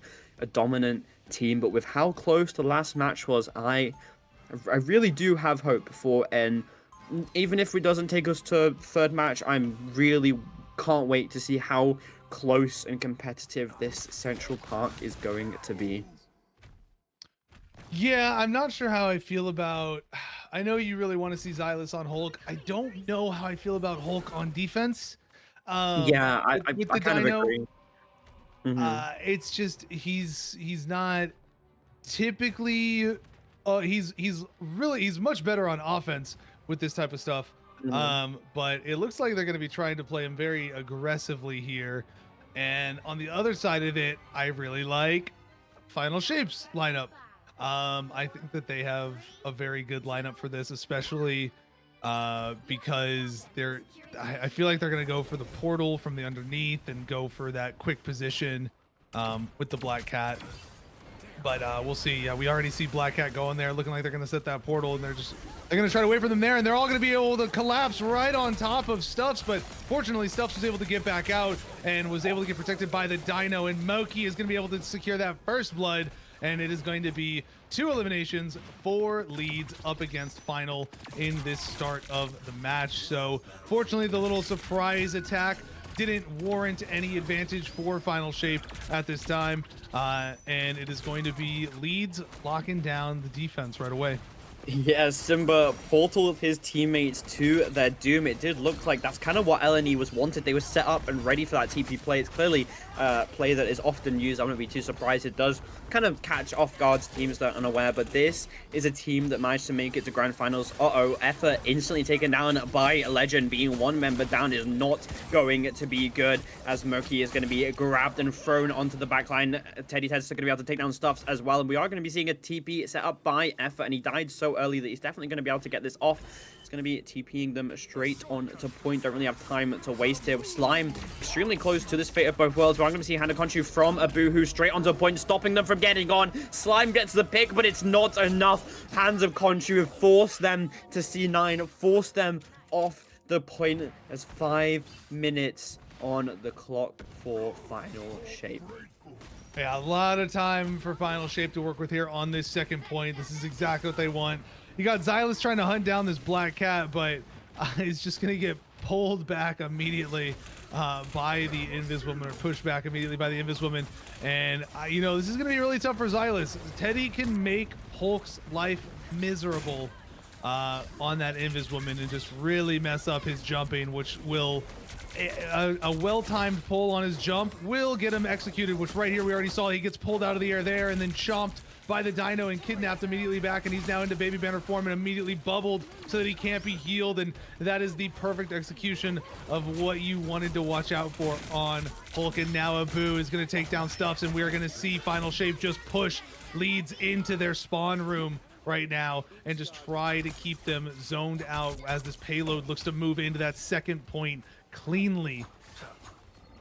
Yeah, Final Shape are just using the momentum to the best of their ability and just pushing back LNE as much as possible. It does look like Mochi is going to be trying to catch them off guard here, but it's actually Mochi that is being caught. We're going to be seeing another Hand of Country being built from Abu. Final Shape going to be using the invisible boundary, going to be taken out by Stuffs though. The fate of both worlds, damage boost is too much to handle as they finally manage to stop Final Shape's push. If only that could happen about 10 seconds earlier. we'd be in a completely different spot right now. Yeah, unfortunately, it's, you know, at the door of the checkpoint. So, I mean, Final Shape, yeah, they lose that fight. And while the Teddy's invisible boundary is wasted, which they did a great job eliminating him through. And as Effort finds Teddy once again, and now Khonshu rains down. You know, it's at their spawn doors, basically. It's at their respawn. So it's not like they lose a ton of time here. As we see invisible boundary now come out by Bacon, who was originally kidnapped outside of it, unfortunately is able to get value out of it still, and his Effort comes through with a double elim, and it is going to be Final Shape being slowed up once again. So Leeds doing a good job now of just being able to burn a little bit of time here, minute and a half off the clock from that initial capture, but 4 minutes to work with still on this last point. Yep, Simba has the calling card ready. It's just waiting patiently. Stuffs able to find a Boohoo as a calling card is going to be coming out from Simba instantly onto Slime, who's just going to get healed up by the Invis Bacon, keeping his fellow support alive. Sonic Seduction is going to be coming out from Xylus. Invisible Boundary got it. It's going to be coming out, but Stuffs kills Simba anyway. Simba getting a little bit too big for his britches. A Boohoo trying to get a little bit of damage off here is going to be getting a really nice onk. Going to be forced out by Effort, though, in response, as Legend is getting really low here, getting pushed down by them. A Boohoo going to be taken out by Effort, winning that Moon Knight 1v1. Legend going to be grabbed and just kind of thrown around from the tanks over at LNE, as they are going to be winning this fight once again. Simba caught out. Is going to be fine. He's going to be getting the final hit from Slime. Already 2 minutes have been burnt. 3 minutes left on the clock, and LNE have built all of their ults back up pretty much. So in a really, really good spot right now. Yeah, they're in a good defensive position at the moment. As particularly right now, they're going to see Khonshu fall, but I don't see the hands. They were a little. It almost looked like they were a little delayed. Oh no, he was holding it, and then he drops it down on them. And Abuhu and Effort are going to trade Khonshu at the same time. Bacon's still able to take out Maverick, and it is still advantageous for LNE right now, holding on strong against Final Shape here, as Abuhu has to fall back, Simba falling once again, and Leeds is doing a great job of stopping the advancements of Final Shape, and they still have a nice ult eco exchange for this next fight.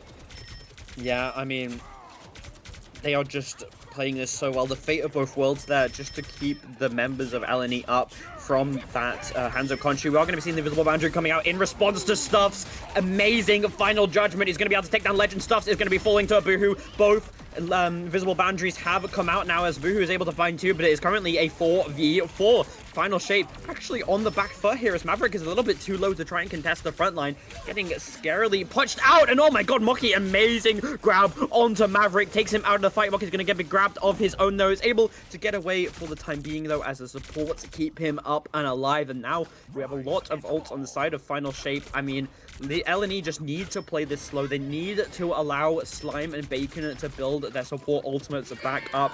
We are going to be seeing a Sonic Seduction from Maverick, responds by one of his own from Xylus. Final Judgment coming out from Simba, as well as the Invisible Boundary from the Lapsalottis copy. We are going to be seeing a lot of damage coming out from Simba. And I mean, it's really not looking good for LNE here, as they are finally pushed back. Although Effort in the backline, though, causing a little bit of chaos, stalling the point with a Slime, manages to get a trade as well. And I mean, it's kind of exactly what you need, a trade out, as you can now push this fast. Yeah, 1 minute on the clock. Cart rolling up into the final stretch of this map. Overall, it's been a very good push by Final Shape, but, you know, well done to Leeds to hold on for 4 minutes. But now comes the trampling of Legend, taking out Stuffs instantly, looking for another. Simba into the backline with that shotgun, finding a quick double elim, and they're going to nuke down Slime out of their ultimate and look to kidnap the last member out, and they are going to just break down everything of LNE on this last few feet, and they are going to push the cart the entire distance with flawless team execution there on that last push. Yep, Final Shape doing what they do best, going in, using the momentum from the previous fight to just carry it on, take out any members who have decided to walk out a little bit too far. In this case, it was Stuffs, I believe, who got instantly wiped out by a Legends Stampede. So, I mean, you have to push it all the way now if you're Eleni. You have to make it to the end for a chance of winning, and that is something that's no easy feat, especially against a team like this. But we have seen them fumble. We have seen Final Shape start to crack a little bit. So let's see if Eleni are able to do what they do and just. I mean, I'm trying to give myself copium here, Flannels. I'm really scared because pushing it all the way is no easy feat on this map. The third point is so difficult, as we just saw with Eleni defending it for about 4 minutes. So they definitely have their work cut out for them, and they really need to lock in here in order to do it. And we are, unfortunately, seeing the penny come out from Maverick.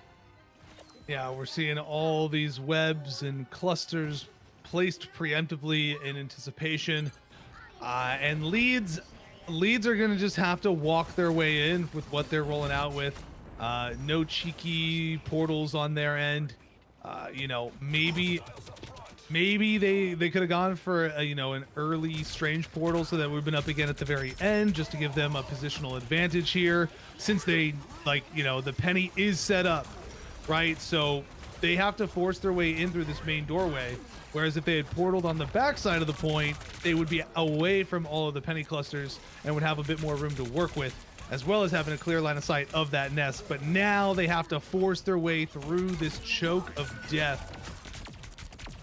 Yeah, we are going to be seeing a Groot come out. Oh my god, instant pick onto Xylus. The mind's taken him out, but Mochi manages to get a little bit of revenge and takes down Legend. He needs to be very careful here as he is the only tank alive, but Maverick is going to fall to stuff. 4v5. If this is a chance, it's the best chance Eleni is going to have, as a Boohoo is going to be falling as well as they start to push on. We are going to be seeing the switch on to Strange, but Simba is going to fall, which gives them a little bit of a nice stagger. Strange Fall is going to be coming out as the Boohoo is going to be raining the hands of Khonshu straight onto them. Stuffs has this final judgment if he's able to stay alive. He is not, as Xylus does manage to take down Maverick though, so it's an equal trade currently, as we do see Effort getting really close, managing to take down Simba once again. Simba not having a good time here, not really able to do what he wants and get into the backline, as Effort is just controlling him so well. We're going to be seeing Bacon using that invisible boundary just to split off the supports from them. Invisible boundary in response from Teddy Teds. The Effort still holding onto this as they manage to cap the point. The invisible boundary slow just stops the entirety of Final Shape from being able to get onto point, and capping the point with that many ults saved. Flannels, my copium is back. And we do have a nice Entangling Prism at the ready for Moki at the next time that they look to push in for a fight. Almost all of the ults online for leads here, while Final had burned up a lot of stuff. But we are seeing a swap over to the Van Pool, which could be a lot of extra pressure, a lot of hit scan additional pressure for them, paired up with a Boohoo on that Moon Knight. So definitely something to watch for. Goes for the Entangling Prism, only manages to really snag one. They do manage to pick up 2 eliminations through it though, with the collective effort of Stuffs and Effort, and they are going to get a nice double there from Stuffs, actually finding one more on it, and they are going to have a nice momentous push as well. And leads are looking to be able to maybe come into this last stretch with almost the same amount of time as Final Shape. They are going to be able to be contested once more, as there is an invisible boundary right on the edge of the point, and 0.4 meters remaining. Effort does take out Legend, however, but a Boohoo gets the exchange onto Stuffs in their final judgment. So this is still a battle for the final bit of the point. My God. Little bit of the advantage, and there it goes. They secure it. Simba finding a double, but it's a little late as leads manage to secure the point, and they have just under 5 minutes to work with. Yeah, what an amazing cap, using the momentum against the Final Shape. If they are able to cap this soon, they will have a really big advantage. Teddy Tester using the jump to get away. They're getting scarily low. Needs to be really careful. But yeah, they had the perfect ults. They used the Strangling Prism with the Hands of Khonshu to win the first fight, and then they used the Final Judgment with the Fate of Both Worlds to win the second fight. This is the exact kind of ult rotation that I need to see. We are going to be seeing a grab instantly onto Legend, which is going to allow Mochi to wall them off. It's not enough though. He's able to escape Shape barely to support to keeping them up and alive. Bacon getting really close to this invisible boundary is going to be exactly what LNE needs to keep this push going, and we are going to be seeing an Angela, a first Angela of the tournament actually, hard countered by this dinosaur. Effort is going to be able to take down Maverick on the Angela as well. Simba has this final judgment up and available, getting Terry Low, has to back away for the time being. Legend going to be coming in. We are going to be seeing a Boohoo get cancelled out of his hands of Conchu, not able to use it, as this is getting really close. 4 minutes left on the clock. If they're able to cap here, like I said, huge advantage coming into it. Invisible boundary is going to be coming out, as well as the final judgment. Invisible boundary in response from Bacon, going to be instantly wiping out Xylus. Legend going to be using that stampede to just kind of split up the members, force them out of this invisible boundary, as it's just going to allow them to get a little bit more. We are going to be seeing a strangling prism, going to be able to capture both of the tanks, take them down. Legend able to escape, and never mind what she takes him out. It was actually Maverick that was able to escape with his leg, who is now switched off of the Angela and onto the Venom instead. We are going to be seeing the Hand of Conchus raining down. Slime forced to use that Fate of both worlds, but it does mean they get a really nice pick onto Boo, and the TP is going to be coming out from Xylus. They want to push this, they want to win it right now. We are going to be seeing the visible boundary come out from Lapsilotis, trying to keep this fight alive, and with no more ults up and available, Simba able to take down stuff. It means that LNE are not in a good shape right now. They used so much, they committed to this fight so hard. Feast of the Abyss going to be coming out from Maverick just to put a lot of damage on, as the entirety of LNE are just forced back into this small corner, and I believe that is going to be Final Shape finally winning a fight. And Final Shape cleaning things up now. They're just going to finish off the last remaining members there of Leeds, and that is all that matters for them right now. Is this is all they have to do, is they just have to win these fights, win these stall outs overall, win these long exchanges, so long as Leeds never gets the payload the rest of that distance, you know, they will win this match. So they're still very much in the driver's seat of this match, and they've now managed to stop the momentum of Leeds. Leeds had managed to hold up such a strong defense for so long, but it all comes down to really blocking out effort early on. It feels like we are going to see the invisible boundary come up here as the final judgment rolls through, and it is no eliminations being found on their side. Finally, Slime finds one, but Simba manages to take out Xylus. Moki manages to take out a Boohoo. That's a big one. Simba now having to try to get away as the invisible boundary rolls out for him, trying to zip line out. He does have final judgment available, but there's nothing to protect him in it, so he doesn't want to pop it, and he's going to end up falling. And the payload is now on its last bit of distance to go. We see the entangling prism right there, locking up Teddy Tedster from being able to get to the point, and it is now going to be looking like an opportunity for Leeds, but the fate of both worlds comes through to stall things out, but they're trying to burn them through it, and they manage to do so. The payload, they're trying to hold on. Final judgment burns them down. We are going to overtime for this second game.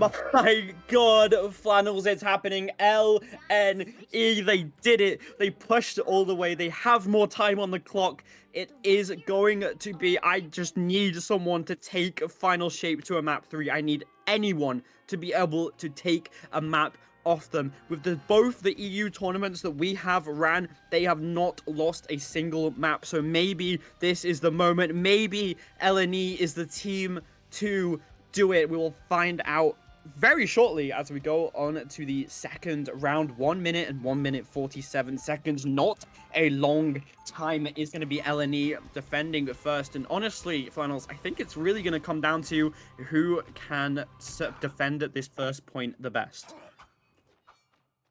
Oh, absolutely. I mean, both teams have done a very good job of having initial aggressive pushes. I will say Final Shape, I think, has had the slightly better first push, being able to do it, pretty quickly every time. But, if you can get a proper hold up on them, enforce that overtime is so critical. But so many times we see these teams get the overtime on that payload, and then the payload gets almost all the way to the second point through that overtime bout, because you're able to just stagger teams so effectively and get around that first corner so well. So it's going to be interesting, but less than a minute already, because you got to spend a few seconds getting out that doorway, and they got to make their way through this choke. Yeah, we're not really going to be seeing many ults being built here because of how little the time is. Abuhu is going to be able to probably get his, and they are just kind of letting Lapsilossus get most of the healing here to try and get that copy. Rune's already been forced, though, as Mochi is able to take down Maverick, and it's suddenly a 5v6 with only 25 seconds left on the clock, as Legend is going to be falling as well. Now LNE are starting to push in, but they need to be careful as effort is going to fall to Abuhu. Simba finds stuffs as well. That is no DPS alive for LNE. We are probably going to be seeing a TP coming through from effort here, trying to keep it going. Maverick is going to be TPing as well, as they're going to be the first ones to get onto the point. Legend going to be grabbing Mochi, dragging him into the air, as we are seeing almost Bacon has that invisible boundary, but he's getting really low, needs to be careful, needs to back out as far as he can. Effort has managed to bring his team back to the point with that TP, as we are going to be seeing Legend fall. Legends can die, apparently, as Abuhu hits an amazing hand of Khonshu once again, finding both of the supports for LNE. Maverick gets a 2k as well. Simba wins the 1v1 against Stuffs, and it is not looking good for LNE, as Final Shape are going to be able to cap the first point, but not with a lot of fight from LNE.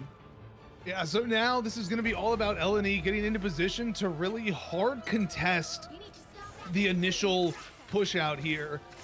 They pretty much want to stop them from getting to this bridge, because you don't want to play them necessarily right at that doorway, right at this section, because of how close their respawn is. So unless you can get like an effective full wipe on them, you got to be careful with it. Yeah, definitely. I mean, Final Shape really have the ult to defend here, but LNE are coming up to their combos that you want to see. We are going to be seeing the copy. The invisible boundary is probably going to be coming out, as well as the fate of both worlds. Final judgment is going to be coming out. LNE are just pressing Q on everything. They know they want to win this. They already have 2 kills, but it doesn't matter as Simba gets 2 in return. It's a 4v4. The second invisible boundary is going to be coming out, as well as effort is now jumping in. Abuhu is going to be using this hand of conscience straight onto the supports of LNE, taking out effort, taking out Slime. It looks like Mochi is on the backline, though, manages to get a kill onto Abuhu, but he's soon going to fall, as it is him versus the world. And now it is up to LNE to push in again. Maverick is going to be switching off of the Strange and going on to the Captain America instead, just for a little bit of time to get back. We do have an ult advantage for LNE, but soon Final Shape is going to be having Legends Stampede extremely quickly. Going to be grabbing Legend, throwing him into the backline, grabs in response, forces out that Stampede from Xylus extremely early, although Legend is going to die before he's able to build it in time. It gets cancelled, actually, as now LNE is pushing it. They managed to find another pick onto Abuhu, who was doing a little bit of fancy dancing in the backline, as now it's only Maverick on point. Maverick versus the world, and overtime clicks down. LNE defend the second point, but that is far to push. Final Shape might even be able to stop them at the first point, but if we're going off anything from round 1, LNE are very good at contesting this first point and pushing through it extremely quickly. Yeah, Final Shape, you know, they pretty much got the distance that they would want to get off of 1 minute to work with. You know, the best they could have done would have been also just, you know, pushing it into that third point. But, you know, that far on 1 minute is your minimal ideal, because 149, that's definitely defendable for that distance. So it's still very much potentially in their favor here. You know, even if Leeds captures the point here in the first 49 seconds and they have 1 minute, it's still going to take them that minute to get the payload that same distance. Yeah, you're basically guaranteed overtime. You're basically looking at an overtime situation for them as well. And we are going to see Final Shape here on the triple strategist. We see Legend up there on the Ultron. Teddy is on Luna, and Lapsus is on that Loki. Simba, the lone duelist, on the punny, as Maverick is going to just look to slow things up here with the penny once again. So going to be interesting to see how Leeds are going to roll out with this. Yeah, gonna have a lot to deal with. Stuff's already getting really low, as well as effort. I mean, Simba just be able to build so much ult charge from that turret already, 20%, without really having to do much. I mean, this is gonna be so hard to push into. It's gonna be very nice, though, for LNE having these 2 extremely tanky tanks. Oh my god, instantly Abuhu grabs Xylus into the penny mines, wiping him out, giving Maverick a free kill, and we can see why this combo is so terrifying, why it is so hard to play Devil Dino into Maverick. Oh my god, Slime picks up an amazing freeze just to wipe out Maverick. Triple headshot kills that Penny. There's still plenty of mines available, though. They do manage to finally push back it. Xylus is going to be walking onto the backline, trying to get a lot of damage with this Devil Dino. Both shields have already been forced out. Effort in a really nice position here. Runes are already forced. Portal is going to be blocking off Effort's LOS as Xylus is going to fall. The portal stops the healers from saving him. Simba on the high ground. Shotgun out. Shotgun to the face. Wiping out Mochi. Maverick manages to find Stuffs. Needs to be careful, though. Gets a little bit too aggressive and does get staggered. And with no portal, Simba is going to have to walk all the way back. And LNE has quite a few ults ready to go. Simba's not worried about it. He's just going to roll out on that punny. Zipline his way back. He's already back to point. Oh, he's already back. They're not even pushed in yet. So here comes the extermination by the Ultron, looking to take out the Moon Knight. They secure that elimination there on Effort. Simba taking out Stuffs. 10 seconds left on the clock. This is going to be looking like Final Shape trying to secure things down to the wire as the Punisher's shotgun rounds are pumping through into this Dino, trying to eliminate him. Here comes the final judgment with the Agamotto to pair with it, and they're just trying to hang on through this. The fate of both worlds, not enough to keep their team alive, and it is Simba here finding Elim after Elim. It is just one person left, and Legend is going to take down Effort. Nobody able to stay on and touch, and that is going to be Final Shape securing this win and winning in a 2-0 fashion. Yeah, they are going to remain our champions. Clearly the team to beat when it comes to Heatwave. That is 2 wins in a row for Final Shape. LNE put up such a good fight, though, doing extremely well, trying their best and really pushing Final Shape to their limits, forcing them onto this triple support line constantly. And I mean, what a performance from both teams. In the end, though, it was Final Shape are your champions. So huge congratulations to them. We need to pick an MVP, though. This is going to be really difficult. For this one, I think I'm just going to have to go with giving this one to Simba being able to make things work for them through and through, and dealing with their mains being banned out. If it wasn't Simba, I would have to say Abuhu. Abuhu did such a phenomenal job finding the positions with Moon Knight. There were so many times that Abuhu was able to clutch up on that Moon Knight, secure multiple eliminations, stop advances, and then really, getting those Dino kidnaps at the beginning to stagger out, Xylus on the Dino as well. So for me, it's between Abuhu and Simba. I don't know about you.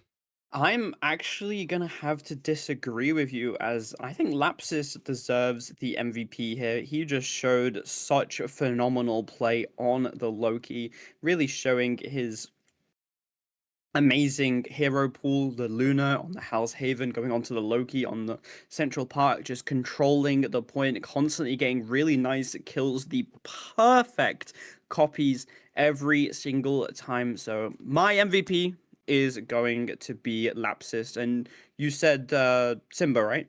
Yeah.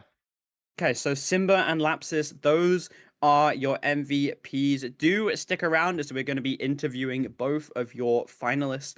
Up first is going to be second place LNE up for the interview. So we'll be right back while we set that up, but should not be too long, so do stick around. But for now, bye-bye!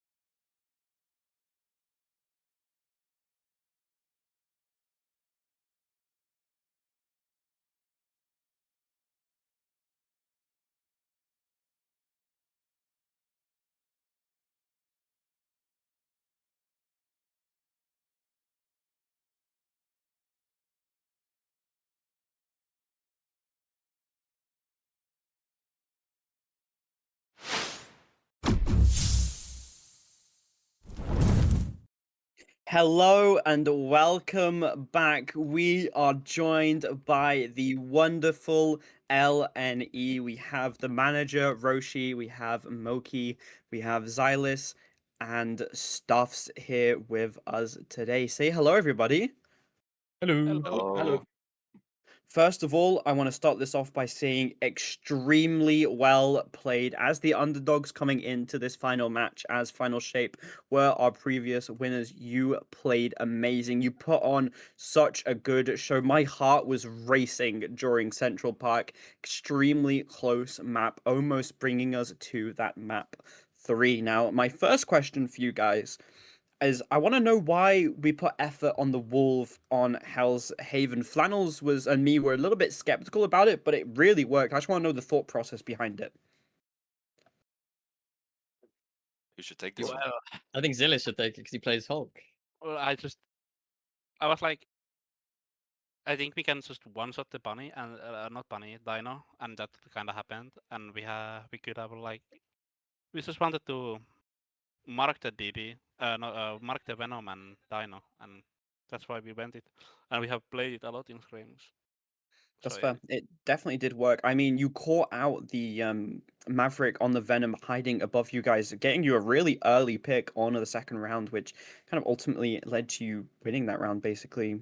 Would you like to ask something, Flannels?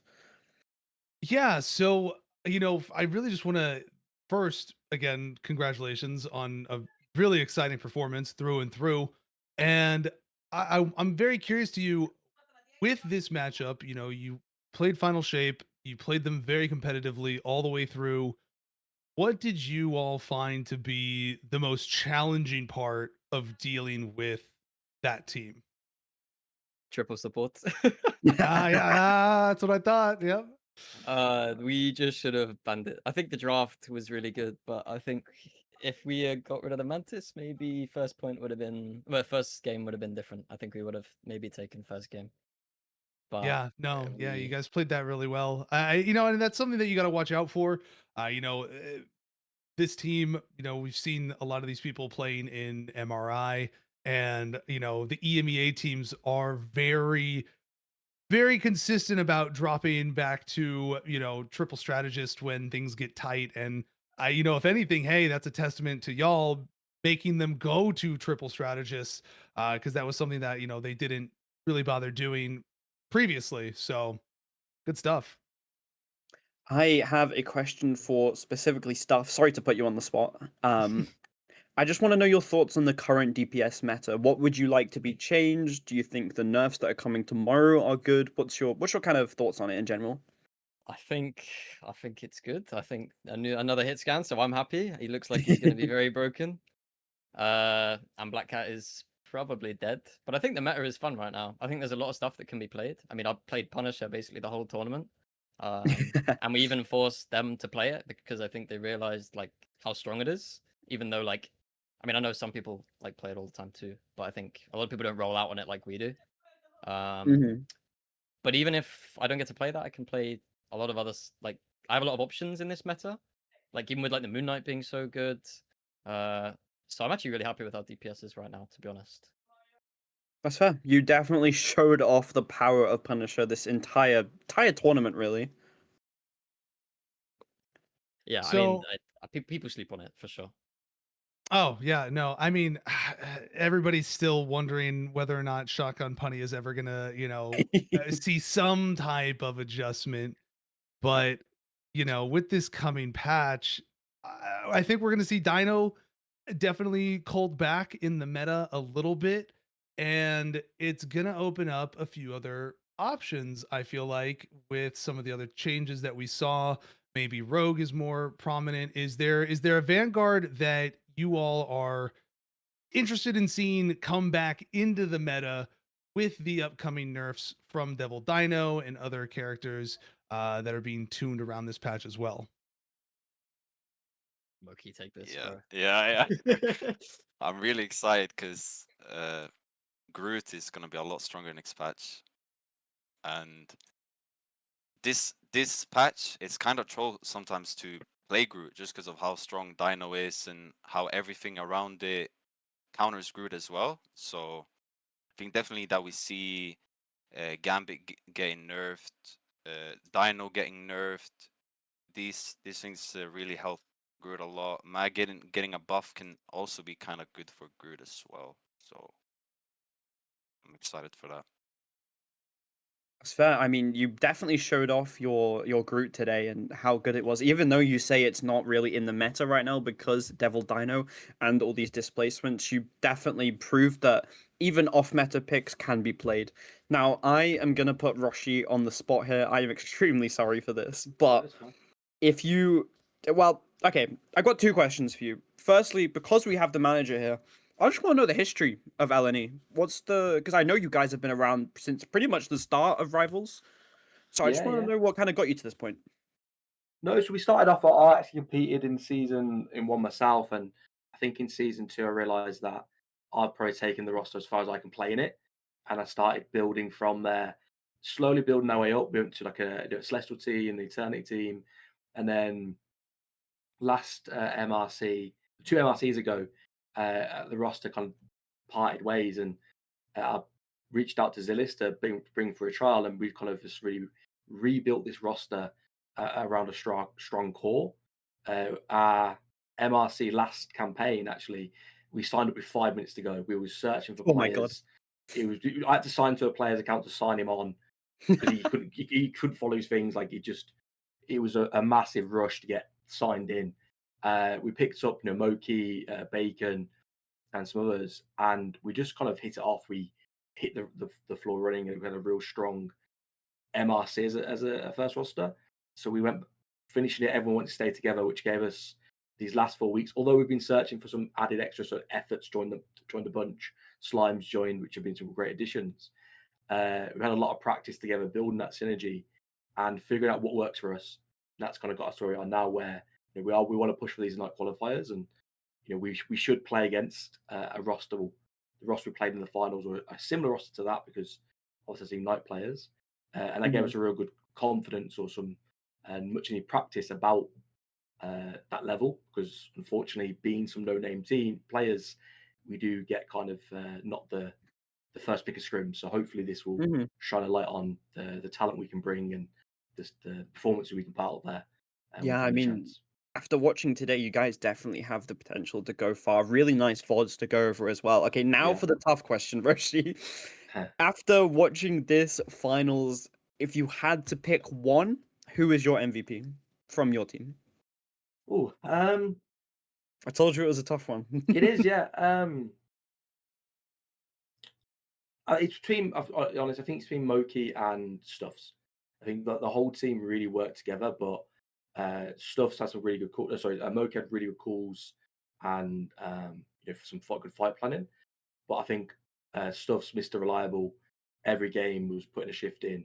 Every game was doing his job, even when blows up and on again. But every game he was being consistent and providing that value, providing that backbone, forcing dives out and giving us that win con. So I'd probably edge it to Stuffs being that Mr. Reliable. You're too kind. Yeah, I think, yeah. Hell yeah, that's my goat right there. Flannels, you got any final questions for them, as we are starting to run out of time here? No final question, but I do just want to leave this sentiment for y'all is that you put on a very competitive showing tonight against a very high level team, and that's got to feel really good and definitely reinforcing as this next MRC is getting started, and it's going to be one that decides for a lot of people if they get to participate in the Ignite qualifiers, the midseason qualifiers. And you went up against current MRI players and some people who are from the previous MRC, top 3 teams and stuff of that nature. So playing to this degree and being as competitive as you were, that's got to be really re-encouraging for you as MRC gets rolling. So looking forward to seeing how y'all do. I appreciate it. Yeah. Thank you. I have one final, very simple question before I let you guys go and enjoy your evenings. Can we expect to see you back next week to try and win it all? Most likely. Champions League next week as well. Yep, Yeah, this is going to be every week now. As long as we have players, I think we'll try and get here because it's real good practice for us. Perfect. A real good scrim block. I cannot wait. It was really, really fun casting you guys throughout, and I've known Stuffs for a while, and it's finally getting to cast him has been amazing. And just all of you played exceptionally well. It's really unfortunately we didn't get to speak to Slime and Effort, but please give me their my congratulations to them when you see them next. But thank you for being here. Thank you for playing in the tournament, and congrats on second place. No easy feat. Oh, thank you Appreciate for that. organizing. It was really good. A lot of fun. Okay, we will be taking a short break while we get Final Shape in here to interview, but for now, this is going to be a goodbye from LNE and a be right back from us. So, bye bye. See you later.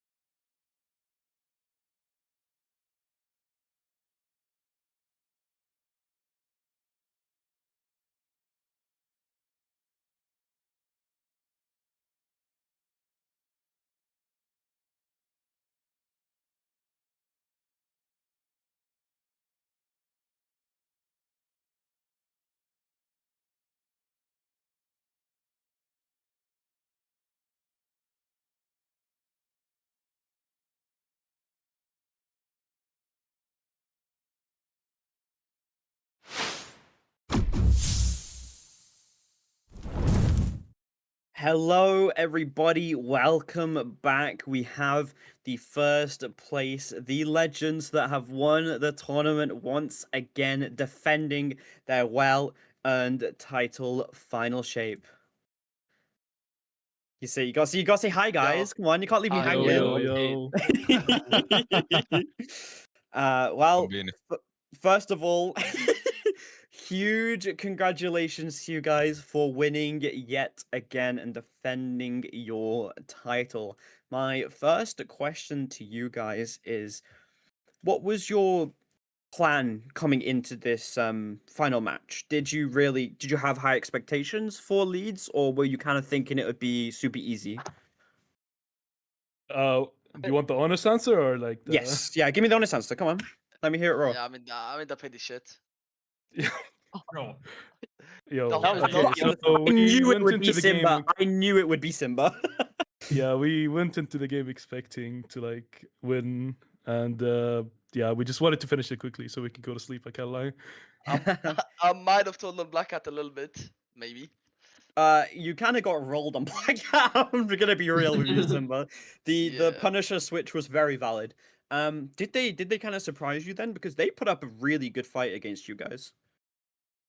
Yeah, they're actually pretty Uh, good. I like that Zealous guy. He's like a day one. I used to know him from my old coach. So Mhm. it was good to see Basically, Zealous Simba perform. was trolling a bit, and then he woke up. Yeah, Simba was on Yeah. thin ice today. I can't lie. He dragged me to do this tournament, and then he decided to try run it down. Just classic Simba things, you know. Yeah. I mean, the last Yeah. game was more of a mental battle and keeping Maverick from throwing the game. It was more like we were fighting each other instead of fighting the enemy team. But we pulled through. Oh, I like that's that. nice. Yeah, I mean, taking away from this match, like, what did you honestly find to be the biggest challenge for you with them outside of Simba trolling? What gave you the most difficulty in these two matches that you played against them so far? Slime, that guy's Thanos. Hmm. Yeah. They actually did better than we expected. The We whole expected it bubbles. to be Go too expected it good. to be way easier, and then when we actually played the game, there was like, they were fighting back. Yeah, they got really good value out of their DPS ults as well. Their Punisher had pretty solid ults most of the fights.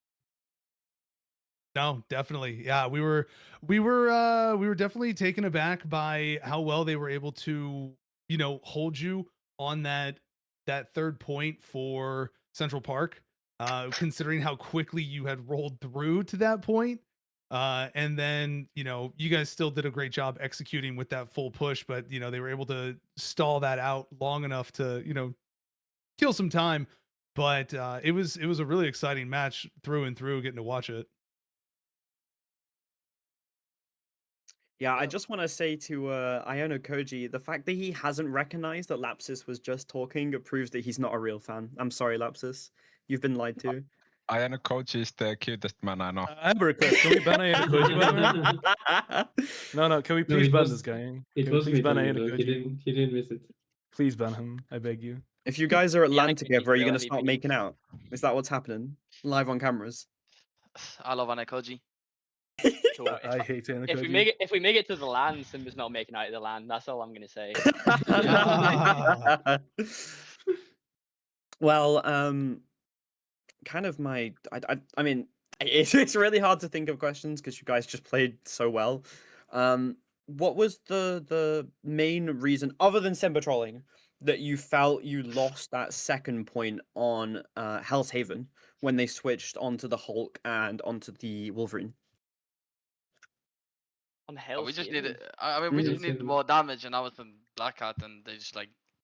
I mean, Black Hat against like Wolf Hulk Dinosaur is just bad. Yeah. And I'm just bad on it. It is what it is. I'm not gonna It's lie, okay. first map I got a call from my dad, so like I was quiet the whole first round. Oh, okay. Ooh, also. Not wanting to like practice Black Cat, so we had to play Black Cat no matter what. Oh, okay, that's fair. That's fair. I will say, can I expect more a Boohoo DPS Luna in the future? No. Actually, probably. Like Maverick was shouting on me the whole time to like switch it, but like I'm telling you, it was working. I mean, The thing basically, is, we have He's a three hater. tank He's a players. hater. We have three Yeah, tank players, so one of them had to switch. yeah, we have 3 tank players. No, I'm a multi-role talent. I had to show off. Ah, yes. Speaking of that multi-talent over there, we have some names here that people who have been watching are maybe familiar if you've also been watching MRI. And Simba, I got to see a different side of you today. That's not me. That's not a Simba. It's the Yeah, it's a other different- Simba. wrong Simba. Yeah, there is two I see. Simbas. I was Oh my being God. told you were that Simba. Nah, but Abu I've been debated. and Legend are This is like the- this, and Lapsis. This Yeah, is I the know. demo, Yeah, demo Simba. Yeah, I know Lapsus and them, but yeah. So I mean, maybe that came into play with the other teams if they were also under the impression that you were that Simba, since that Phoenix was always such a priority ban. is that normally a hit scan that somebody on your team normally likes to play along with the Star Lord? Because both of those were just constant ban targets against your team, but was always somehow got through against others one time or another. You know, who's that primary hit scan player? I mean, I play Phoenix and Starlord and like whatever, but we just have like one DPS player. Like we just went with 2 tanks players, 3 DPS, 3 supports, and 1 DPS. So it's kind of cooked. I mean, For my it DP. worked out. And I mean, the classic final question, as always, can we expect to see you guys back next week to defend your crown? Maybe.